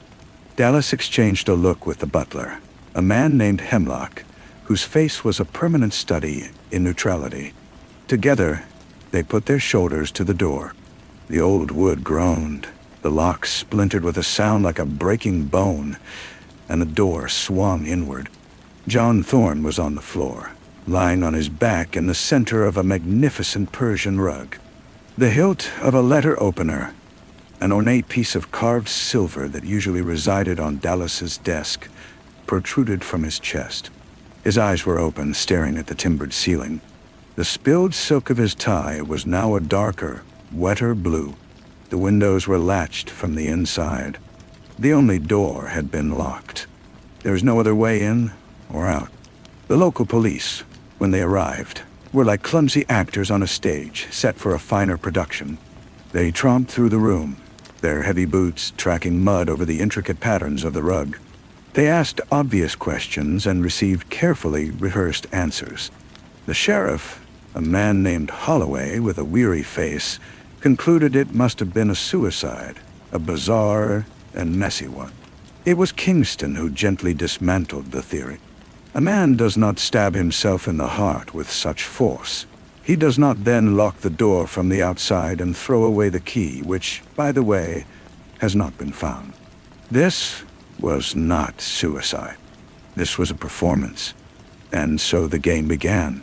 While the police floundered, Kingston and Harry began their own quiet investigation. It was a dance of intuition and observation, a shared delight in the unraveling of a perfect knot. They moved through the house not as intruders, but as connoisseurs of human frailty. Kingston's method was hypnotic. He would stand for minutes on end, simply looking. He noted the precise angle of the body, the spray of blood on the desk leg, the faint scuff mark on the floorboards near the bookshelf. He ran his fingers over the cold glass of the locked window panes, the grain of the splintered doorframe, the dusty spines of the books. He was reading the room, listening to the story it was trying to tell. Harry watched the people. He saw the way Dallas's hand trembled slightly when he lit his cigar, the way Eleanor's gaze kept drifting to a small framed photograph on the mantel, a picture of two young boys, arms slung around each other's shoulders. He saw the cousin, a man named Arthur, who seemed a little too interested in the contents of Dallas's will. He saw the business partner, a Mr. Croft, who had been in the billiards room, but whose alibi was provided only by his own nervous, chattering wife. They interviewed the servants in the hushed, green-tiled kitchen. The cook had heard raised voices from behind the study door. A young maid, her eyes wide with fear, admitted to seeing Mr. John earlier in the evening. before his arrival was officially known. He had been out by the old greenhouse, she said, talking urgently with someone she couldn't quite see in the twilight. The heart of the mystery was the lock. A sturdy old-fashioned deadbolt that could only be engaged with a key from the outside. The key was missing. How did the murderer leave, locking the door behind them? Kingston became obsessed with the mechanism, his long fingers tracing the brass fittings, his mind turning over the possibilities like stones in a river. He would lie awake at night, Harry knew, the problem playing out behind his closed eyelids. The revelations came not in a torrent, but in a slow, chilling drip. A footprint in the soft earth outside the study window, too small to be John's. A fragment of a woman's glove, caught on a thorny rosebush beneath that same window. The discovery that the letter opener was not just a letter opener, but a trophy from a long-ago business triumph. A symbol of Dallas's victory over a rival company once partly owned by his own brother. The pieces began to click into place, forming a picture far uglier than a simple act of violence. This was about identity, about a stolen legacy, about a resentment that had festered for decades in the shadow of this great house. John had not come for a reconciliation. He had come with proof, documents hidden away, that a portion of the Thorne fortune, the very foundation of Greywood, rightfully belonged to him. He had come to reclaim his name. The climax did not happen in the study, but in the library, with the family and guests assembled like a grim audience. Kingston did not accuse. He simply laid out the truth, his voice a low, mesmerizing cadence that painted the scene anew. He spoke of a desperate man, a blackmailed brother, a locked room that was not locked at all, but only made to seem so. The murder had not happened when they thought. The argument was a diversion. John had been killed earlier, much earlier, just after he was seen in the garden. The killer had then used the simple, devastating trick of a length of string and a block of ice, fed through a nearly invisible gap under the door, to slide the deadbolt home long after they had left the scene. The ice had melted, leaving only a damp patch on the runner in the hall that had since dried, leaving behind the impossible. He turned to Eleanor. She did not weep. She simply looked at her husband, her eyes full of a terrible, weary love. She had seen John threaten the world her husband had built. She had heard his threats, seen the documents. She had lured him to the study with a promise to talk sense into Dallas. And there, in a burst of protective fury, she had ended the threat forever. The locked room was her creation, a desperate, clever act to shield her husband, to make the problem of John Thorne simply disappear. She had used his own tie, the silk he wore like a badge of returned dignity, to muffle the sound as she guided the key under the door with her gloved hand, the ice cold against her fingers. The police led her away. The house seemed to let out a long-held breath, the structure settling into a new, permanent silence. The guests departed, one by one, their cars crawling down the mountain drive like retreating insects. Dallas Thorne remained, a king in a suddenly empty castle. The next morning, as Kingston and Harry prepared to leave, Harry walked through the ground floor one last time. The study door was still splintered. A dark mouth opened to the hall. The police had taken the body, the weapon, the string. They had taken Eleanor. The room was empty, a stage after the play has ended. The Persian rug was gone, taken for evidence, revealing the wide plank pine floor beneath. And there, caught in a crack between two boards, almost invisible against the dark wood, was a single blood-stained petal from a white rose. It was crushed, fragile, a tiny forgotten piece of a story that was now officially closed. Harry looked at it for a long time, this final poetic clue that spoke of a meeting in a garden at dusk, of a secret conversation, of a plea or a threat made among the thorns. He did not pick it up. He left it there, a dark little secret for the house to keep, a silent testament to the beautiful, terrible things people do for love and for money, a ghost of a mystery that would linger in the grain of the wood long after everyone had gone. He found Kingston waiting for him by their car, its engine already purring softly in the crisp mountain air. Kingston did not ask what had detained him. He simply looked at Harry's face, at the slight preoccupation in his eyes, and gave a slow, almost imperceptible nod. He knew. He always knew when Harry had found one last, unnecessary piece of the puzzle. They drove in silence for a long time, the grand hulk of Greywood receding in the rearview mirror, swallowed by the fiery autumn forest. The case was solved, the truth laid bare, and yet the air in the car was thick with the residue of it all. It was Harry who finally spoke, his voice quiet against the hum of the tires on asphalt. "She loved him that much," he said. It wasn't a question. Kingston kept his eyes on the winding road. "She loved the idea of him," he corrected gently. "She loved the fortress he had built.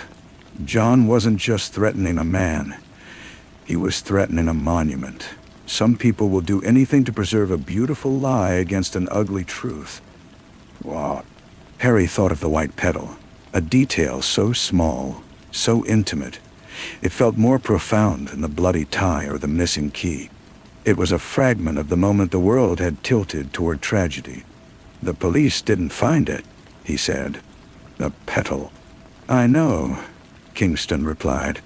"Some truths are too small for an official report. They are for us alone."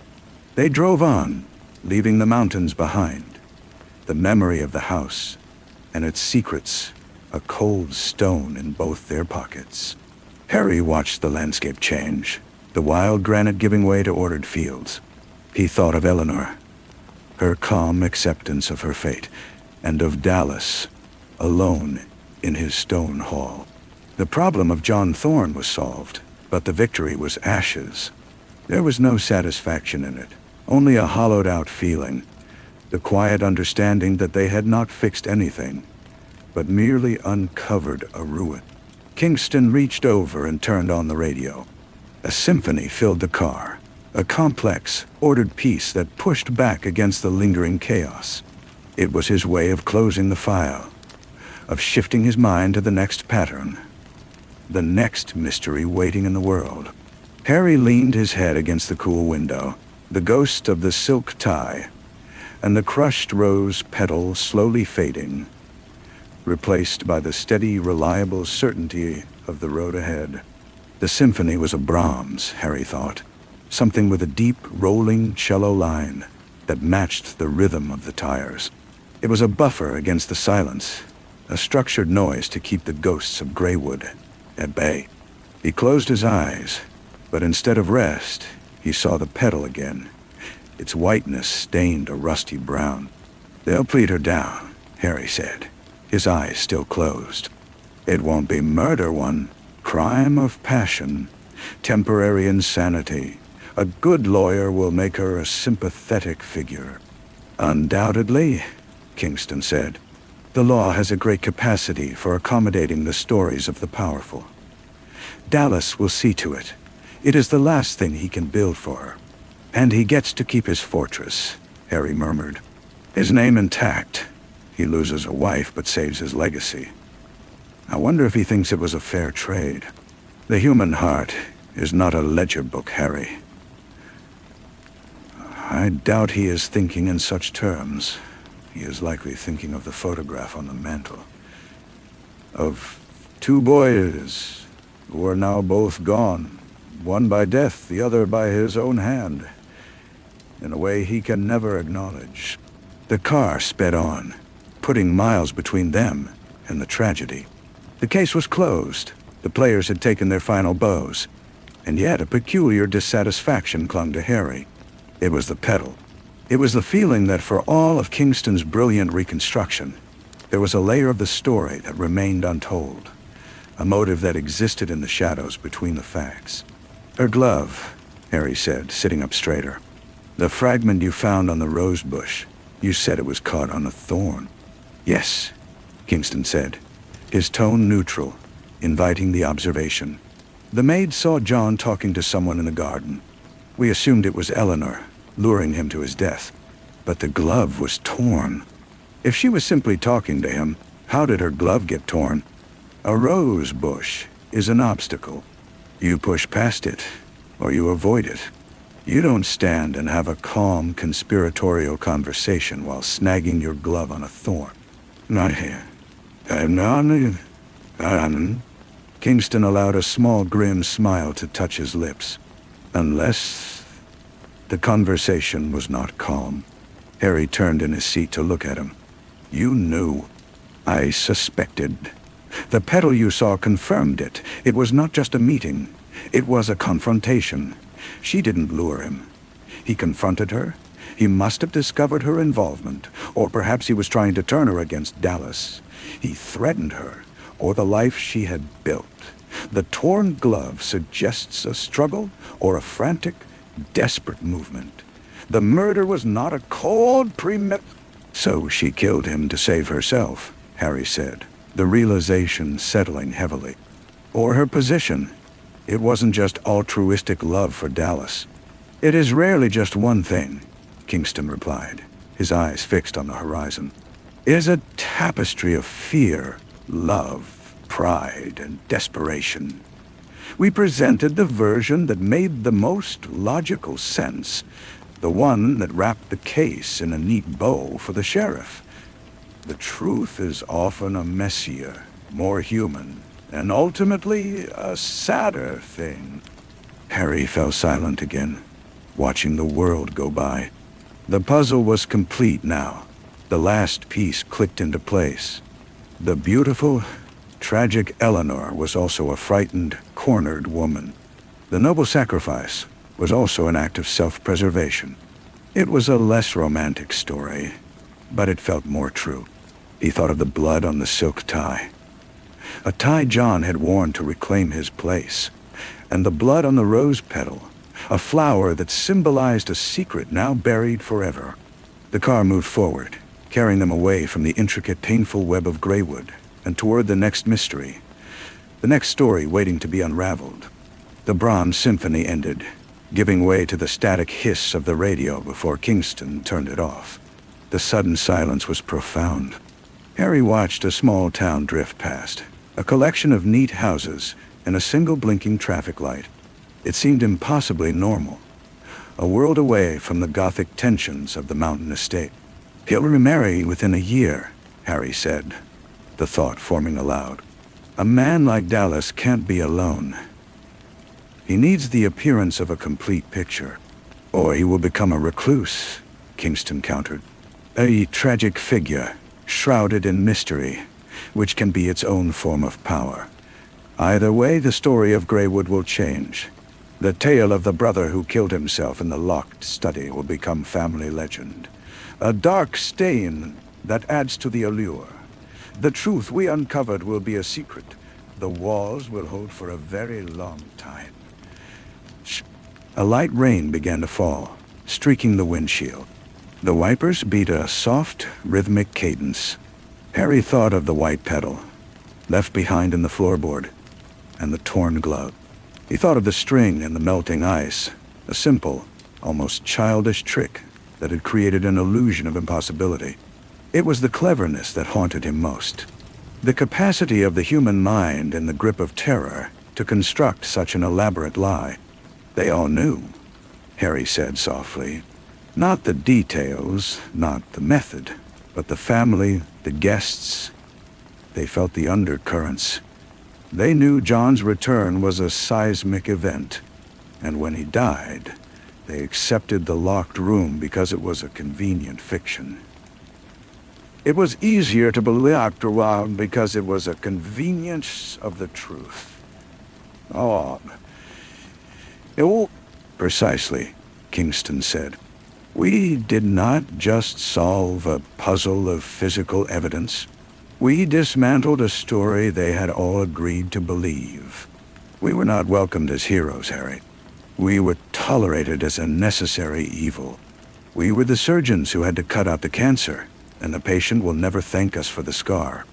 And the rain intensified, sheeting across the road.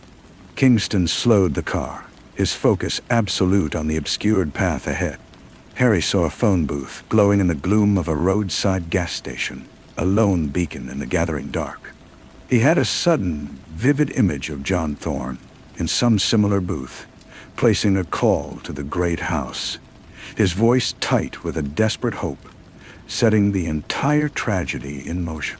He wondered if Eleanor, in her cell, was thinking of the rose bush, of the moment the thorn snagged her glove and her life tore irrevocably off its course.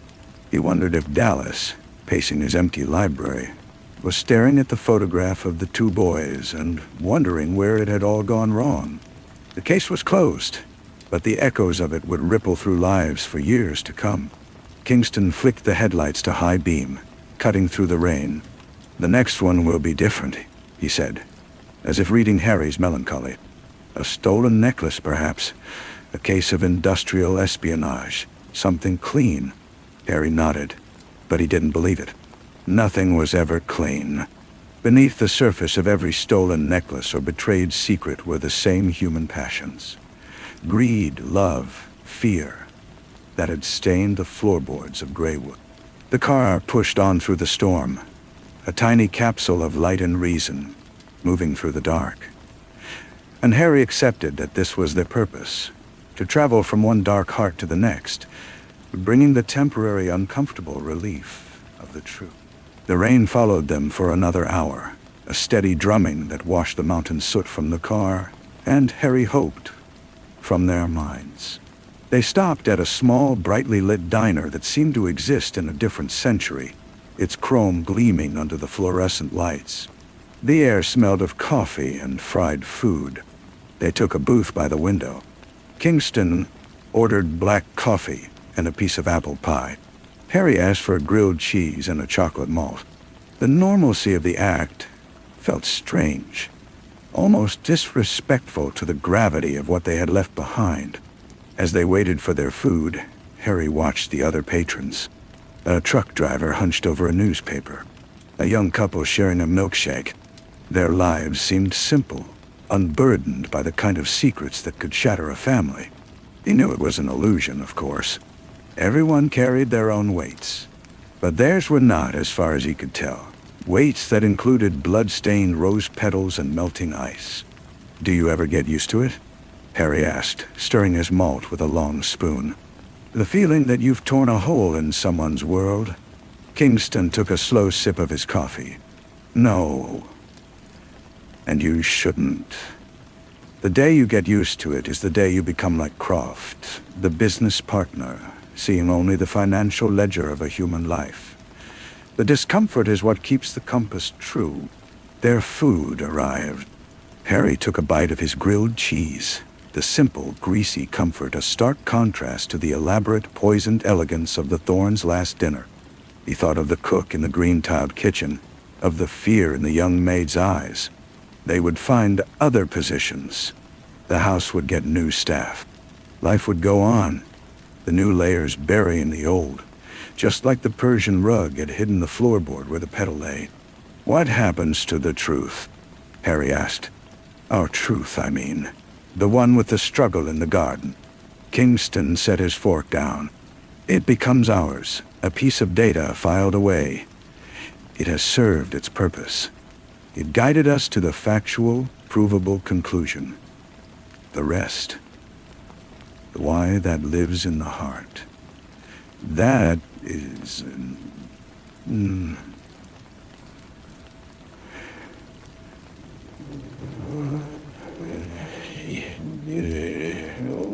They finished their meal in a comfortable silence. When Kingston went to pay the check, Harry stayed in the booth, looking at his reflection in the dark window. He saw a young man who had helped solve an impossible crime, but he didn't feel like a detective from a story. He just felt tired and older. Back in the car, the rain had ceased. The night was clear and cold, the stars sharp and bright above them. Kingston started the engine and pulled back onto the highway, heading east, toward the city and the next case that was undoubtedly already waiting. Harry leaned his head back against the seat and closed his eyes. This time, no ghosts appeared. There was only the hum of the engine, the scent of damp earth coming through the vents, and the steady, reliable presence of the man beside him, a guide through the endless, tangled labyrinth of human motive. He slept, and his dreams were not of locked rooms, but of open roads. The city skyline emerged hours later, a jagged silhouette of light against the pre-dawn gloom. The transition was abrupt. The deep organic silence of the mountains was replaced by the distant, constant hum of urban life.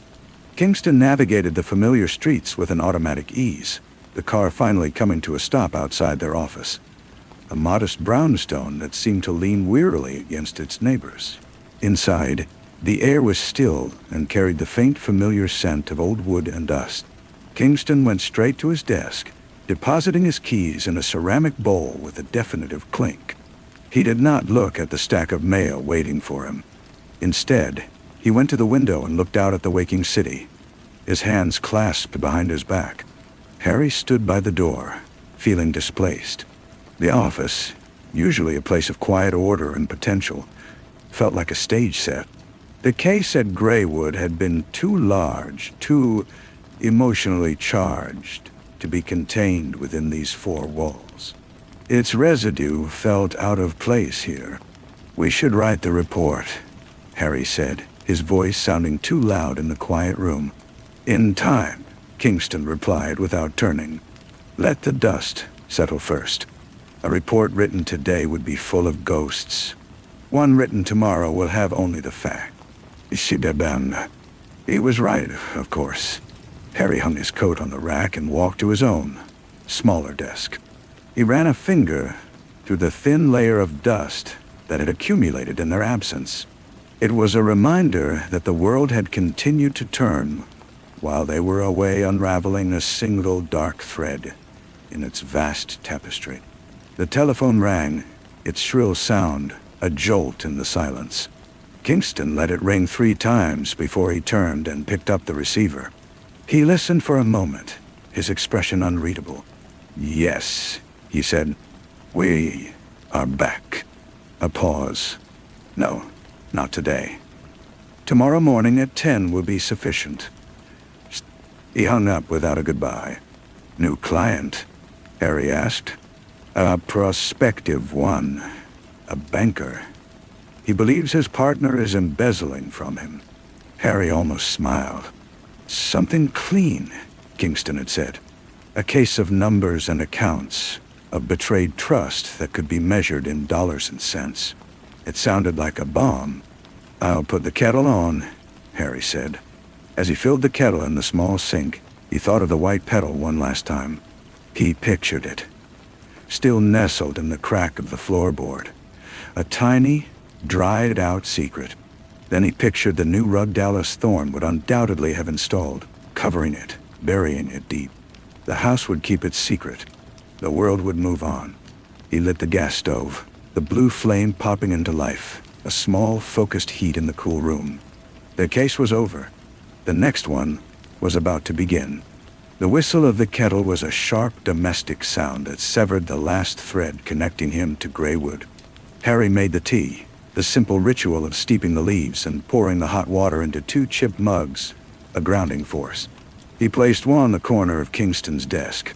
Kingston finally turned from the window. He took the mug without a word, his eyes scanning the room as if seeing it for the first time after a long journey. He took a sip, then set the mug down and opened the top drawer of his desk. From it, he withdrew a simple, leather-bound notebook, its pages blank.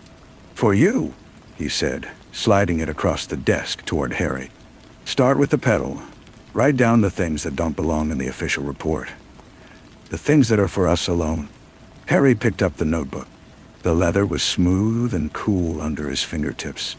It felt like a responsibility, and a strange sort of permission. He opened it to the first pristine page, the blankness a stark contrast to the cluttered, finished story they had left behind. "Why?" Harry asked. "Because the facts solve the case, Kingston said, returning to his window. But the truth is what we learn. And if we do not learn, we are merely mechanics, fixing broken locks on broken doors. He gestured with his mug toward the city. Out there, a banker is waiting with his books.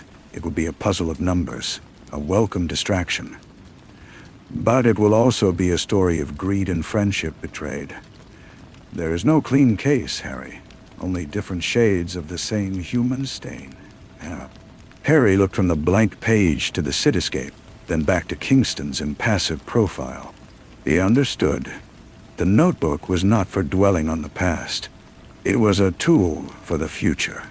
A place to record the small human details that were the key to everything. He closed the cover. The promise of the empty pages, a quiet weight in his hand. The case was over. The next one was about to begin. And he was ready. The banker arrived precisely at 10 the next morning. A portly man in an expensive but ill-fitting suit, his handshake damp with anxiety. He spoke of discrepancies in the ledgers, of unauthorized transfers to a shell corporation. His voice a nervous monotone. Harry took notes in a different steno pad, the official one. The leather-bound notebook remained in his desk drawer, a silent witness. As the man laid out his suspicions, Harry watched him. He noted the way the man's eyes darted toward Kingston, seeking validation, and the slight tremor in his hand when he mentioned his partner of 20 years. It wasn't just about the money. It was about the betrayal. The human stain, as Kingston had called it, was already evident, a pale gray smudge on the crisp white paper of finance. After the man left, promising to bring the documents the following day, the office fell quiet again. Kingston leaned back in his chair, steepling his fingers. "Well?" he asked. "He's telling the truth about the numbers," Harry said. "But he's lying about something else. He's afraid of more than just financial ruin." Kingston gave a slow, approving nod. "The partner has a temper, and our client has a daughter recently employed at the firm." He did not mention her. "The embezzlement is the symptom. The disease is fear for his child." Harry felt a familiar, grim satisfaction. The puzzle was already assembling itself, its edges defined not by numbers, but by the familiar, ugly shapes of human nature. He thought of the notebook in the drawer. Later, he would write down the fear in the banker's eyes when Haid said his partner's name. He looked out the window at the city, a vast machine of secrets and stories. Somewhere out there, a rose bush grew, its thorns a little sharper for the memory of a torn glove. And here in this quiet office, another story was beginning, waiting for its layers to be peeled back, one by one. Harry opened the steno pad to a fresh page. The banker's fear was a tangible thing now. A different texture from the gothic dread of Greywood, but just as real. He picked up a pencil, the lead poised over the paper. "We'll need to see the daughter," Harry said. "Discreetly. If the partner is using her as leverage, that changes the case from theft to coercion." "It does," Kingston agreed. "And it makes it more dangerous. A cornered man protecting his child is one thing. A man cornered while his child is threatened is entirely another." He stood and retrieved his hat from the stand. "A walk, I think. The air in here is thick with another man's troubles. We will visit the bank, not to go inside, but to observe the comings and goings, to see the players on their own stage." They left the brownstone and stepped into the mid-morning bustle. The city's noise was a welcome distraction, a symphony of honking cars and chatter that demanded focus on the present. The bank was a grand stone building a dozen blocks away, its columns speaking of solidity and trust, a stark contrast to the betrayal festering within. They took up a position across the street, near a newsstand. Harry bought a paper, using it as a prop while his eyes scanned the bank's entrance. He saw clerks and secretaries hurrying in and out on errands, their faces anonymous and busy. Then he saw her. A young woman, perhaps 19, emerged holding a small stack of files. She had the banker's same nervous posture, her shoulders hunched as if against a constant wind. She paused on the steps, looking back at the door, with an expression that was not just anxiety, but something closer to dread. A moment later, a tall, sharp-faced man in an impeccably tailored suit followed her out. He placed a hand on her arm, a gesture that might have looked paternal to a passerby, but his grip was too tight, his smile too thin. He spoke to her, his head bent close, and she flinched, just slightly, before nodding and pulling away. "The partner," Harry murmured, the pieces clicking into place. "He doesn't just work with her. He owns her fear." Kingston watched, his gaze analytical and cold. "There is our disease," he said quietly. "The embezzlement is the ransom he is forcing the father to pay. We are not investigating a crime of greed, Harry. We are walking into a hostage situation." No, son." The man went back inside, and the young woman stood alone on the steps for a moment, collecting herself before she continued on her errand. Harry watched her go, a slim, vulnerable figure swallowed by the crowd. He thought of the notebook waiting in his drawer. He would not write about numbers tonight. He would write about the grip of a hand on a young woman's arm and the terrible, silent language of coercion. The new case had begun, and it was already anything but clean. They walked back to the office in the shared silence, the image of the young woman's flinch hanging between them. The city, which had moments before seemed merely loud, now felt charged with hidden threats. Every passing glance from a stranger felt evaluative. Every closed door seemed to hide a private drama.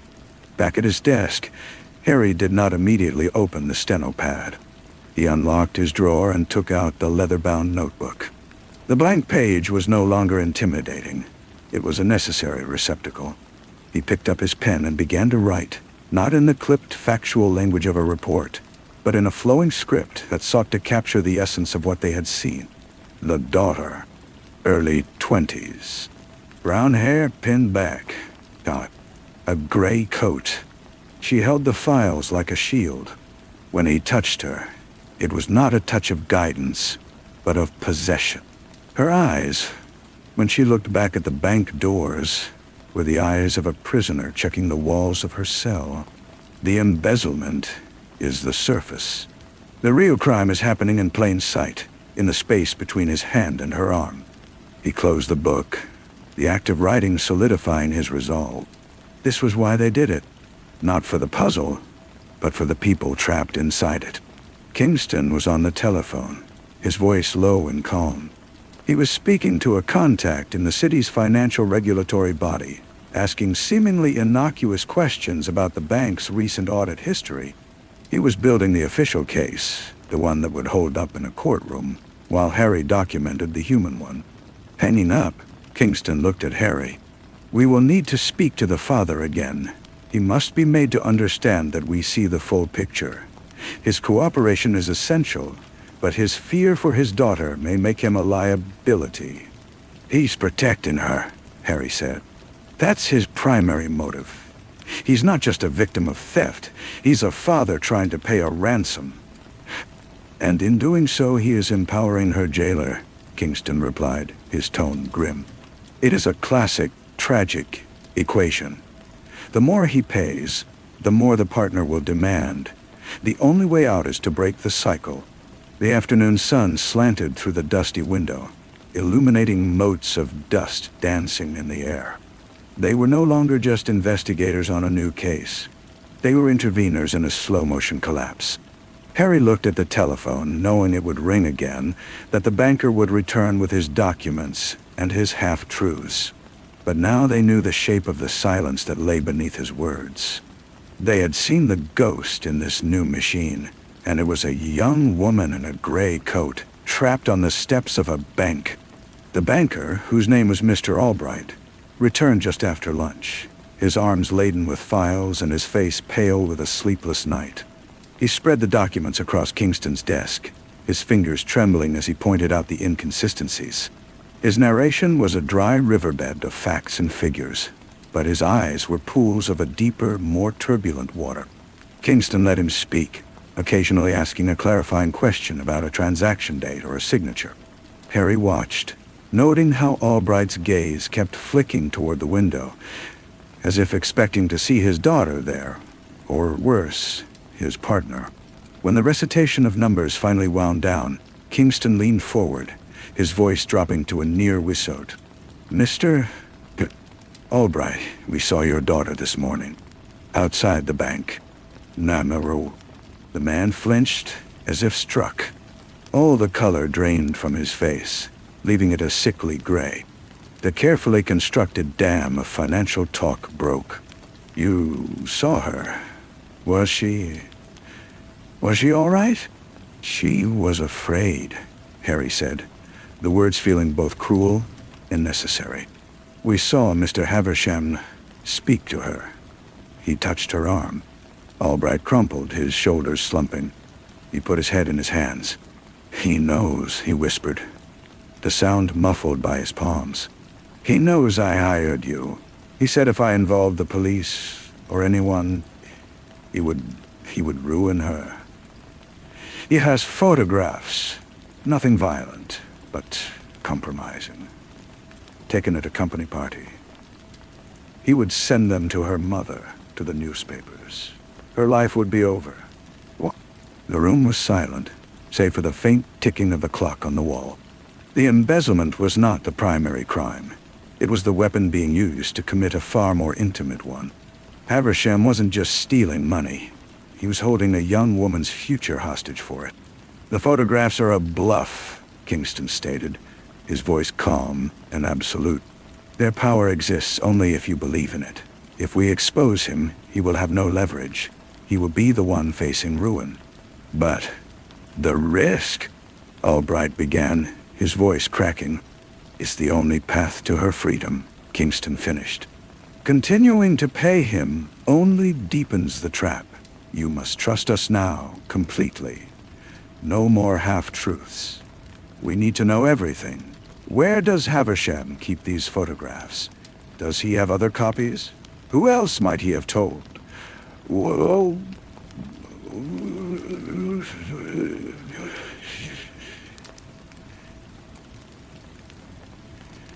Albright looked from Kingston's resolute face to Harry's, seeing his own desperation reflected back at him, but tempered with a grim determination.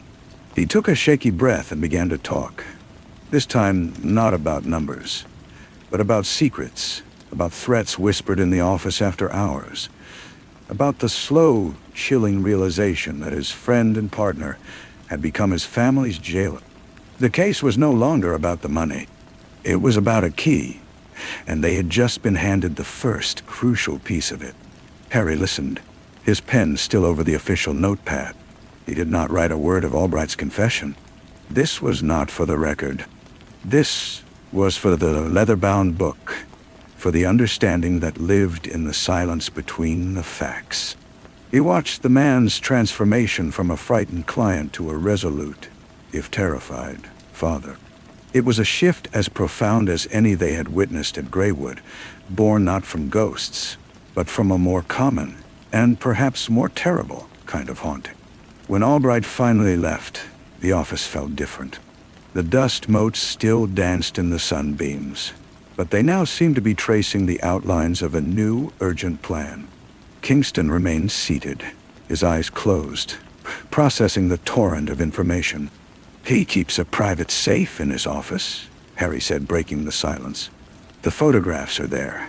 Albright thinks there's a ledger, too, a personal one that details the true extent of the embezzlement. Havisham is too arrogant to destroy them," Kingston mused.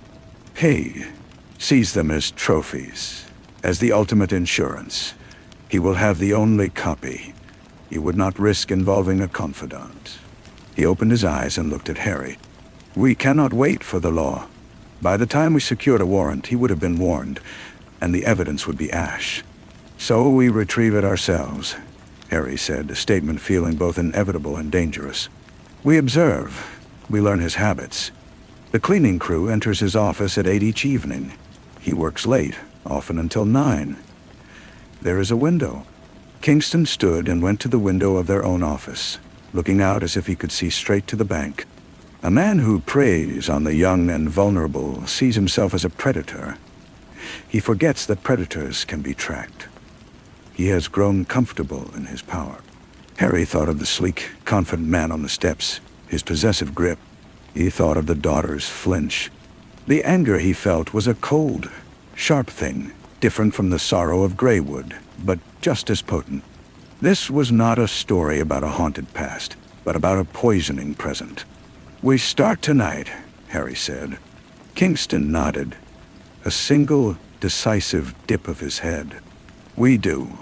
But we do not go in blind. We need a blueprint of the bank's interior, specifically the executive offices on the 3rd floor. And we need a distraction." A faint, almost imperceptible smile touched his lips. "I believe I shall pay a visit to an old friend at the city archives. You, Harry, should pay a visit to a hardware store. We have a lock to pick and a conscience to clear." The plan was forming, a delicate and illegal architecture being built upon a foundation of necessity. The new case had fully revealed itself, not as a welcome distraction, but as a direct confrontation with a living, breathing evil. And as the sun began to set, painting the city in shades of orange and purple, Harry felt not anxiety, but a grim sense of purpose. They were no longer just private investigators. They were about to become thieves in the name of something far greater than money. The hardware store was a narrow, cluttered cave of possibilities. The air smelled of metal shavings and wood dust.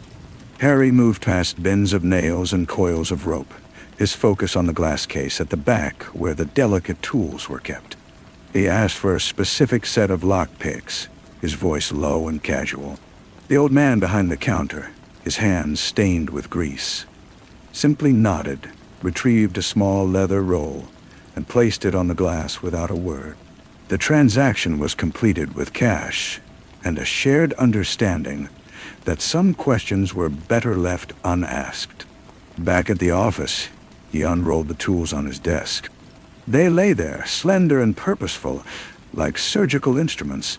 Kingston returned an hour later, a large brittle paper tube under his arm.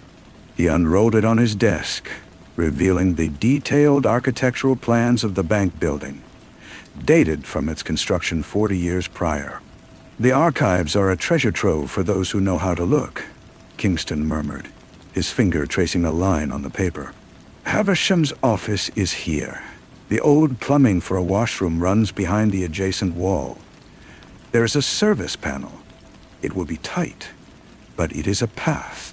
They spent the next hour memorizing the blueprint, the route imprinted on their minds. The plan was simple in its outline, complex in its execution. Kingston would create a disturbance near the bank's main entrance at 8:45, drawing the attention of the lone security guard who made his rounds. Harry would use that window to enter through a side delivery door, navigate to the service panel, and emerge inside Haversham's office. As dusk settled into full night, the city's lights began to glitter outside their window. Harry slipped the leather roll of tools into his inner jacket pocket. The weight of them was a constant, sobering reminder of the line they were about to cross. This was not the passive observation of a ghost story. This was an active intrusion into a fortified world. "It is time," Kingston said, putting on his overcoat. He looked at Harry, his expression unreadable. "Remember, speed is your ally, and silence is your shield. Retrieve the evidence and leave. Do not linger. Do not look for anything else." They walked to the bank separately, two shadows converging on the same target from different directions. Harry found his position in a narrow alley beside the grand building, the cold stone pressing against his back. He checked his watch, the seconds ticking down with a slow, deliberate finality. He thought of the notebook, of the entry he would write later. He hoped it would be a story of liberation, not of failure. Then, from the direction of the main street, he heard the raised, slurred voice of Kingston, perfectly playing the part of a belligerent, lost drunk, demanding directions from the confused security guard.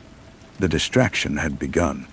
Taking a deep breath, Harry turned to the delivery door, the first pick already in his hand. The lock was a simple pin tumbler, its mechanism yielding to Harry's practiced touch with a soft, satisfying click. He slipped inside, the heavy door sighing shut behind him, plunging him into the profound silence of the bank's back corridors. The air was still and cool, smelling of floor wax and old paper. He moved quickly, his footsteps muffled by the thin runner carpet, his mind a perfect map of the blueprints. He found the service panel exactly where the plans had indicated, a small, unassuming square of painted metal in the wall of a supply closet. The screws were tight, but his tools made short work of them. Behind it was a dark, narrow space, a vertical shaft just wide enough for a man to squeeze through, with pipes running along one side and a series of metal rungs bolted to the concrete. He climbed, the sound of his own breathing loud in the confined space. At the third floor, he felt for the outline of another panel. This one was tighter, its edges sealed with years of paint. He worked a thin, flat tool into the seam, prying carefully until it gave way with a faint pop. He peered through the opening into the darkness of Haversham's office. The room was expansive, dominated by a large mahogany desk. A street lamp outside cast long skeletal shadows across the Persian rug. Harry slid through the opening, landing softly on the floor. He stood for a moment, letting his eyes adjust, listening. The only sound was the distant, fading echo of Kingston's manufactured argument from the street. The guard had taken the bait. He went to the desk first. The central drawer was locked, a more sophisticated mechanism than the delivery door. He knelt, his picks finding their way by touch alone in the dim light. After a minute of concentrated effort, he felt the final pin set, and the lock turned. Inside, nestled atop a stack of stationery, was a slim, black ledger. He flipped it open, his eyes scanning the columns of figures in the faint light. It was all there. The secret history of the embezzlement, written in Haversham's precise, arrogant hand. Now, for the safe. Albright had said it was behind a landscape painting on the interior wall. Harry found it, a heavy gilt frame depicting a tranquil lake. He lifted it away from the wall, revealing the dark, metallic face of a floor safe. This was the true test. He ran his fingers over the cold dial, feeling for the slight variations in resistance that would guide him. It was a slower, more delicate process, each click of the tumblers a tiny victory in the silence. Sweat beaded on his forehead. He could hear the blood pulsing in his ears. Then, with a final heavy thunk, the bolt retracted. He pulled the handle and the door swung open. Inside, there were bundles of cash, a velvet jewelry box, and a thick manila envelope. He pulled it out and slid the contents onto the rug. The photographs were there, just as Albright had described. They were grainy, taken from a distance, showing the daughter, laughing and unguarded at a party, her drink in her hand, a man's arm around her shoulder in a way that could be misconstrued. They were innocent, but in the wrong hands, they were a weapon. He tucked the envelope inside his jacket next to the ledger. He closed the safe, spun the dial, and replaced the painting. He was about to turn back to the service panel when a sliver of light from the desk caught his eye. A small framed photograph stood there, facing Haversham's chair. It was a picture of the partner himself, a younger, softer version, standing with his arm around a boy who shared his sharp features. His son. And the look in Haversham's eyes in the photo was not one of cruelty or greed, but of a pure, unguarded love. Harry stared at it, the cold anger inside him momentarily complicated. The monster was also a father. It did not excuse a single thing he had done, but it added a layer, a tragic human dimension to the ugliness. He turned away, pushing the thought aside. There would be time for such reflections later, in the pages of his notebook. For now, he had what he came for. He slipped back through the service panel, down the shaft, and into the night, the evidence a heavy weight against his chest, a burden he was glad to carry. Story 6. The first thing Christopher noticed was the silence. It was a thick, woolen quiet. The kind that should have been filled with the low, steady hum of the air conditioning unit outside his window. A sound as constant and unnoticed as his own heartbeat. But it was gone.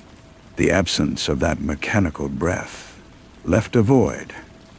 And into that void rushed the memory of the alarm, the shattering glass, the frantic guttural shouts of his accomplices. He was not in his own bed. The sheets were stiff and smelled of cheap detergent and something else.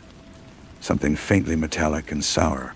He was in a motel room off a highway that cut through the flat, endless middle of America, and the silence was a verdict. He had gotten away, but he was not free. His name was Christopher, and he was a robber. He had a face that people trusted, the kind of face that could sell you insurance, or convince you to hold a door open just a little longer. He used it like a key. But the key had turned in the lock of a bank vault in St. Louis, and everything since had been a frantic, unraveling sprint. His accomplices, two brothers named Leo and Frank, were men whose ambition vastly outstripped their competence. They were grotesques of greed, all sweat and trembling hands and stupid, hopeful eyes. The heist had been a mess, a symphony of errors conducted by their panic. They had the money, a duffel bag stuffed with more cash than Christopher had ever seen. But they also had the attention of every law enforcement agency from the Mississippi to the Rockies. And they had her. Her name was Elena, Federal Marshal Elena Van Start. She entered the narrative not with a bang, but with a patient, meticulous presence. 2 days after the silence woke him, Christopher saw her for the first time. He was in a diner outside Indianapolis, nursing a coffee, and watching the rain smear the world outside the window into a watercolor of gray and green. She stepped out of a nondescript sedan, and even through the bleary glass, he knew her. It wasn't the badge she flashed at the waitress, it was the posture. A stillness amid the chaos, a center of gravity. She was tall, with dark hair pulled back in a severe knot, and her eyes, when they scanned the diner, were the color of a winter sky just before snow. They did not land on him, not yet, but he felt the chill of their passage. He left a 20 on the counter, slid out the back door past the reeking dumpsters, and vanished into the rain-slicked streets, the duffel bag heavy on his shoulder, Leo and Frank's whining voices already buzzing in his ear like flies. The chase became a strange shared geography. He was a ghost, moving through the forgotten places, a boarded-up drive-in theater in Ohio, a rusting grain elevator in Nebraska, a fishing cabin on a lake so still it looked like glass. And she was always a step behind, a scent on the wind. He would find the napkin she had used folded neatly beside her coffee cup at a truck stop he had just left. He would hear the echo of her questions in the wary eyes of a gas station attendant. She was not loud. She did not kick down doors. She was a pressure, a gradual closing of walls. He called Leo from a payphone outside a laundromat. The coins clattered into the slot, a sound like falling teeth. "She's not like the others, Chris. She's quiet," Leo whispered, his voice tinny and afraid. "She just stands there and looks at you. Makes you want to tell her things." "I don't want to know what she makes you want to do," Christopher said. "Just keep your head down, and keep Frank from doing anything stupider than usual." "Frank's already talking, Chris. He's scared. He's talking about making a deal." A cold knot tightened in Christopher's stomach. Frank's stupidity was a manageable variable. His fear was a live wire. Around them, another problem was coalescing. A man named Chris Volker, a brutal piece of work from Kansas City, who believed the stolen money was rightfully his, a debt from a previous botched endeavor. Volker was not incompetent. He was a craftsman of violence, and he was hunting Christopher with a different, more final purpose. Weeks bled into a month. The country unspooled before him, a vast, beautiful, and empty stage for his flight. He found himself in a town called Mercy, South Dakota, a place that seemed to have been forgotten by time. The air was thin and clean, smelling of pine and cold earth. He rented a room above a dusty antique store, paying in cash, and for a few days, he allowed himself the luxury of stillness. He would sit in a small park in the center of town and watch the old men play chess. He felt the weight of a duffel bag under his bed like a corpse. It was there, on a bench scoured by the wind, that she found him. She did not approach with her weapon drawn. She simply sat down on the other end of the bench, her posture as straight and unyielding as a stone monument. She placed her hands on her knees. They were capable hands, clean, with short, unpolished nails. "Christopher Baines," she said. Her voice was lower than he had imagined, a calm contralto that carried no threat, only certainty. "Marshall," he replied, not looking at her. The sun was setting, painting the granite faces of the mountains in the distance, a deep, bloody orange. "You're a hard man to catch. I'm a man who doesn't want to be caught." "Most aren't," she said. "They make mistakes. They get lonely. They get greedy. You're different. You're patient." He finally turned to look at her. The dying light caught the fine lines at the corners of her eyes. She was not beautiful in a conventional way. Hers was a beauty of structure, of bone and intelligence. He felt a pull, a dangerous gravitational attraction that had nothing to do with flight or capture and everything to do with a profound and unsettling recognition. "Your friends are going to get you killed," Elena said. "Leo is a coward. Frank is a fool. And Chris Volker is not a man who negotiates. You've done your homework. It's my job. Come in with me. It's cleaner. And spend the best years of my life in a concrete box." "I don't think so." A faint, almost imperceptible smile touched her lips. It was there and gone, a ghost. "What will you do? Run forever? Spend that money one greasy diner meal at a time?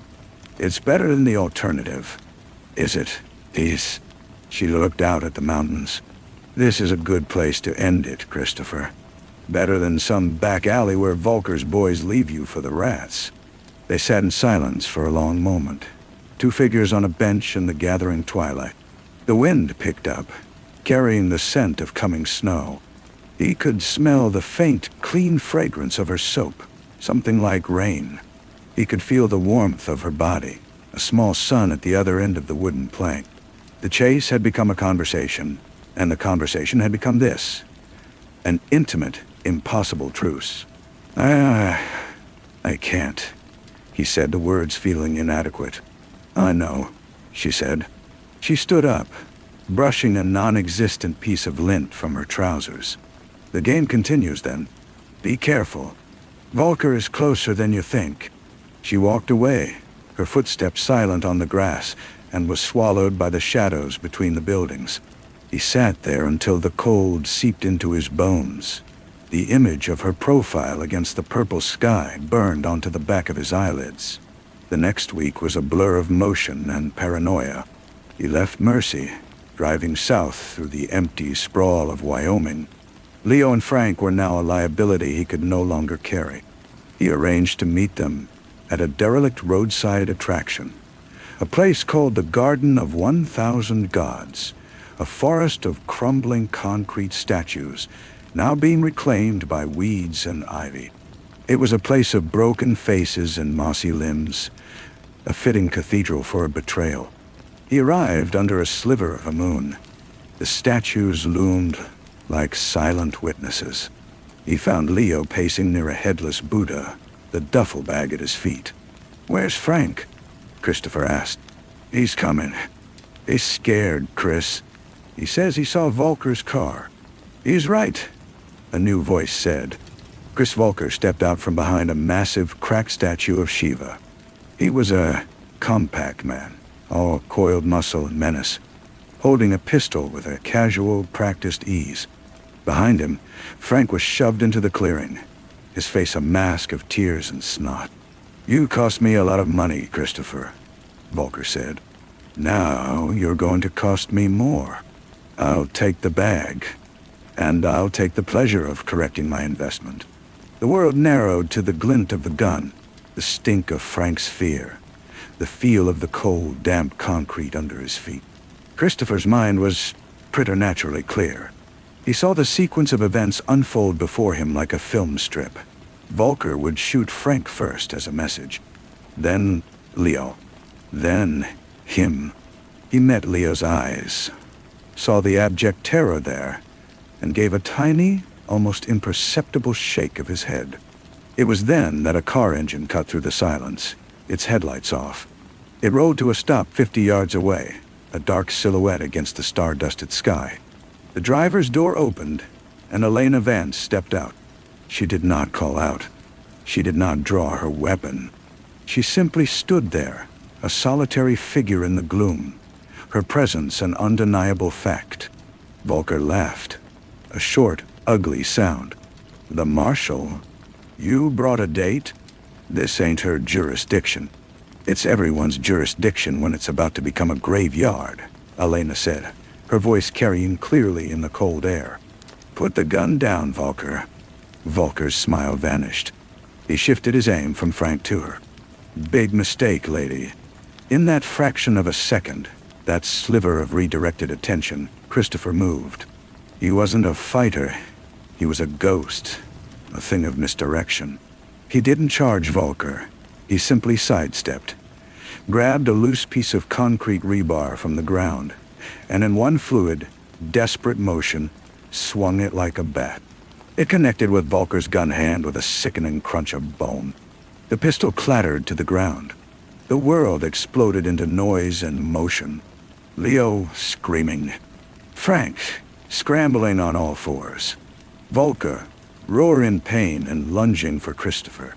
And through it all, Elena was a streak of dark motion. She was on Volker before he could reach his gun, her own service weapon now in her hand, the barrel pressed hard against the back of his neck. "Don't," she said, and the word was absolute. Christopher stood panting, the rebar still clutched in his hand.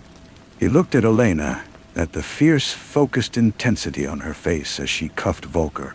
Their eyes met over his prone body. In that look, everything was said. Gratitude, recognition, the impossible truth of their situation. The local police and other marshals arrived in a storm of sirens and flashing lights. Leo and Frank were quickly taken away, sobbing with relief. Volker was shoved into a car, spitting curses.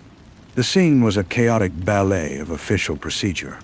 Christopher stood apart, his hands cuffed now, the cold metal a familiar, expected weight. Elena finished giving instructions to a county sheriff and walked over to him. The flashing lights painted her face in alternating pulses of red and blue. "You saved my life," he said. "I upheld the law," she corrected, but her voice lacked its usual steel. It was tired. "What happens now?" "Now, you go to prison. For a long time." He nodded. It was the only possible ending. He looked at the duffel bag, now tagged as evidence, being carried away. It had never been about the money. It had been about the chase, the game, the thrill of outthinking the world. And in the end, about the woman who had outthought him. She walked him to the waiting transport vehicle. Just before he ducked his head to get in, she stopped him with a hand on his arm. Her touch was electric, a brand through the fabric of his jacket. "The silence," she said quietly, so only he could hear. "That first morning after the robbery. What was it?" He looked at her, truly surprised. "How did you know?" "I know you," she said. "I've been in your head for months." "What was missing?" "The air conditioner," he said. "The unit outside my window. It was broken." The silence was absolute. She held his gaze for a moment longer, her winter sky eyes seeing everything. understanding everything. Then she gave a small, almost sad nod, and released his arm. The door slammed shut, plunging him into the dark, rumbling interior of the van. As it pulled away, he caught one last glimpse of her through the mesh-reinforced window. She was just a silhouette again, standing amidst the broken gods, growing smaller and smaller until she was swallowed by the night. Years later, in a cell that smelled of disinfectant and despair, Marshal Elena Vance would sit at her desk. The case files spread before her like the pages of a forgotten book. The memory of that night would come to her, not as a coherent story, but as fragments, sensations. The feel of cold rebar in her hand, though she had never touched it. The scent of pine and wet concrete. The absolute silence of the South Dakota night, broken only by the sound of her own heart. And his face, in the moment before the door closed. Not the face of a charming robber, but the face of a man who had finally been found, and in being found, had somehow, irrevocably, found her too. She would try to focus on the details of a new case, a new name, a new chase, but her mind would drift, regressing, losing its grip on the present, returning always to that garden of stone, to the space between them on that bench, to the unsettling, perfect silence where it had all begun, and where it would forever, in her mind, remain unresolved. The prison library was a tomb of quiet industry. The only sounds, the soft rustle of pages and the distant, rhythmic clang of steel doors from deeper within the facility. Christopher sat at a small table, a book on architectural history open but unread before him.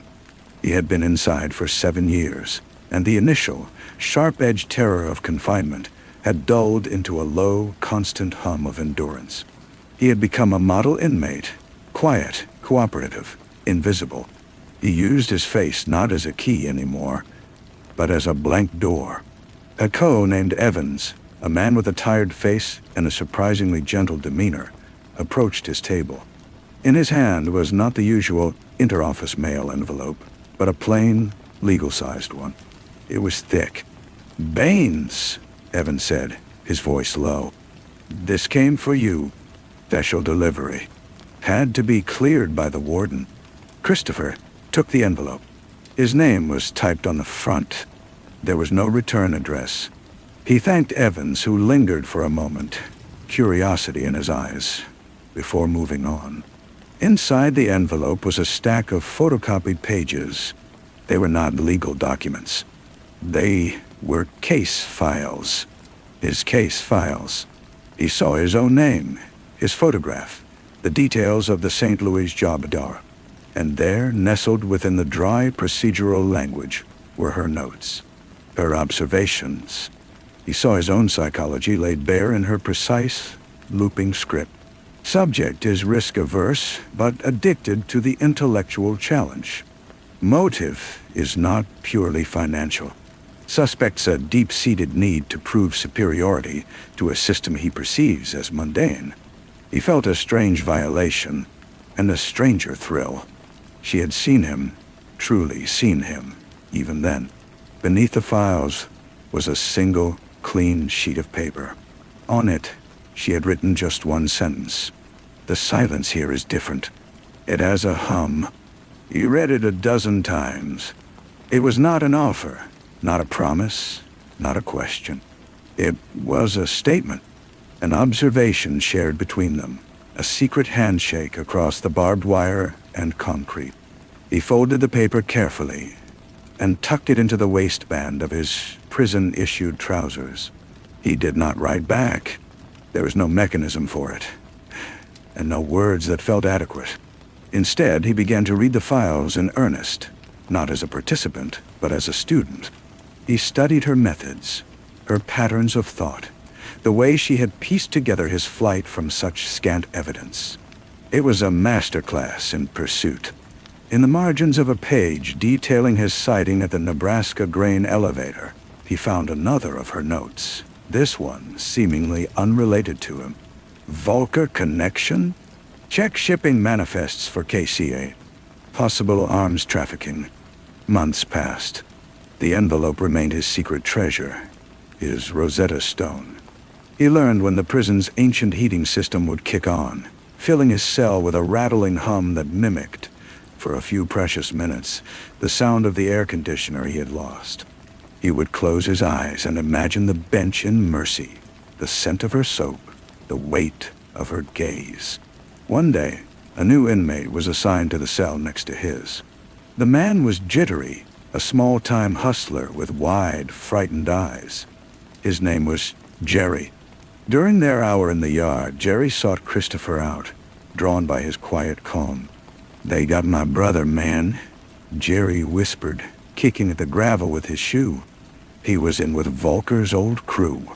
They say he talked. They found him in the river." Christopher felt a coldness that had nothing to do with the autumn air. He thought of the note in the margin. Arms trafficking. Jerry kept talking, a stream of nervous energy. He said the feds are closing in on Volker's whole operation. That some marshal, a woman, is digging it all up. She's like a bloodhound, man. She don't quit. Christopher said nothing. He just looked at the high chain-link fence, topped with razor wire, and beyond it, the gray, unfeeling sky. That night, in the relentless silence of his cell, he did something he had not done in all his years inside. He took a pencil and a sheet of paper from the library, and he began to write. He did not write a letter. He wrote a profile. He laid out the patterns of Volker's organization as he remembered them. The roots, the contacts, the hidden weaknesses. He wrote it not as an informant, but as an analyst, a strategist. It was the same part of his mind that had planned the St. Louis heist, now turned to a different purpose. He folded it, sealed it in a prison mail envelope, and addressed it not to Elena, but to the General Field Office of the U.S. Marshal's Service. He gave it to Co. Evans the next morning. He had no expectation of a reply. It was a message in a bottle, cast into a vast, bureaucratic ocean. He was simply continuing the conversation, the only way he knew how. He was solving a puzzle for her, a final, postscript gift from the Garden of Broken Gods. Weeks turned into months. Then a different kind of envelope arrived, this one official and stamped with the seal of the court. It was a notification of a sentence review. His exemplary conduct, and it was noted, his unsolicited cooperation in a separate, ongoing federal investigation, had been taken into account. His parole hearing, once a distant speck on the horizon, had been moved up, significantly.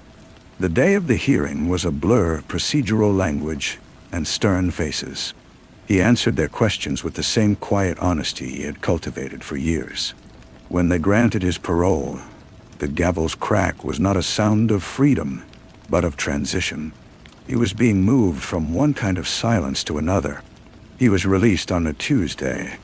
He was given his old clothes, now musty and hanging loose on his frame, and a bus ticket to a halfway house in a city he didn't know. He stood outside the gates, the world assaulting him with its noise and scale and color. He felt unmoored, dizzy. A sedan, gray and unremarkable, was parked across the street. The driver's door opened, and she got out. She looked older. There were more lines around her eyes, and her hair was shorter. But her posture was the same, that unwavering center of gravity. She leaned against the car, waiting. He walked across the street, the sounds of the city a chaotic symphony around them. "Marshal Vance," he said. "Christopher," she replied. They looked at each other for a long moment. The hum of the city traffic was the new silence between them. "I got your message," he said finally. "I got yours," she answered. It was very insightful. "What happens now?" "Now," she said, pushing off from the car and opening the passenger door. "You get in. I have a proposition. The Marshal's Service has a use for a mind that understands how men like Volker think. How men like you think. It's not freedom. It's a different kind of cage, with slightly better views. But the work is challenging. He didn't hesitate. He slid into the passenger seat. The interior of the car smelled faintly of her soap, of rain. It was the scent of the chase, of the bench in Mercy, of the only home he had known for years. As she pulled into the traffic, he looked out the window at the world moving past. No longer a ghost, but not yet a man. He was something in between, a creature of his own making and hers, moving forward into a future that was, for the first time, utterly and terrifyingly unknown. The chase was over. The collaboration had just begun. The car moved through the city with a purpose he did not share. He was adrift in the wake of her decision, a leaf caught in a current. She didn't speak, and he was grateful.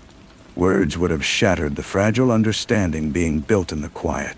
She drove them to a nondescript office building on the outskirts of the city, a place of mirrored glass and anonymous concrete. This was not the main Marshal Service office. It was something else. An annex, a place for work that required discretion. She led him inside, past a security desk where a guard nodded her through without a word, and into a small, windowless room containing a table, 2 chairs, and a thick stack of files. "Sit," she said. He sat. She placed the files in front of him. They were not about him. The top one bore a name he didn't recognize, and a photograph of a man with cold, dead eyes. "This is your first test," Elena said. "I want you to look at this. Tell me where he is, how he thinks, where he'll run." He looked from the file to her face. "You're serious?" "I don't have time for games, Christopher. This is the job. If you can't do it, the bus ticket is still valid." He opened the file. He fell into it as he had fallen into the plans for the St. Louis job, with a singular, consuming focus. The world narrowed to the details. Financial records, witness statements, psychological assessments. He forgot the room, forgot the prison, forgot the woman watching him. He was solving a puzzle. An hour passed. Maybe 2. He finally looked up, his eyes refocusing on the present. She was still there, leaning against the wall, her arms crossed. "He's in Tucson," Christopher said. "Not for the climate. He has a thing about the light. He mentioned it in this interview from 5 years ago, a throwaway line about the clarity of the desert air. He's not in a hotel. He's renting a storage unit. He's a man who needs to see his assets, to touch them. He'll be there at night just to sit with his money." Elena didn't react, but a subtle shift in her posture, a slight tightening around her mouth, told him he was right. She pushed off from the wall. "Good," she said. "A team is already en route." "You knew," he said. "I had a hunch. I needed to see if you could follow the same trail. You see the patterns, Christopher, the same way I do." She led him out of the room and down a hall to another, slightly larger office. This one had a window looking out onto a parking lot. A single desk, a computer, a chair. "This is yours," she said. "For now. The work is consultative. You'll be supervised. You'll have an ankle monitor. You will not have a badge. You will not have a gun." He walked to the window. The glass was cool against his fingertips. He could see their reflection, 2 ghosts superimposed on the mundane view of asphalt and cars. "Why?" he asked, still looking out the window. "After everything, why do this?" He saw her reflection shrug. "The system is full of hunters," she said. "It needs a few trappers. You built mazes. Now you can help us see the exits before they do." He turned to face her. "And you? What do you get out of this?" "The same thing I always got," she said. "A more interesting puzzle." She left him then, closing the door softly behind her. He was alone in the room. The silence was not the deep, terrifying silence of his cell, nor the vast, open silence of the mountains. It was the quiet hum of a machine at rest, waiting for a purpose. He sat at the desk, the chair groaning under his weight. On the desk was a single new file. He opened it. A new name, a new face, a new chase. He picked up a pen, the weight unfamiliar in his hand, and began to read. The ghost was gone. In his place was a man in a small room. The scent of rain-soaked earth, a distant memory. The hum of the fluorescent lights, a new kind of absolute silence, ready to be broken. The first few weeks were a study in controlled chaos. The ankle monitor was a cold, constant reminder of his conditional existence. He was a tool, a resource, an asset with a criminal record. The other marshals, the ones who knew what he was, treated him with a mixture of professional detachment and thinly veiled contempt. He was the fox teaching the hounds, and the hounds did not appreciate the lesson. He didn't care. The work was everything Elena had promised. It was a labyrinth of human intention and error, and his mind, which had atrophied in the sterile environment of prison, began to stretch and flex its old muscles. He found he could slip into the skin of these other men, these fugitives and fraudsters, with an ease that was almost disturbing. He understood their vanity, their fears, their desperate, flawed logic. Elena was his conduit, his handler, his only tether to the official world. She would bring him files, listen to his theories, and then leave to execute the operations based on his insights. Their conversations were clipped, professional, and conducted entirely within the four walls of his office. They never spoke of the past. They never spoke of the garden of stone or the rebar or the silence. One afternoon, she came into his office and dropped a file on his desk with more force than was necessary. Her face was a mask of cool control, but he saw the tension in her jaw. "Look at this," she said. "Tell me what you see." It was a bank robbery, a messy one. 2 security guards dead. The perpetrator had vanished. The file was thin, the evidence scant. Christopher spent an hour with it, his focus absolute. When he looked up, she was still there, staring out the window at the parking lot. "It's a copycat," he said, "but a bad one. He's trying to mimic the St. Louis job, the timing, the entry method. But he's missed the point. He's all aggression, no finesse. He's not doing it for the game. He's doing it for the story." Elena turned from the window. Her eyes were hard. "The press is calling him the Hare of Baines. They're saying you inspired him." A cold knot tightened in Christopher's stomach. He looked down at the crime scene photos, at the blood spatter he had never intended to be a part of his legacy. "This is why you brought me here, isn't it? To clean up my messes." "One of the reasons," she admitted, her voice low. "This one is personal. He's using your name, your style. He's making a mockery of the chase." Christopher leaned back in his chair, the cheap plastic groaning. "He's local. He's young, early 20s. He's not a professional, he's a fan. And he's proud. He'll want to see his work. He'll be watching the news, reading the papers. He'll go back. Go back where? To the scene. Not the bank. The getaway route. He'll walk it, relive it. He'll be there tonight." Elena was already moving, her phone to her ear, barking orders. She paused at the door and looked back at him. "You're sure?" He held her gaze. "I know how he thinks. I taught him, remember?"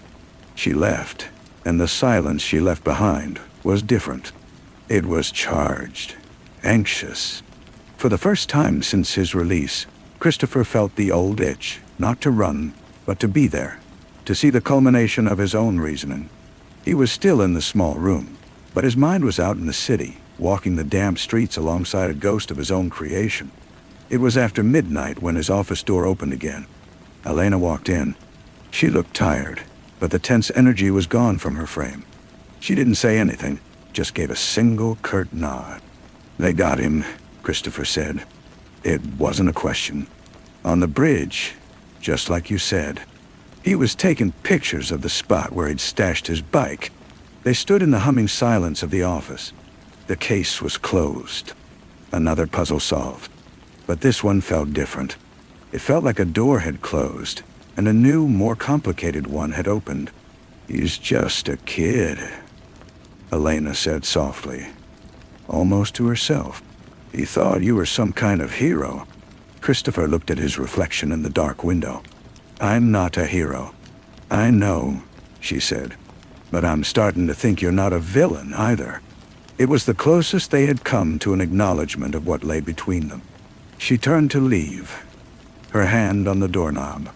"Elena," he said. She stopped, but didn't turn around. The silence in South Dakota. It never really ended, did it? She stood perfectly still for a long moment. Then, without a word, she opened the door and walked out, leaving him alone with the hum of the lights and the echo of a question that had no answer. The collaboration continued, but the game had changed. They were no longer hunter and prey. They were partners in a different kind of silence. Two minds circling the same unsolvable problem, trapped in the endless, fascinating space between the law and the crime. The next file she brought him was different. It was older, the paper brittle and tinged with yellow. The name on the tab was one he hadn't heard in a long time: Arthur Phelps. His first partner, the man who had taught him the ropes before the St. Louis job, before the solitude. Arthur had vanished years ago, presumed dead or living under a new identity on a beach somewhere. "Why this?" Christopher asked, his hand resting on the faded cover.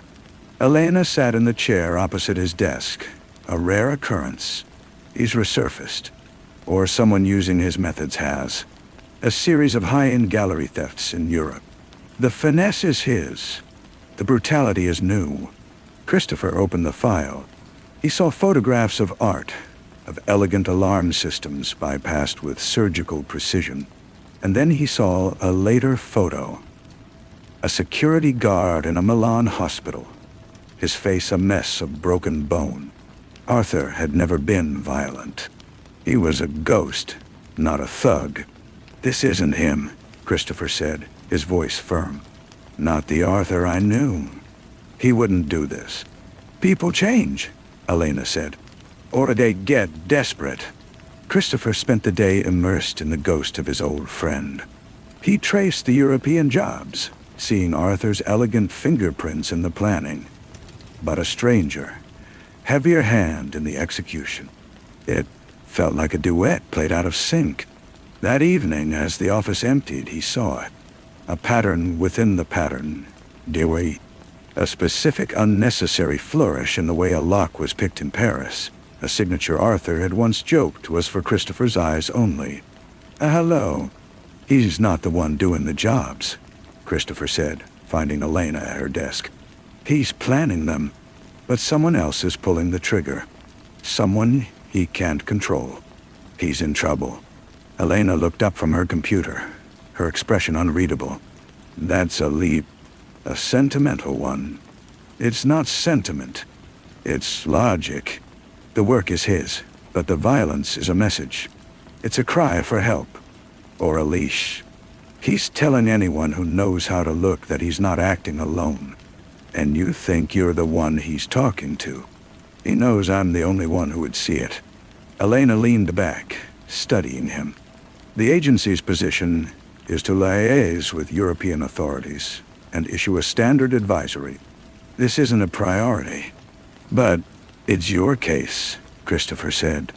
"You brought it to me." She was quiet for a long time, the only sound the whirring of her computer fan. Finally she spoke. "If I were to pursue this, it would be off the books. A personal project. There would be no backup, no official sanction. And my monitor," Christopher tapped the plastic band on his ankle, "would remain active. You'd be here, in this room. I'd be out there, following your leads." He understood. She was offering him a different kind of cage, one with a view of a much larger world. He was to be the mind, and she, once again, the hand. But this time, they were aiming at a shadow from his past to save a ghost. "What's the play?" he asked. "You tell me," she said. "You're the architect." He looked at the file, at the photograph of Arthur's smiling, youthful face, a face from a life that felt like it belonged to someone else. He picked up a pen. "Then we built a trap," he said. "Not for Arthur, for the one holding his leash. We use the one thing Arthur can't resist." "What's that?" "A better plan. We give him a target, one so perfect, so elegant, he'll have to come out of hiding to see it for himself. We dangle a masterpiece." He began to write, sketching out the contours of a fictional job. A theft so audacious and clean, it would sing a siren song to a man like Arthur Phelps. Elena watched him, her silence a form of consent. The hunt was on again, but the prey was a memory, and the bait was a shared dream of a perfect, bloodless crime. The hum in the room was no longer that of the fluorescent lights, but of two minds, once opposed, now weaving a single, intricate thread into the dark. The plan was a thing of cold beauty. Christopher designed a fictional exhibition at a private museum in Lisbon, its centerpiece a collection of unset, historically significant diamonds. He crafted security schematics that were a work of art in themselves, a system with a single elegant flaw, a flaw only someone with Arthur's particular genius would both recognize and be unable to resist. It was a lock made for one key. Elena leaked the details through a back channel, a whisper in the right ear. Then they waited. Christopher spent his days in the small office, working on other cases with a detached efficiency. His real attention focused on the digital void, waiting for a ripple. Elena moved through the world, her reports brief and factual. The silence between them was no longer empty. It was taut, a wire strung between 2 points, vibrating with unspoken tension. The response came not from Europe, but from a server in Macau. A series of encrypted queries about the Lisbon Museum's air conditioning system, a detail Christopher had buried deep within the fabricated blueprints. It was Arthur. He had taken the bait. "He's in," Christopher said, showing Elena the data on his screen. "He's planning the job." "Then we go," she said. The authorization was a miracle of bureaucratic evasion. Elena called it a targeted field consultation.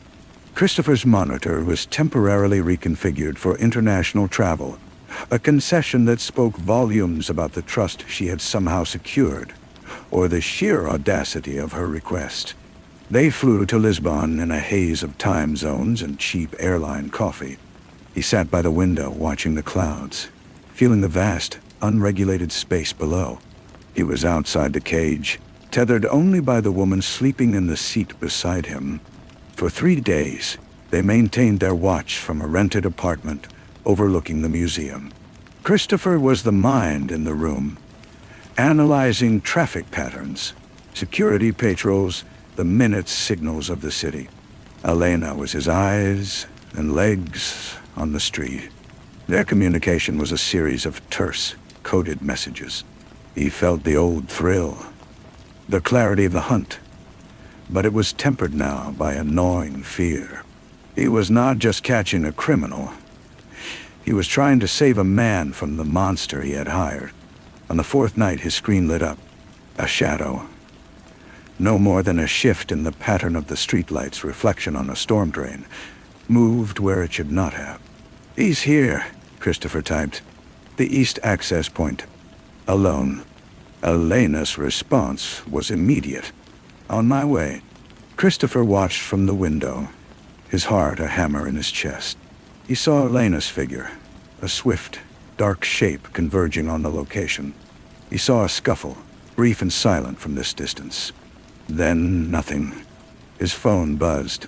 Got him. When Elena brought Arthur Phelps into the apartment, the air left the room. The man was a husk of the vibrant partner Christopher remembered. His eyes were sunken, his hands trembled, and a fresh cut bled above his eyebrow. He looked at Christopher, and a flicker of the old warmth sparked and died in his gaze. "Chris," he rasped, "I knew it was you." Only you could design a lock that beautiful. Where is he, Arthur? Christopher asked, his voice softer than he intended. Before Arthur could answer, the apartment door exploded inward. A massive man filled the frame, his face a mask of cold fury.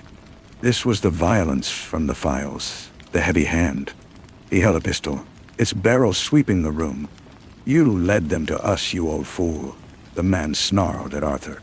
Elena moved, shoving Arthur behind her and reaching for her own weapon. Christopher stood frozen, a spectator in his own drama. The world narrowed to the gun, to the man holding it, to the certain knowledge that his perfect, bloodless plan was about to end in a storm of bullets. He was not a man of action. He was a man of thought. And in that fraction of a second, a thought, clear and precise, cut through the panic. The man's eyes darted to Elena, to her drawn weapon. He was a professional, assessing the threat. Christopher did the only thing he could. He picked up the laptop from the table, the one showing the live feed of the museum, and he threw it. It was not a weapon. It was a distraction, a clumsy, desperate act. The man flinched, his aim shifting for a heartbeat. It was all Elena needed. Her first shot took him in the shoulder, spinning him. Her second caught him in the leg as he fell. The gun clattered to the floor. The roar of the shots faded into a ringing silence. Smoke curled in the air. Arthur was sobbing quietly in the corner. Elena stood over the groaning man, her gun still trained on him, her breath coming in sharp gasps. She looked at Christopher, her eyes wide, not with fear, but with a stunned, profound reassessment. "You okay?" she asked. He nodded, unable to speak. His hands were shaking. She kicked the assailant's gun away and began reciting Miranda rights in a steady, professional monotone. The spell was broken. The collaboration was over. The aftermath had begun. Christopher looked from the broken man on the floor to the broken man in the corner, and finally to Elena, who was once again just a marshal doing her job. He had helped save his friend, but he had also, for one crucial moment, stepped out of his mind and into the world. And he knew, with a certainty that chilled him to the bone, that nothing would ever be the same again. The local police came, then the agency cleaners. A discreet team that asked no questions and left no trace. Arthur Phelps and his captor were taken away, one to a hospital under guard, the other to a cell that would have no garden. Christopher was escorted back to the airport by a stone-faced marshal he didn't know. Elena stayed behind to manage the diplomatic fallout. The return to the small office was a kind of sensory deprivation. The hum of the lights was louder, the walls closer. The files on his desk were just paper again. He tried to focus on the details of a new case, a simple embezzler from Phoenix, but the numbers blurred. His mind kept replaying the moment the door splintered, the weight of the laptop in his hand, the deafening crack of the gunshots. He had acted. It had been foolish, almost suicidal, but it had been an action, a choice made in the world, not just in the mind. Elena returned a week later. She looked tired, her professional armor slightly dented. She didn't bring a file. She sat in the chair opposite him, the same chair Arthur had occupied in his terror. "They're calling it a success," she said. "Phelps is singing. The man with the gun is a hired enforcer with a long resume. We've cleared a dozen international cases." Christopher nodded, waiting. "They're also questioning my judgment," she continued, her gaze level. "Taking a convicted felon on an unsanctioned overseas operation. It was a massive risk." "Was it?" he asked. She didn't answer right away. She studied him, as if looking for the crack in his calm facade. "Why did you do it?" "Throw the computer. You could have been killed." He considered the question. "It was the same reason you shot to wound, not to kill. You wanted answers. I wanted to change the equation. It was a variable he hadn't accounted for." "A variable," she repeated, a faint, almost imperceptible smile touching her lips. "Is that what I am?" He met her eyes. "You're the constant."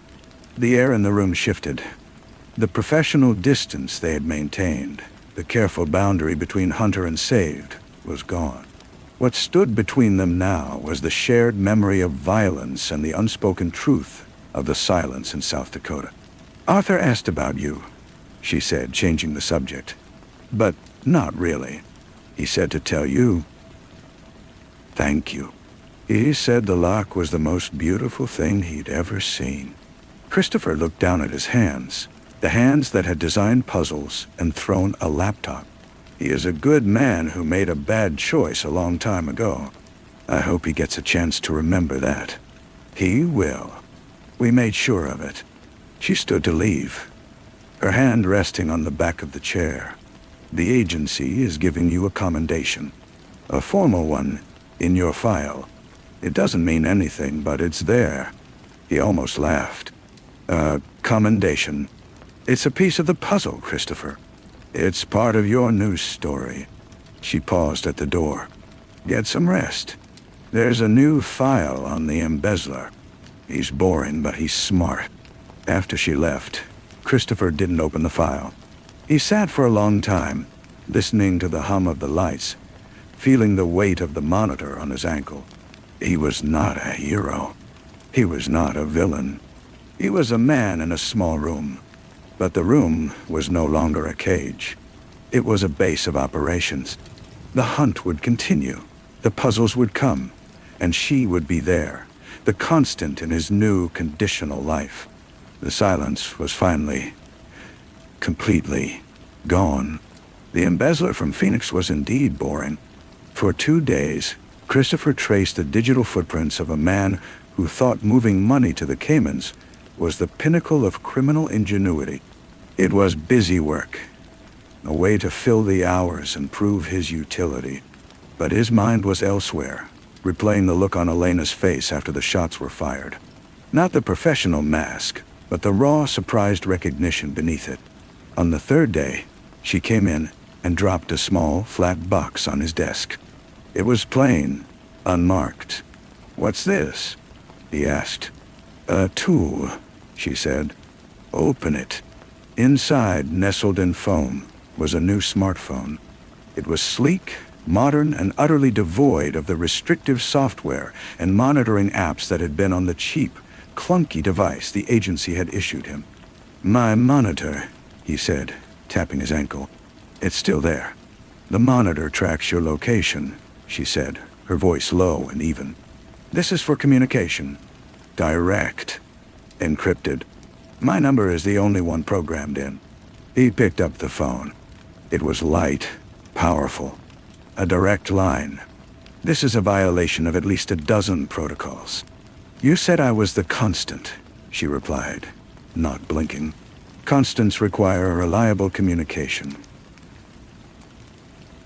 The official channels are for official business." He powered the phone on. The screen glowed, clean and bright. This was more than a tool. It was a token of trust, a thread that connected them outside the system that defined them both. It was, he realized, the most dangerous object he had ever possessed. "Thank you," he said. "Don't thank me," she said. "Just answer when it rings." She turned to leave, but he spoke again, the question that had been circling in his mind since Lisbon finally finding its way out. "The man with the gun. You shot him in the shoulder and the leg. You're a federal marshal. The training is to shoot center mass." Elena stopped, her back to him. She didn't turn around. He was a lead. A valuable one. Center mass would have negated that value. "That's the professional reason," Christopher said. "What's the other one?" She was silent for so long he thought she would simply walk out. When she finally spoke, her voice was so quiet he barely heard it. "Because you were in the room." She left, closing the door softly behind her. Christopher looked at the new phone in his hand, then at the boring file on the embezzler. The world had not just gotten larger, it had become infinitely more complex. The lines were blurring, the careful architecture of his new life developing unexpected and deeply personal fault lines. The phone was a lifeline and a trigger. He knew, with a clarity that was both terrifying and exhilarating, that it was only a matter of time before it rang. He spent the rest of the day in a state of heightened awareness, the new phone a secret weight in his pocket. Every time he shifted in his chair, he felt its outline. It was a key to a door he hadn't even known was locked. The embezzler's financial web was solved by mid-afternoon, a neat and tidy conclusion that felt entirely insignificant. That night, in his small government-issue apartment, he placed the phone on his bedside table. He lay in the dark, watching it, half expecting it to light up with a summons or a test. It remained dark and silent. The silence felt different now. It was no longer an absence, but a waiting. The next morning, Saturday, he was making coffee when the phone vibrated. Not a ring, but a single, concise pulse. A text message. He picked it up, his thumbprint unlocking the screen. The message contained no words, only a set of geographical coordinates and a time. 14-0. He knew better than to input the coordinates into any official or traceable system. He had a paper atlas, a relic he kept for the sheer, untraceable pleasure of its physicality. He spread it on his small table, his fingers tracing the lines of latitude and longitude. The coordinates led to a place just outside the city, a scenic overlook on a winding forest road. It was a quiet, isolated spot. He arrived 10 minutes early, the rental car he'd paid for with cash feeling conspicuous on the empty road. He saw her car already there, parked at an angle facing the valley below. He pulled in beside it and got out. Elena was leaning against her hood, dressed in jeans and a simple jacket, her gaze fixed on the sprawling view of trees and distant hills. She didn't look at him as he approached. "You came," she said. "You called," he replied, standing beside her. They stood in silence for a moment, the wind a gentle rustle in the pines. This was not about a case. This was not official. "I filed my report on Lisbon," she said, her voice quiet. The official version. It was clean, precise, and it omitted the part where a convicted felon threw a laptop to save a federal marshal. Was that the part that mattered, he asked. She finally turned to look at him, her eyes searching his. "It's the part that doesn't fit the narrative. My narrative. The one I've spent a decade building." "And what narrative is that?" "The one where I follow the rules, where the lines are clear, where the people I bring in are just cases, not broken men I feel compelled to save, not brilliant minds I take on unsanctioned trips to Europe." She shook her head, a faint, self-deprecating smile on her lips. "You're a complication, Christopher, a significant one." He looked out at the horizon, the vastness of it a stark contrast to the small room that had been his world. "I was a complication the day you walked into my workshop in South Dakota. You just didn't know it yet." "Maybe I did," she admitted softly. "Maybe that's why I came." The admission hung between them, fragile and immense. This was the true, unspoken aftermath of Lisbon. Not the bureaucratic fallout, but this. The careful, professional distance had been irrevocably breached. They were no longer just Marshall and Asset. They were two people standing on a cliff, looking at an uncharted map. "So what happens now?" he asked. "Now," she said, pushing off the car and turning to face him fully. "We find out what this is. We proceed with caution. And we never, ever use the official channels for this." He nodded, understanding the risk, the sheer insanity of it, and the undeniable pull. "Caution," he agreed. She reached into her jacket pocket and pulled out a simple, unmarked key card. "This is for a storage unit, number 214. There's a car there registered to a shell corporation. A laptop, cash, a clean offline world. For when the phone rings." He took the key card. It was cold and smooth in his hand. Another key, another door. "This is a very deep rabbit hole, Anne." "It is," she said, her gaze steady.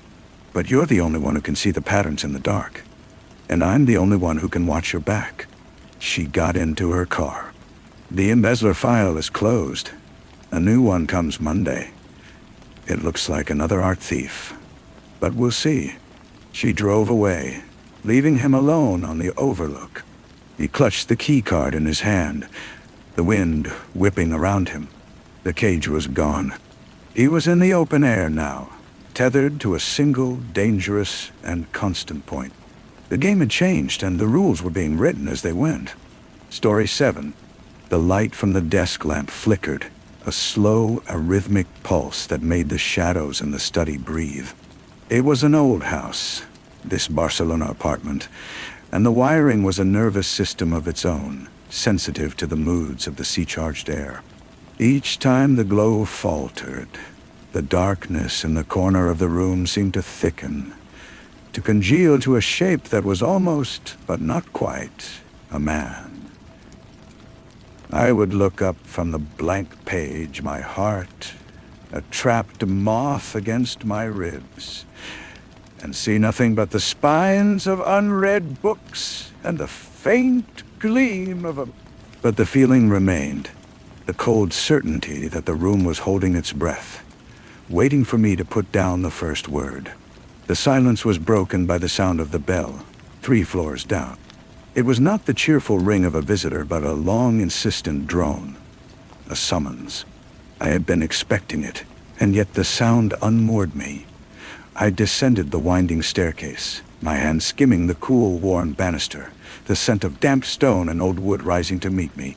The city outside was a muffled symphony of distant traffic and the sigh of the Mediterranean, a sound that was less a noise and more a pressure in the ears.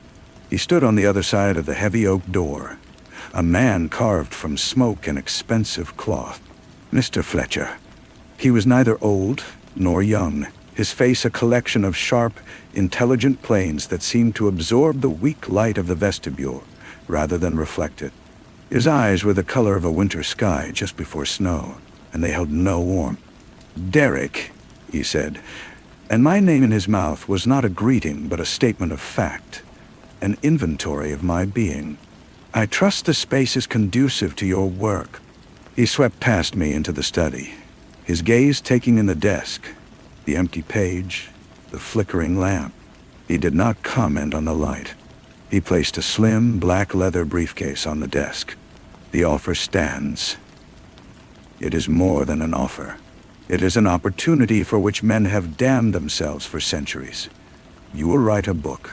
Not just any book, a key, a lever. A book that will change the very grain of the world.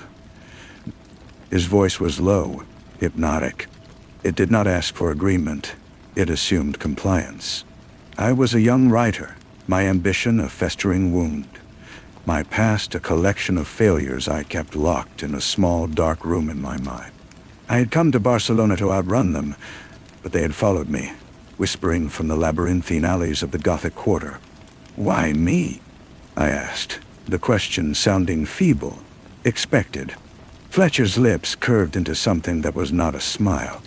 "Because you understand the architecture of ruin. You have lived in the hollow places. And because you are empty enough to be filled with a purpose greater than yourself." "Na namikan." He opened the briefcase. There were no papers inside, only a single thick manuscript bound in what looked like vellum. The pages were blank. "You will write it here, in this room. With this." He produced a heavy silver-nibbed pen from his coat pocket and laid it beside the empty manuscript. The metal was cold, even from a distance. It smelled of ozone and old coins. "What is the subject?" I whispered. "The subject is consequence," he said. "The story is already written. You are merely the instrument of its manifestation. Begin. The city will provide the text." And then he was gone, his departure as silent and complete as his arrival. I was alone with the breathing shadows and the weight of the empty book. I picked up the pen. It was unnaturally heavy, a sliver of a dead star. The moment my fingers closed around it, a jolt, like a static shock but colder, ran up my arm. The flickering lamp steadied into a hard, white, unwavering beam. That was the beginning of the curse. The writing did not come from me. It was a dictation. I would sit at the desk as the Barcelona night deepened, the pen moving across the page as if guided by a ghost hand. The words were not my own. They were stark, beautiful, and terrible. They described things I had never seen with a precision that felt like violation. I wrote of a man drowning in a rain-swollen gutter behind the Boqueria market, the feel of the slick cobbles under his cheek, the specific weight of the water in his lungs. I wrote of a woman arranging white lilies in a vase in a sunlit apartment in Gracia, the pollen staining her fingertips yellow, the sharp, sweet scent of the blooms filling the room, and the quiet, unshakable despair that sat in the corner of the room, watching her. I began to see these things, not as visions, but as echoes in the waking world. Walking through the Plaza Real, the scent of lilies would suddenly overwhelm the smell of spilled beer and tourist perfume. I would see a man with the same stooped shoulders as the drowning victim from my pages, hurrying down an alley. The city was no longer just a city. It was a palimpsest, and my writing was revealing the bloody text beneath the surface. My only tether to the person I had been was Judah. We would meet at a small, noisy tapas bar in El Born, the air thick with the smell of garlic shrimp and fried potatoes. He was a photographer, his eyes forever framing the world. He saw my deterioration. "You look like hell, Derek," he said, pushing a glass of vermouth toward me. "And not the fashionable kind. The kind with actual demons and eternal damnation." "I'm working," I said, the lie tasting of metal. "A big project is consuming." "Consuming you or being consumed by you?" He leaned forward, his usual irony replaced by genuine concern. "This publisher, Fletcher, I have asked around. No one has heard of him. His office address? It's a derelict building near the port. The man is a ghost." "He's real," I said, and the pen in my breast pocket felt like a shard of ice against my skin. "Then what is he selling? And what is the price?" Judah's question hung in the air between us, unanswered. There was another presence, a luminous one, that existed only at the edges of my new reality. Mandy Datura. She worked in a small bookshop on Cara de Petrixol, a place that smelled of chocolate and old paper. She was all softness and light, a creature of a different element. I would go there sometimes, just to stand among the shelves and watch her. She was a promise of a life I could have had, a life of simple joys and unhaunted nights. I never spoke to her. To do so would be to drag her into my darkness. She was my symbol of hope, and therefore of a loss I had not yet fully incurred. My literary mentor, Caspian, an old rumpled man who lived in a book-crammed apartment near the university, was my final resort. I went to him one rain-lashed afternoon. The manuscript, now half full with its cursed text, tucked under my arm. I did not show it to him. I only spoke of the feeling, the possession, the way the stories I wrote seemed to bleed into the world.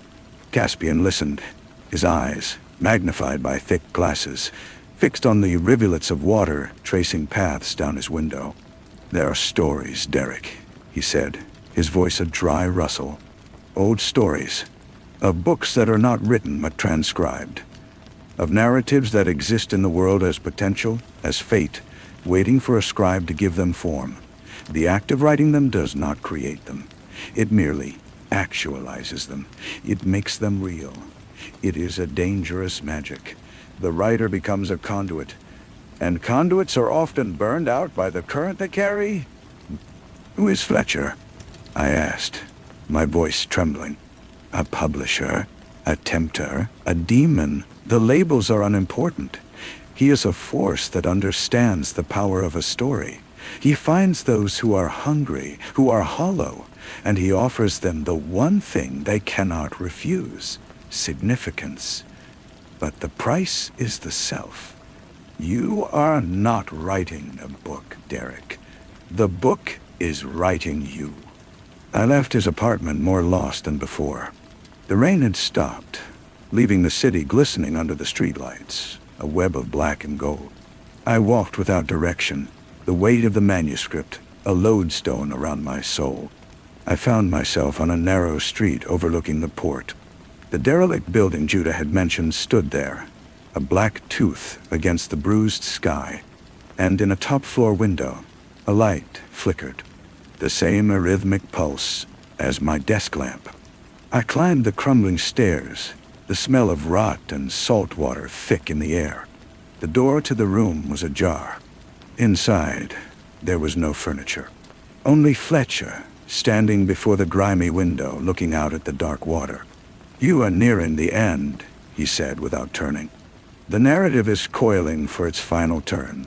You feel it, don't you? The tightening. No, it's killing me," I said. "Nonsense. It is fulfilling you. You are giving life to what was only a shadow. You are the midwife to destiny." He turned, and his eyes were no longer winter sky, but the flat, black depth of a well. The final act requires a sacrifice. Every great story does. It is the source of its power. He gestured to the window. Down below on the wet pavement I saw a figure. It was Judah, his camera slung over his shoulder, looking up at the building. He had followed me. "A loyal friend," Fletcher murmured. "A perfect counterweight to your darkness. His death will lend the narrative a tragic weight, a resonance that will echo through the decades. It will be the cornerstone of the book's power." "No," I whispered, the word a dry leaf in my throat. "It is already written, Derek. You wrote it last night. The chapter titled The Witness. Go home. Read it." I ran. I fled that room and that building, my heart hammering a frantic rhythm of denial. I burst into my study, the manuscript lying on the desk where I had left it. I flipped to the last written page, and there it was, in my own hand with a cold silver pen. A detailed, poetic, horrifying account of Judah's death. He was to be struck by a car, a silent, black sedan, on the slick streets near the port. The description of the impact was visceral, the sound of breaking bone described as the snap of a dry branch in a winter forest. The time was specified. It was in 20 minutes. I grabbed the manuscript and the pen. I would burn them. I would destroy this cursed thing. But as I held the pages over the fireplace, my hands froze. The words seemed to writhe on the page, to promise not just Judah's death, but something else. A meaning, a legacy. The book would change the world. It'd be remembered forever, and I would be its author. My past failures, my insignificance, would be erased. The ambition Fletcher had identified, the hollow place in me, yawned wide.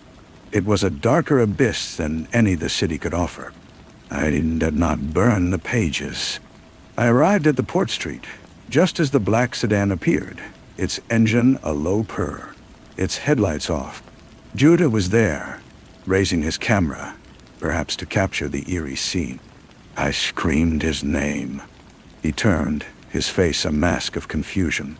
The car accelerated. I did not push him out of the way. I did not perform the heroic act. I stood, and I watched. The sound was exactly as I had written it. A dry, precise snap, Dada.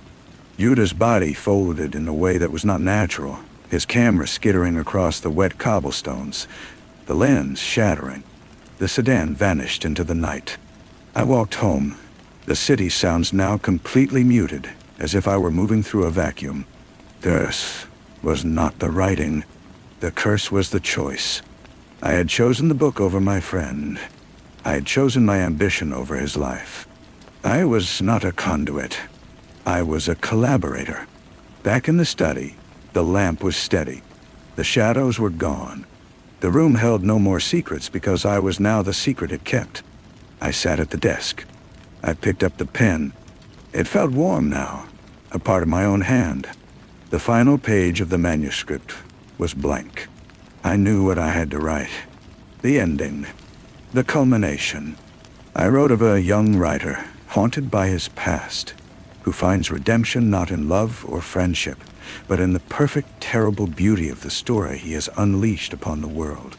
I wrote of his beloved Mandy, and how he would never speak to her, allowing her to remain a perfect, untouchable idea, forever pure in his memory. I wrote of his own dissolution, how he would become a whisper in the literary world, a myth, the man who wrote the book that changed everything, and then disappeared. I wrote until there were no more words. The manuscript was complete. I placed the pen on the desk. I felt nothing. No triumph, no grief, no guilt. I was empty, hollowed out, filled with the purpose Fletcher had promised. Weeks later, the book was published under a pseudonym. It became a sensation, a cult object. A text that was said to warp the reality of its readers. I saw it in a shop window, Mandy's shop. She was arranging a display, her movements graceful and sure. She did not look at me as I passed. I was a ghost already. I left Barcelona. The investigation into Judah's death had been closed. A hit and run, the case grown cold. There was no longer any suspense. The crime scene had been washed clean by many rains. The story was over. The light in my old study was just a light. The shadows were just shadows. And the city was just a city, going about its business under the indifferent sun. The train moved north, away from the sea. The rhythmic clatter of the wheels on the tracks was a monotonous echo of the pen that had once scratched its poison across the vellum. I had no destination. The concept of a destination belonged to a person with a future, and I had traded mine for a finished book. I was a container that had held a terrible liquid, and was now poured out, dry and stained. I rented a small room in a gray city where it always seemed to be raining. The money from Fletcher, delivered in a plain envelope to a post office box, was more than enough. I did not write. I did not read. I watched the rain streak the grimy window and felt the profound silence within me. It was not peace. It was the silence of a grave. Months bled into a year. The book, titled Only Lever, continued its quiet work in the world. I would sometimes see a person reading it on a park bench or a train, their face a canvas of fascination and dread.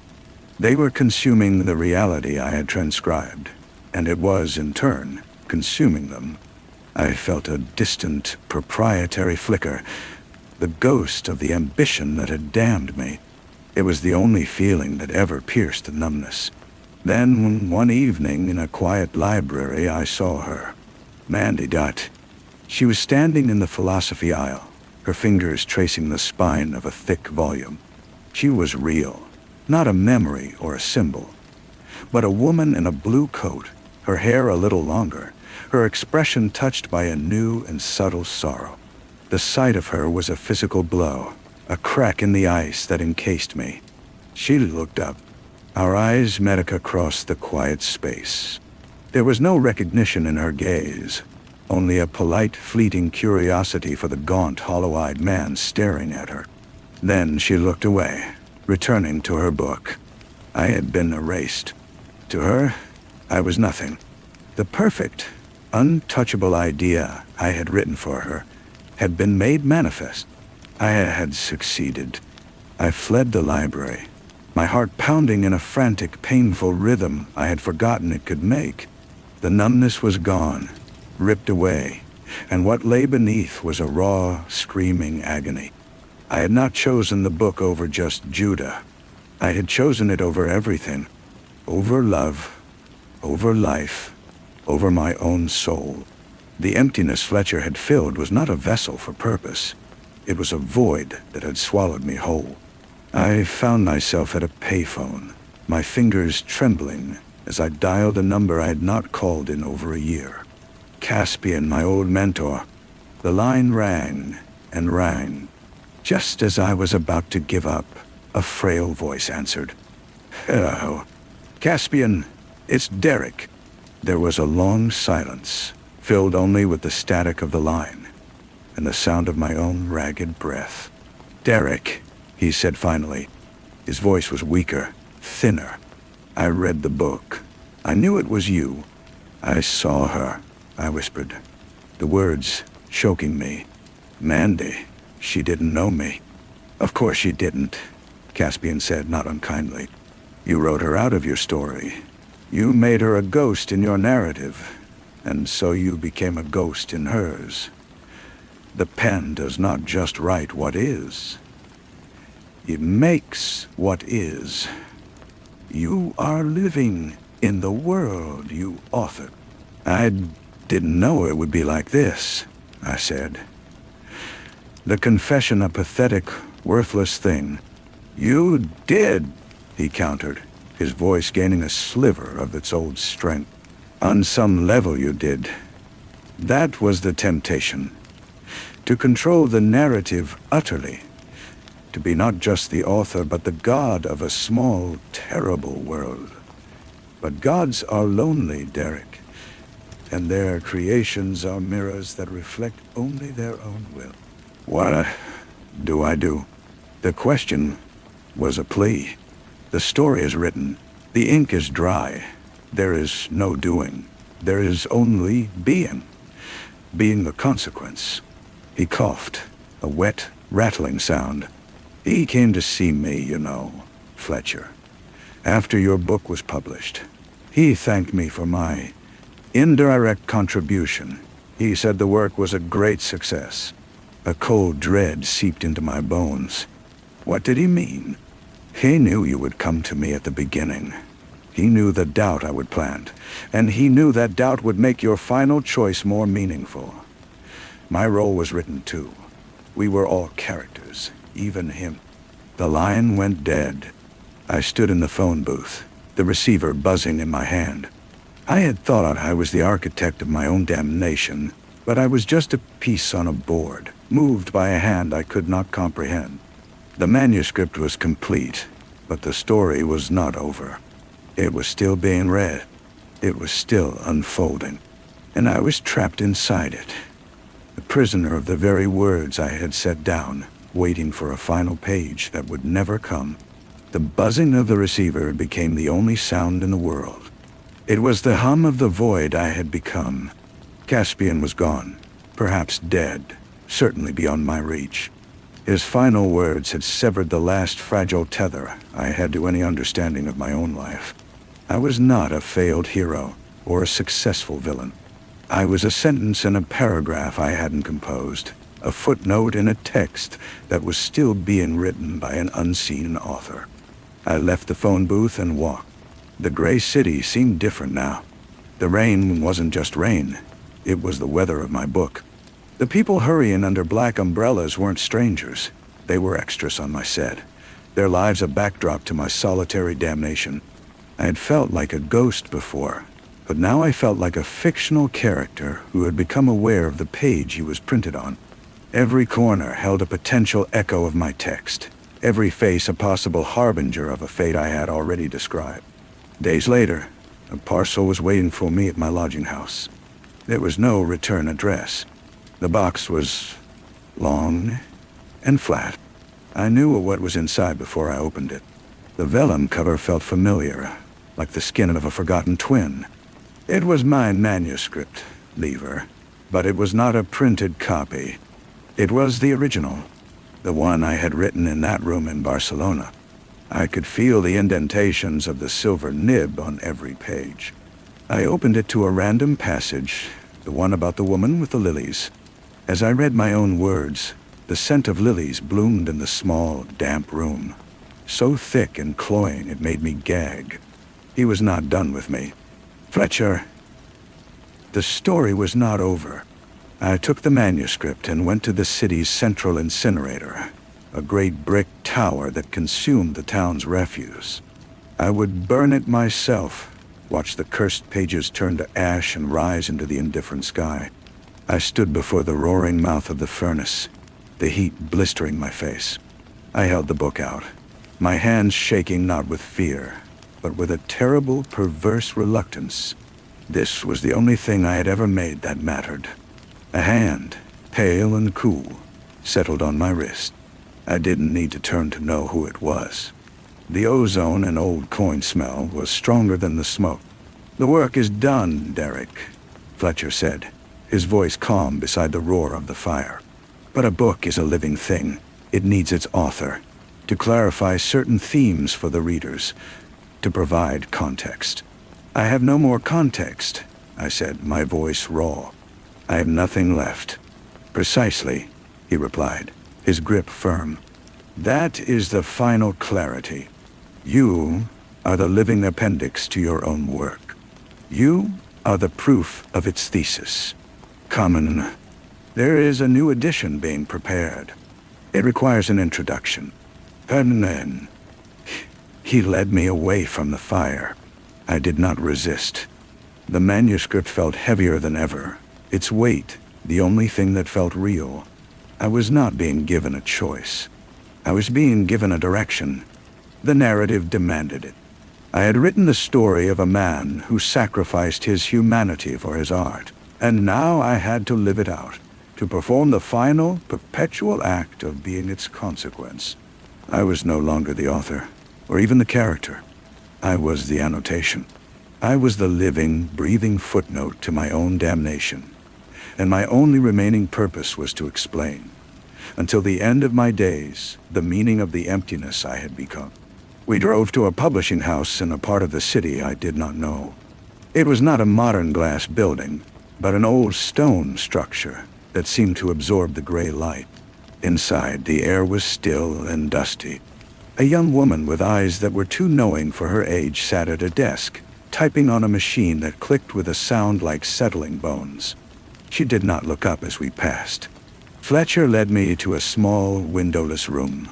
A single desk and a chair sat under a harsh, direct light. On the desk lay a stack of galleys for the new edition of Lever, and beside them, a fresh pot of ink and the silver pen. "Your introduction," Fletcher said, his gesture encompassing the empty page. "Write what you are. The readers must understand the source to believe the river." He left, closing the door behind him. I heard the distinct click of a lock. I was alone with the evidence of my crime and the instrument of my completion.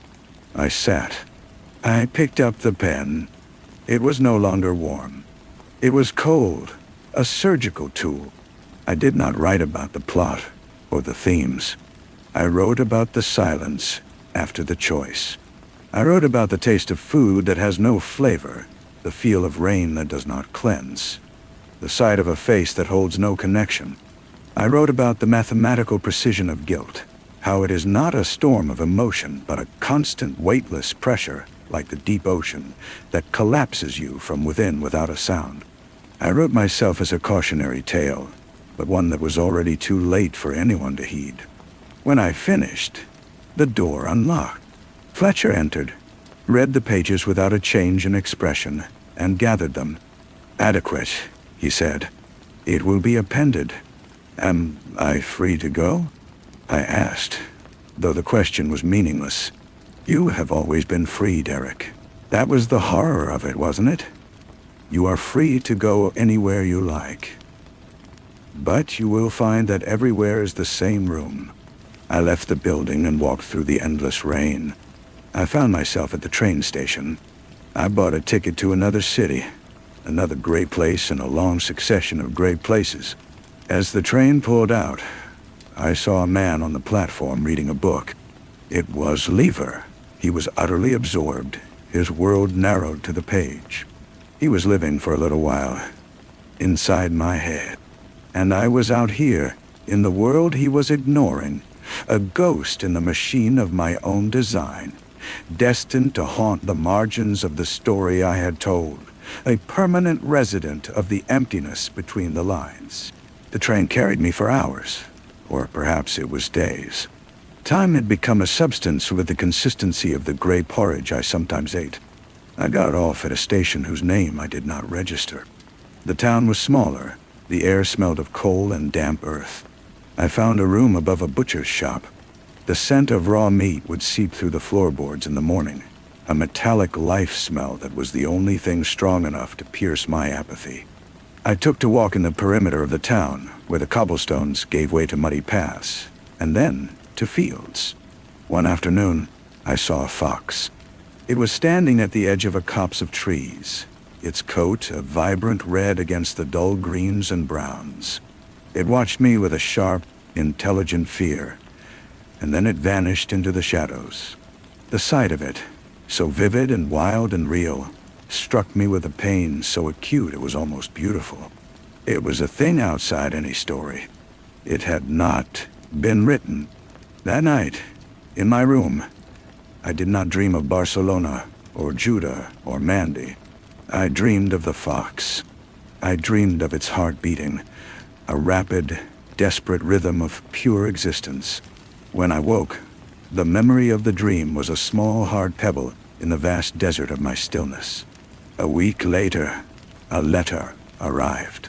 It was not a parcel, just a plain envelope. Inside was a single creamy sheet of paper. It was from the publisher, a royalty statement. Lever was in its 12th printing. Translations were being commissioned. The numbers were substantial. At the bottom of the statement, in a different, finer ink, was a handwritten note. The narrative requires sustenance. Continue your observations. F. He was not letting me fade. He was feeding me just enough purpose to keep me conscious of my role. The money was not a reward. It was a leash. I was to be a chronicler of my own dissolution, a sentinel posted at the edge of nothingness. I used some of the money to buy a cheap notebook and a simple pencil. I did not write a story. I began to document the things that were not in any book. The way the butcher wiped his bloody hands on his apron, the precise pattern of cracks on my ceiling, the sound of the church bell, which was always 3 minutes slow. I wrote about the fox. I filled pages with descriptions of things that had no meaning, no narrative weight. It was a rebellion of trivia, a silent scream of insignificant facts. One day I wrote about a child I saw drop in an ice cream cone. The child stared at the pink splatter on the pavement, its face a perfect canvas of world-ending tragedy. Then its mother bought it another, and the tragedy was erased, replaced by a sticky, joyous greed. I wrote it all down, the entire, meaningless, beautiful sequence. When I finished, I felt a strange sensation. It was not happiness or peace. It was the faint, muscular ache of a limb that had been asleep and was now, painfully, coming back to life. I was not writing to create a destiny or to feed a curse. I was writing, simply, because I had seen something. The pencil in my hand was just a pencil. The words on the page were just words. They held no power other than what I gave them. I knew Fletcher would know. I knew my small rebellion would be seen as part of the larger text, a poignant chapter on the author's futile struggle for authenticity. But for the first time since Judah died, I did not care about the narrative. I cared about the child's face. I cared about the lost ice cream. I was for a moment just a man in a street, watching another person's small, human disaster. And in that, there was a glimmer of something that felt, if not like freedom, then like a separate, quieter room. The next morning, I woke with the notebook still on my chest. The memory of the child's face was clearer in my mind than the manuscript of Lever had ever been. It was an uncurated image, flawed and fleeting. I went to the window. The butcher was already open, hosing down the pavement in front of his shop. The water swirled pink with diluted blood and vanished into the gutter. I wrote that down too. Days turned into this new ritual. I became a scribe of the insignificant. The way the rain beaded on a spider web outside my window. The specific grumble of the old man who ran the newsstand. These notations were not for an audience. They were not for Fletcher. They were for me, a desperate, tactile proof that I still existed outside of the story I had authored. The pencil felt different from the silver pen. It was blunt. It smudged. It was real. A second letter came. This one was thicker. Another royalty statement, more staggering numbers. And another note. The mundane is a texture, not a truth, but texture has its uses. Continue. He was acknowledging my effort, and in doing so, attempting to co-opt it. He was a master of turning resistance into a deeper form of compliance. I felt a cold ripple of despair, but it was different from the numbness. It's a feeling. I held on to it. I began to walk further, into the countryside, my notebook in my pocket. I was looking for the fox. I never found it, but I found other things.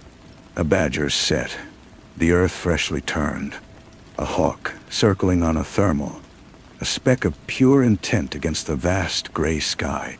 I tried to describe the hawk's flight, the effortless, predatory grace of it, but my words were clumsy and earthbound.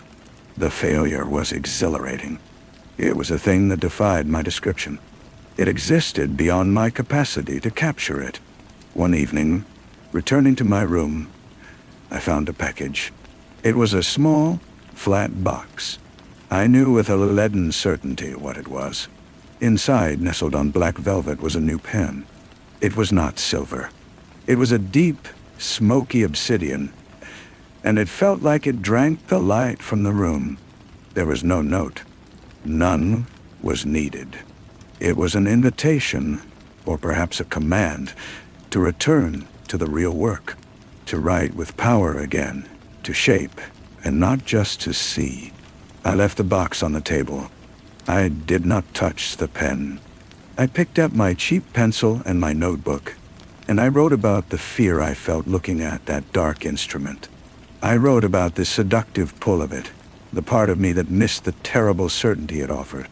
I wrote until my hand cramped, filling pages with my own weakness.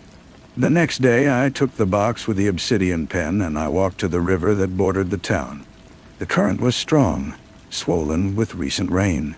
I held the box in my hand, feeling the profound weight of the choice. To keep it was to accept Fletcher's claim. To it in was a gesture, but a meaningless one. The story would continue. The book was out there. The pen was just a symbol. I opened the box. The obsidian gleamed dully. I did not throw it in. Instead, I took the pen out and placed it in my pocket. I threw the empty box into the river. It was swallowed by the brown water instantly. The pen in my pocket felt like a stone, a weight I had chosen to carry. I was not accepting his invitation. I was not refusing it. I was simply acknowledging its presence. I walked back to my room, the weight of the pen a constant, dark companion to the lightness of the pencil in my other pocket. The two weights balanced me. For now, it was enough. The butcher's wife began to leave a small pot of stew for me each evening, placing it on the bottom step of the stairs with a quiet nod. I never asked for it, and she never asked for payment. It was a transaction that existed outside of any story, a simple kindness offered to a quiet man. I ate the stew, and in my notebook, I described the taste of the carrots, the texture of the meat. I did not write about loneliness or gratitude. I wrote about the carrots. The obsidian pen remained in my pocket. Some days I would take it out and lay it on the desk next to my notebook. It was a void, a silence. It promised an end to the struggle of finding the right, imperfect word. It promised a world that would bend to my will. The pencil required effort. It required me to be present, to see truly. The pen required only that I surrender. One night, a dream came that was not a dream. Fletcher was in my room, standing by the window. He wasn't a phantom. He was as solid as the desk. "The new edition is a triumph," he said, not turning to look at me. "Your introduction has been particularly well received. The critics call it a brave, unflinching coda. They feel they understand you now." "I don't understand myself," I said, and it was the truest thing I had said in years. "That is the point," he replied, finally turning. His eyes held no triumph, only a vast academic interest. "You are the question to which your book is the answer, a perfect closed loop. But even loops can have embellishments." He gestured to the desk. The obsidian pen was there, though I had left it in my pocket. Next to it was a single sheet of the same creamy paper from the publisher. "What embellishment?" I asked, my voice hollow. "A sequel, of course. Not a new story. A deepening, lever, an annotation. The story of the author became a footnote, and the life he lived in the margins. Your little notebook would provide excellent source material." I looked at the pencil on the nightstand, stubby and humble. I looked at the pen, dark and profound. He was offering me a way back in, not as a god, but as a high priest of my own emptiness. To write the sequel would be to finally, completely become the story. There would be no more Derek, only the character of Derek, forever annotating his own existence. "I won't," I whispered. "You will," he said. And it was not a threat. It was a statement of fact, like the weather. Because the alternative is to be nothing at all. And you are not ready for that. You are still writing about carrots. He was gone. He was gone. The room was empty, but the sheet of paper and the pen remained on the desk. The weight in my pocket was gone. I picked up the pencil. I opened my notebook to a fresh page. My hand was shaking. I tried to write about the stew, about the kindness of the butcher's wife, but the words would not come.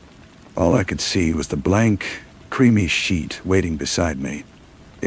It was a better quality paper. It deserved a better instrument. I did not pick up the obsidian pen, not that night, but I knew its presence would now be a constant negotiation, a silent partner in every word I wrote with the pencil. The story was not over. It was just waiting for me to choose the next word. And I knew, with a sickening certainty, that every word I wrote with either tool was just another sentence in the endless, expanding text of my life. The only choice left was what font I would use for my prison. The rain started again, a soft tap-tapping against the window pane. It was a real sound, not a literary device. I held on to that distinction. I left the obsidian pen on the desk and walked out into the damp street. The town was quiet. I saw a light on in the butcher's shop and, on an impulse, I went to the door and knocked.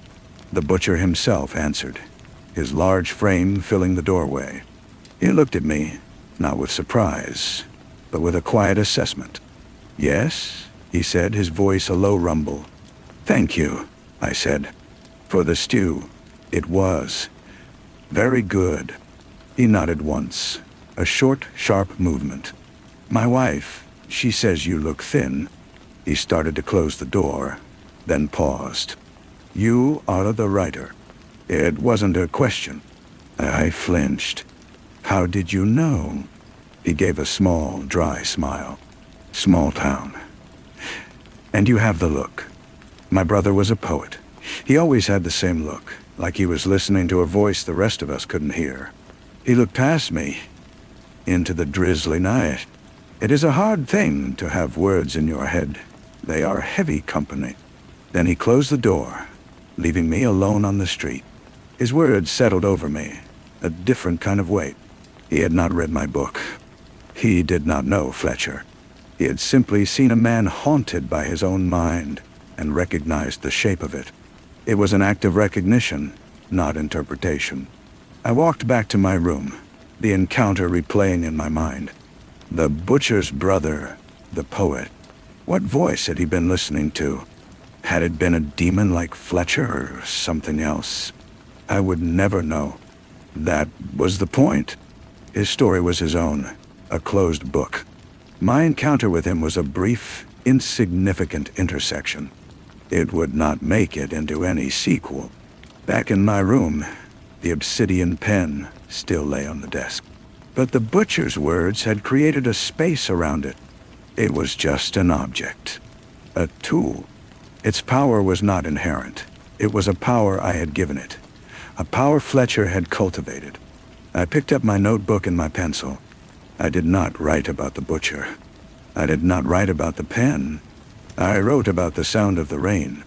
I described its rhythm, the way it hit the different surfaces of the street and the roof. It was not a metaphor for sadness. It was just rain. When I finished, I looked at the obsidian pen. I picked it up. It was cool and impossibly smooth. I held it over the notebook, poised to write. I waited for a voice, for a compulsion, for the old familiar pressure to form a perfect, devastating sentence. But there was only silence. My own silence. The pen was just a stick of polished stone. The magic, the curse, had never been in the pen. It had always been in me. I placed the pen back on the desk. I did not throw it away. To destroy it would be to grant it importance. Instead, I would let it sit there, a paperweight for the pages of my insignificant life. It was a part of the room, like the crack in the ceiling or the smell of meat. It was context, nothing more. The narrative could demand all it wanted. I was learning, word by clumsy word, to be a poor listener. The following week, a third letter arrived. This one contained no royalty statement, no note. It was a single glossy advertisement, folded in thirds. It was for a public reading, part of a literary festival, in a city I had never visited. The featured author was me. A photograph from years ago, a face I barely recognized, smiled confidently from the page. Below my name were the words, "A rare appearance." The author will read from the landmark novel Lever and discuss his ongoing work. The date was a month away. This was Fletcher's true move. He was not just writing me into a sequel. He was pulling me back onto the stage. He was forcing me to perform my own annotation. I felt the old panic, the cold sweat of a destiny closing in. I could ignore the letter. I could stay in this room with my pencil and my notebook, documenting the cracks and the rain. But he knew I would not. The temptation to see the machine from the outside, to stand before the audience and feel their expectation, was a hook set deep in my gut. I did not write about the advertisement. I left it on the desk, under the obsidian pen. It became the third object in the room, a triangle of pressure. I continued my walks. I saw the child again, this time chasing a ball into the street. I saw the hawk once more, or perhaps a different one. Life, in all its trivial, urgent detail, continued to unfold around me. One afternoon, I found myself at the train station again. I bought a ticket. It was not to the city of the literary festival. It was to a coastal town I had seen on a map, a place with no connection to anything. The journey was short. The air here was different. It tasted of salt and decay. I rented a room with a window that looked out over a choppy, gray sea. The first thing I did was take out my notebook. I described the way the waves collapsed onto the shingle beach, a sound like a constant, weary exhalation. I described the gulls, their cries like rusty hinges. I had brought the obsidian pen and the advertisement with me. They were in my bag, a seed of a different future. But for now, the pencil was enough. The sea was too vast to be captured by any story. It was an older narrative, one that had no need for characters or meaning. I sat and watched it for a long time, and for the first time in a very long while, the voice in my head was quiet. It was just me, and the water and the empty, welcoming page. The silence here was different from the silence in my old room. It was not an absence of sound, but a presence of one. the endless, rhythmic hush of the sea. It did not demand to be filled. It simply was. I wrote about that. I filled pages with attempts to describe the quality of the coastal light, the way it flattened the landscape in the afternoon, making everything seem two-dimensional and eternal. I avoided the other guests in the boarding house. I ate at a small cafe where the waitress had a habit of humming the same 3 notes under her breath. I wrote that down too. My notebook was becoming a field guide to a world without narrative consequence. It was my anchor. But the advertisement and the pen were anchors of a different sort, dragging me back towards the depths. I knew I could not stay here forever. The money from Fletcher was finite, and the world he represented was persistent. A month was not a long time. One evening, watching the sunset bleed into the sea, I made a decision.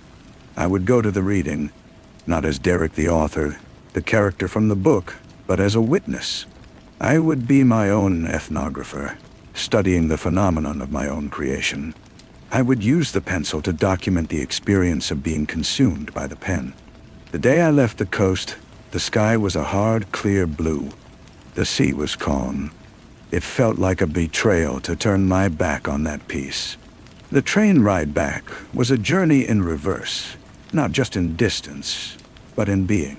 The closer I got to the city, the heavier the obsidian pen in my pocket felt. The city was a shock of noise and motion. I took a room in a hotel that was listed on the festival's materials. It was sleek and impersonal.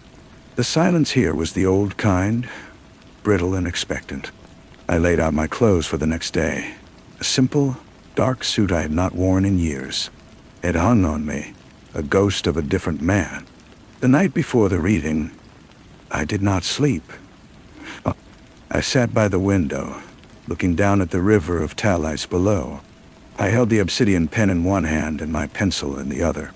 I thought about the butcher's words, about the heavy company of words. I thought about the sea. I was standing on a precipice. I could read from Lever, give them the performance they expected, and step fully into the sequel Fletcher had planned. Or I could do something else. When the morning came, I felt a strange calm. I put the notebook and the pencil in my inner pocket. I left the obsidian pen on the hotel desk. I walked to the festival venue, a grand old library. The hall was full. The air was thick with a quiet, intellectual anticipation. I was led to a green room, offered water, and then ushered onto the stage. The lights were bright, hot on my skin. The audience was a sea of blurred faces. The moderator, a woman with a cheerful, professional voice, introduced me. She used words like seminal and visionary. She talked about the haunting power of Lever, the myth of its creation. She did not mention Judah by name, but his absence was a 5th person on the stage. Then it was my turn. I approached the podium. A copy of Lever lay there, open to a marked page. I looked out at the audience. I saw people leaning forward, waiting for a revelation. I saw the critics, their notebooks ready. I saw Fletcher. He was standing at the very back of the hall, in the shadows, perfectly still. I looked down at the book. The words I had written years ago seemed alien, carved into the page by a stranger. I closed it. "Thank you for coming," I said, my voice rough from disuse. It echoed slightly in the silent hall. "I will not be reading from Lever today." A ripple of confusion went through the crowd. I saw the moderator shift nervously. I reached into my jacket and took out my cheap notebook. The pages were dog-eared and smudged. Instead, I said, "I would like to read to you from this." I opened it to a random page. The butcher's wife has a small blue tattoo on her wrist. It is faded, the shape of a bird. She hides it under her sleeve when customers are in the shop. I turned a page. The church bell is 3 minutes slow. I do not know why. No one seems to care. I turned another page. A child dropped an ice cream cone. The world ended. Then it began again. I read for 10 minutes. I read about the cracks in my ceiling, the sound of the rain, the taste of the stew. I read about the sea. The audience was utterly silent. There was no applause when I finished, only a profound, bewildered quiet. I had not given them a story. I had given them a list of things I had seen. I looked up, directly to the back of the hall. Fletcher was gone. The space where he had been standing was empty. The moderator tried to salvage the event, to ask a question about the artistic process, but I just shook my head and walked off the stage. There was a commotion behind me, but I didn't turn back. I walked out of the library, through the grand doors, and into the ordinary afternoon light of the city. I did not know what would happen next. There would be reviews, likely scathing. The sequel was now impossible. I had broken the narrative. I stood on the steps of the library, a man surrounded by the buzzing aftermath of his own deliberate failure. I felt light. The leash was gone. I was not free, not yet, but I was untethered. I reached into my pocket, feeling for the familiar shape of my pencil. It was there. I started walking, already looking for something new to write down. The city was loud, but the noise felt different now. It was just sound, not a demand. I walked without a destination, my hand in my pocket, my fingers wrapped around the pencil. I saw a man on a bench, meticulously folding a newspaper into a perfect hat. I saw a pigeon with one white feather in its tail. I did not assign them meaning. I simply noted them, a quiet catalog in my mind. I did not go back to the hotel. I left the suit, the obsidian pen, everything. I walked to the station and bought a ticket with the last of my cash. Not to the coast, not to the town with the butcher, but somewhere else. A name I picked at random from the board. The train was half empty. I took a seat by the window and opened my notebook to a fresh page. I did not write about Fletcher or the reading or my escape. I wrote about the way the telephone wires dipped and rose between the poles, a continuous, flowing line against the sky. I wrote about the woman across the aisle who was peeling an apple in one long, unbroken spiral. The words were clumsy, imperfect. They were mine. The train carried me away from the city, through fields and past small towns. The weight in my pocket was just a pencil. The weight in my mind was just my own. It was heavy, but it was a familiar burden, one I was learning to carry without a story to explain it.